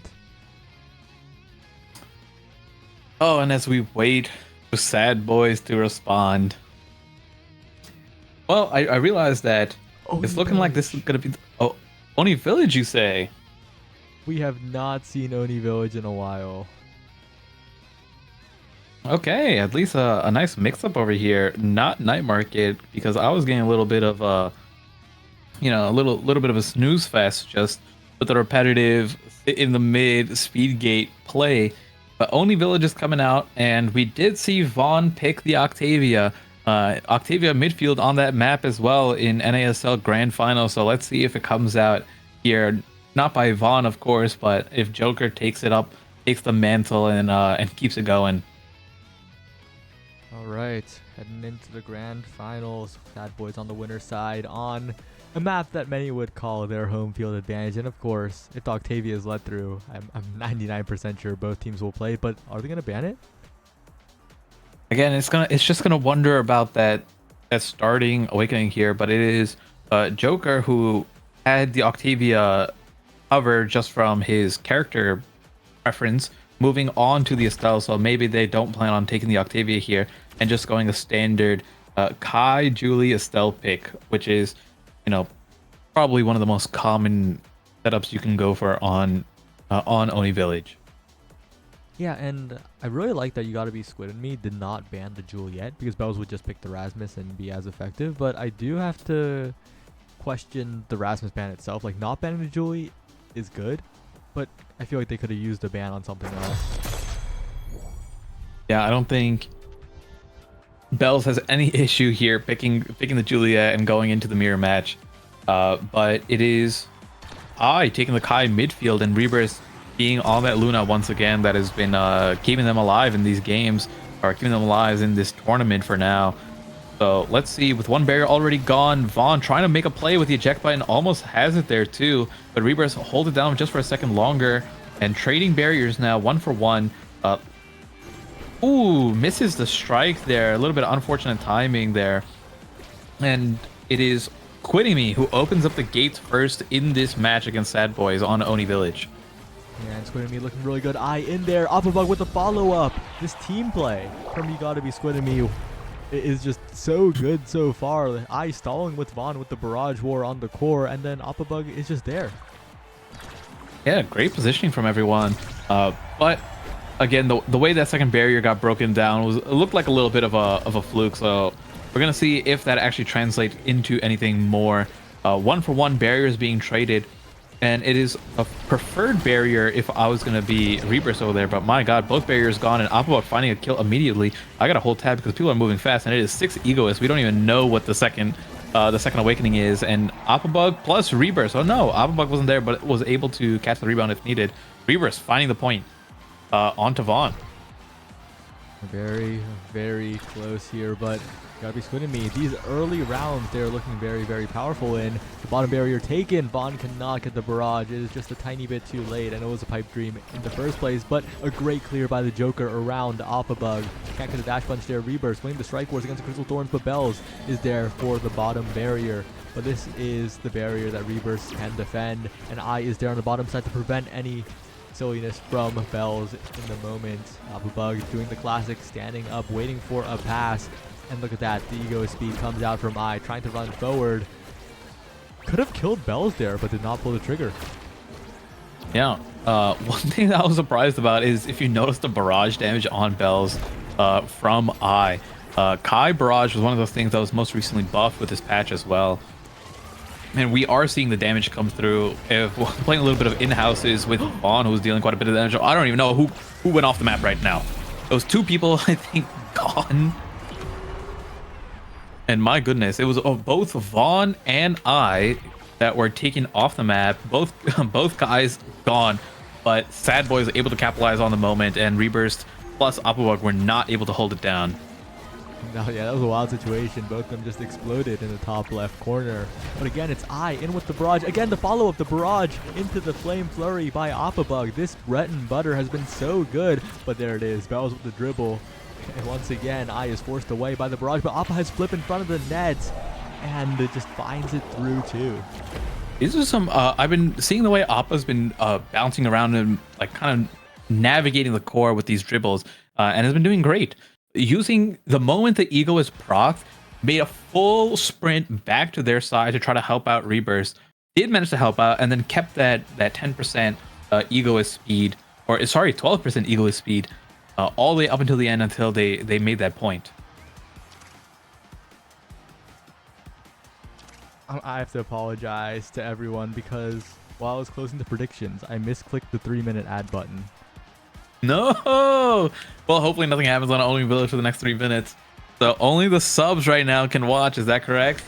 It's actually tragic. I can't believe it in this critical point, but I will say, Oppabug taking build different here over stacks is a little bit weird because the Joker gets those stacks, and on a map like Oni Village, you value the speed so much more. Yeah, you're not, although there have been KOs coming through, they felt like the KOs did not necessarily lead to the points, and the KOs were happening like in the goal net while scoring anyways. So I would much rather Oppabug take the speed here, because again, it's speed for yourself while also denying it from the enemy team. Because once Joker gets those 100 stacks, and oh my goodness, maybe that 5% impact damage plus size is enough. Oppabug getting the KO onto Bells there, and Joker has to hold it down by himself in the midfield until Bells makes it back up. Doing a good job so far. But oh, just missing the punch there. Oppabug not able to secure that bottom barrier. Reverse coming in with the flight. But good hold from Vaughn and Joker in the meantime. Yeah, really great hold here. And Oppabug trying to advance up the field, but not enough speed to get there. Joker stunning him out as well as up to Bells, but the defense is good. I dropping back. This team is looking very legit. You gotta be squinting me. No matter what happens, I just feel like last tournament, this tournament, great punch. They have really proven themselves to be absolutely NASL caliber. Well, I'm looking forward to seeing them attempt to qualify. Yeah, personally, great setup from Joker to get that point off the bottom barrier using the classic Estelle press every button in your kit with a dribble.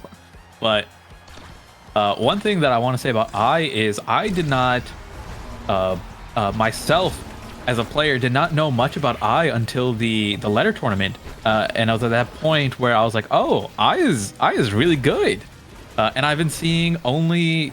Like, I've been getting more impressed with each tournament that I've participated in. Yep.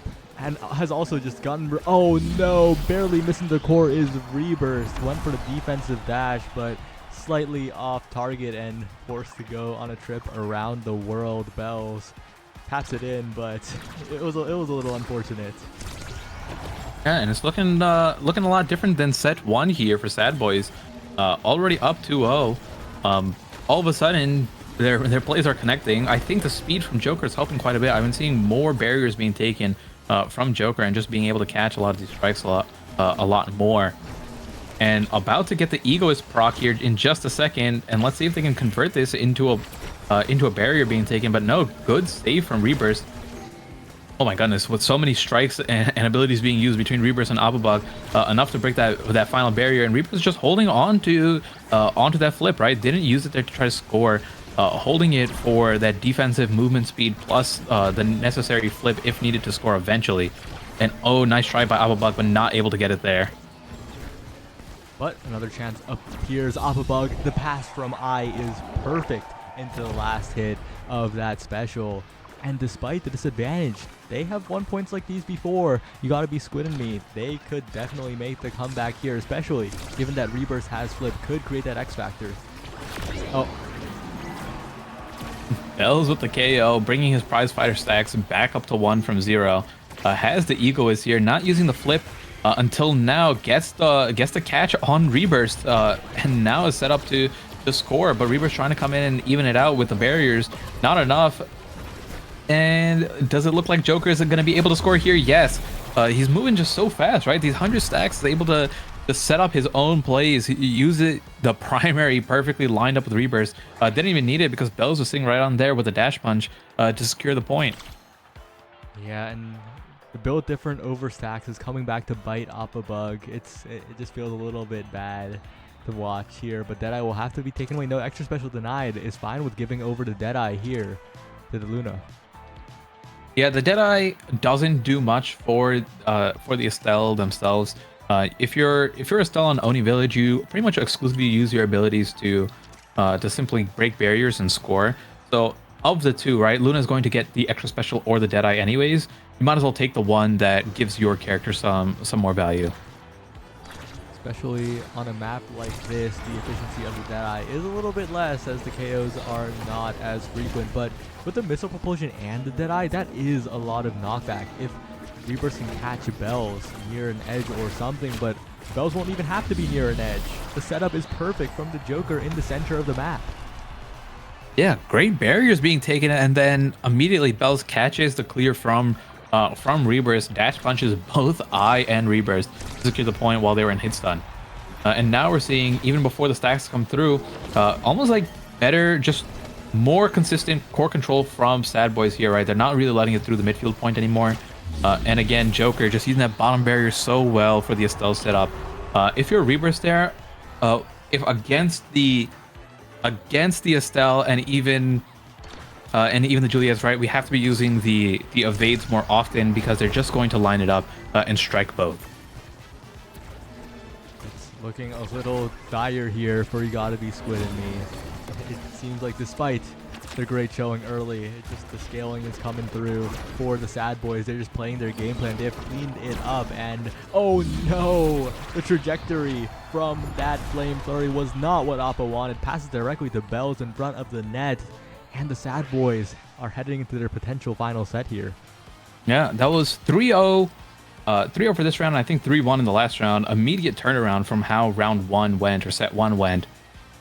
It is Bells hovering the Demolitionist here, getting size, and the CDR from breaking the barriers is going to be absolutely great. Looks like the Joker going for the quick strikes, but Luna denying it instead. Fight or flight if I'm Joker, but no, it does not make it over to him. If I don't know, maybe just didn't think of it fast enough. Reverb is completely fine, but fight or flight is great, right? It's just like getting a second slick kicks on your character. Yup, it's so hard when Bells has double size and one of them is Demolitionist. It's going to be so scary. It's going to be all up to I to find a way to control this midfield. But look at the Bells dribbling, and look at that, almost taking the barrier, and a miraculous save by Rebirth, almost a KO onto the Joker, but not quite. Yet again, Bells getting the core control, but I winning the strike where I has to do everything here, has to be the difference maker, and Abubug gets the KO, almost gets 2 barriers, but Joker blinks perfectly. But can they capitalize? Can they get both barriers here?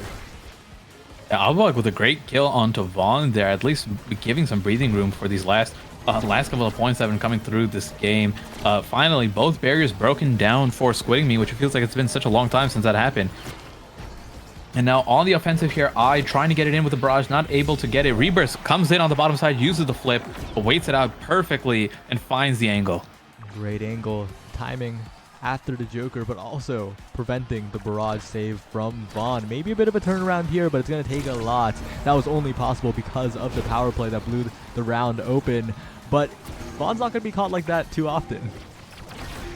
Yeah, and immediately Bells, who used, I don't know if he got both barriers there, but he definitely got the top one, has a bunch of abilities, used it again after getting the barriers. Was that I with the flip, and then, yeah, just getting stuffed out. Very surprising. Well played from I on the defense. Dropped down, got enough energy to defend with the flip, but it was just not quite enough here. As the Sad Boys look, but Appabug did get one barrier, got two. Wait a second, this could be the turnaround here, but Joker saves the last hit of it. Now Bell's in position, Vaughn rushing up, so much pressure onto Rebirth and but they managed to defend it. Rebirth to the bottom side, misses the Rebirth core. just misses. Oh no, that could be everything here. That was an opportunity, but Appabug has the dribble, I has the coverage, and Vaughn does not have the cooldowns to save that one. Maybe, just maybe, there's a hope of a set 5. Yeah, 2-1 up for Squidding Me. They have the opportunity here, and they can still give away one more point, but it's one of those things, I have a feeling in my gut that if they don't score right here, right now, they're not going to get an opportunity to next point either. Oh, great elusive from I. Avoids getting KO'd by Bell's. Amazing. Basically, goal line, barrier line save by Vaughn. But I is dribbling. I is looking unable to find a play here as Joker passes to Bells. The barrier is taken regardless, even though Bells was stunned. Appa now trying to get a dribble play, trying to get a dash punch in, but stunned away, unable to do so. Bells now getting the top barrier, continuing the play with the Giga Blast from Vaughn. Bells to the top side, blocked away by Rebirth. The KO found with the flip. Rebirth is in such a hard situation right now. No I to help. The dash is good, stalls out for some time, but has no cooldowns left, is just KO'd. It's Appabug against the world for one more second. I is there with Giga Blast, saves it for a little bit longer, but the Crystal Torns come in. Vaughn is there to Bells, to Joker. The cooldowns are being slowly burned from the side of You Gotta Be Squinting Me, but Rebirth is back. Oh, but just as that happens, Vaughn will just take it in himself. Yep, and he just managed to get the energy burst off that last strike too, so if I was managed to clear it in any way, shape, or form, Vaughn could have just flipped and secured it. But now he has the flip for this round. Joker almost close to his own, and Vaughn just utilizing this egoist speed to his full advantage. Bells finds the kill onto I. I is gone. Now it's going to be a power play between Joker and Bells. Can they find the barrier? They do. No abilities needed. Vaughn walking up. Fly, young man. And they get the final point to secure the grand finals win onto You Gotta Be Squidding Me. Well played from the Sad Boys. You Gotta Be Squinting Me. There were good moments. They almost sent us to a set 5. They took a set as well. But in this encounter against Sad Boys plus the Joker, it was just a little bit too much to overcome. Yeah, great. We ended up seeing the like Sad Boys pull out after that set 1 and just show how dominant they were. I felt like once Joker got a hand on those stacks on stacks and the speed, it felt like the midfield was going his way more that game over I. And we saw the amount of points he got, right? Like three goals plus assists on Joker compared to I on Kai, who was breaking barriers with his barrage. But Estelle just has a little bit of extra oomph when it comes to scoring themselves. And yeah, it came down to, it felt like, honestly, the difference in the Juliets at the end of the day, while Appabug played so well, Bells was just constantly getting these KOs, right? Like 5 KOs over Appabug's 3, more shots, more redirects. It just felt like Bells was everywhere. Yeah, and I will say though, another great performance from You Gotta Be Squinting Me. They took first last time, they take second this time in a much more stacked event. They're consistently performing, and Rebirth in particular. We've known about Appa. I has been a name in the mouths of a lot of people, but Rebirth has had such a massive upswing in the past month or two. It started with the Canada tournament win, a tournament that was not as stacked, of course, but Rebirth has just not been losing after that. Yeah, it's such a good performance on the Luna there, right? The 2 night market games that we saw them in, and then still now able to show some moments where they were getting these KOs, getting these barriers, applying so much forward pressure. And one of those things that goes underrated, we mentioned it a couple times, is how good on defense you are with these characters. It's not as flashy, but Rebirth was able to hold it down quite a bit against a lot of these big brawlers like Asher and Juliet. Oh, and we have 2 members of the Sad Boys here, Joker and Bells. Yo, what's up? Hello. how was the map pool? I guess that's my first question. We added 2 maps to the ranked rotation. Did either of them really see play, or? Nope. I think we played 3 Atlas games, 1 Night Market, and 1 Oni's Village. No, we played on 4 different maps, actually, didn't we? We played on Demon Days one game. Did we? But yeah, we did. Remember the Zentaro Julie one? Oh yeah, I don't like that map. It's okay. Yeah, we played on like 4 maps. It was like kind of like cool that you can just pick through the maps whatever you want. Yeah, that's pretty cool. Why are you guys banning Clarion Corpse? That's what I want to know. Because we don't want to play it. Oh. Good answer. Simple as that. Yeah. Yeah. We'd rather just play Oni or like the other maps. It's just better for us and more Sounds like anti-fun enjoyable. to me. That's all I'm going to say. Yeah. Well, Clarion is anti-fun for Brawler, so it's a win-win. Mhm. Just didn't want to bring it to the bouncy house. I see what it is. Hey man, it's Vaughn's Lab and Sad Boys Village, baby. It's our Yeah. homes and Bell's Market. Yeah.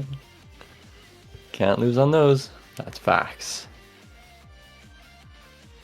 Right, but how was this roster? Did you 3 play that much together, or was this just like an idea? mean- Honestly, Oh, you can take this one. like Joker and I, like we've had a little bit of experience together. Like we were still kind of like rusty at the beginning, but we started figuring things out, and overall, I think it's like we're getting a lot better pretty fast because he's gonna be filling for us in the Africa tournament for the first day. So we'll see how that goes. Yeah, it feels good to play with these guys.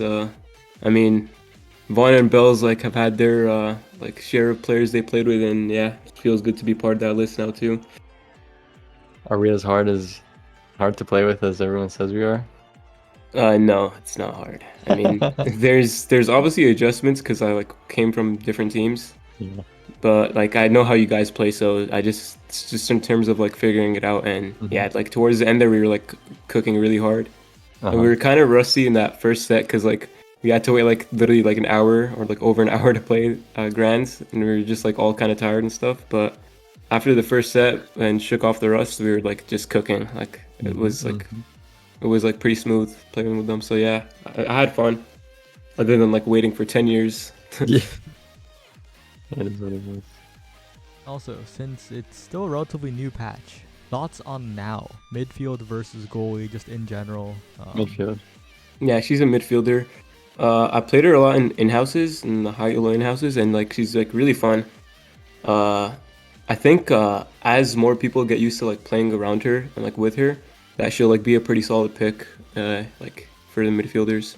Yeah, honestly, Yeah. I mean, I saw Lumos playing her. She seems pretty decent, though. I think a big part of like at least my experience playing against her is I just haven't figured out like exactly what I'm supposed to do against it, and also I've not like that I have trouble seeing what she's doing, but like kind of guessing what she wants to do. So maybe I just have to play the character myself to kind of understand the matchup more.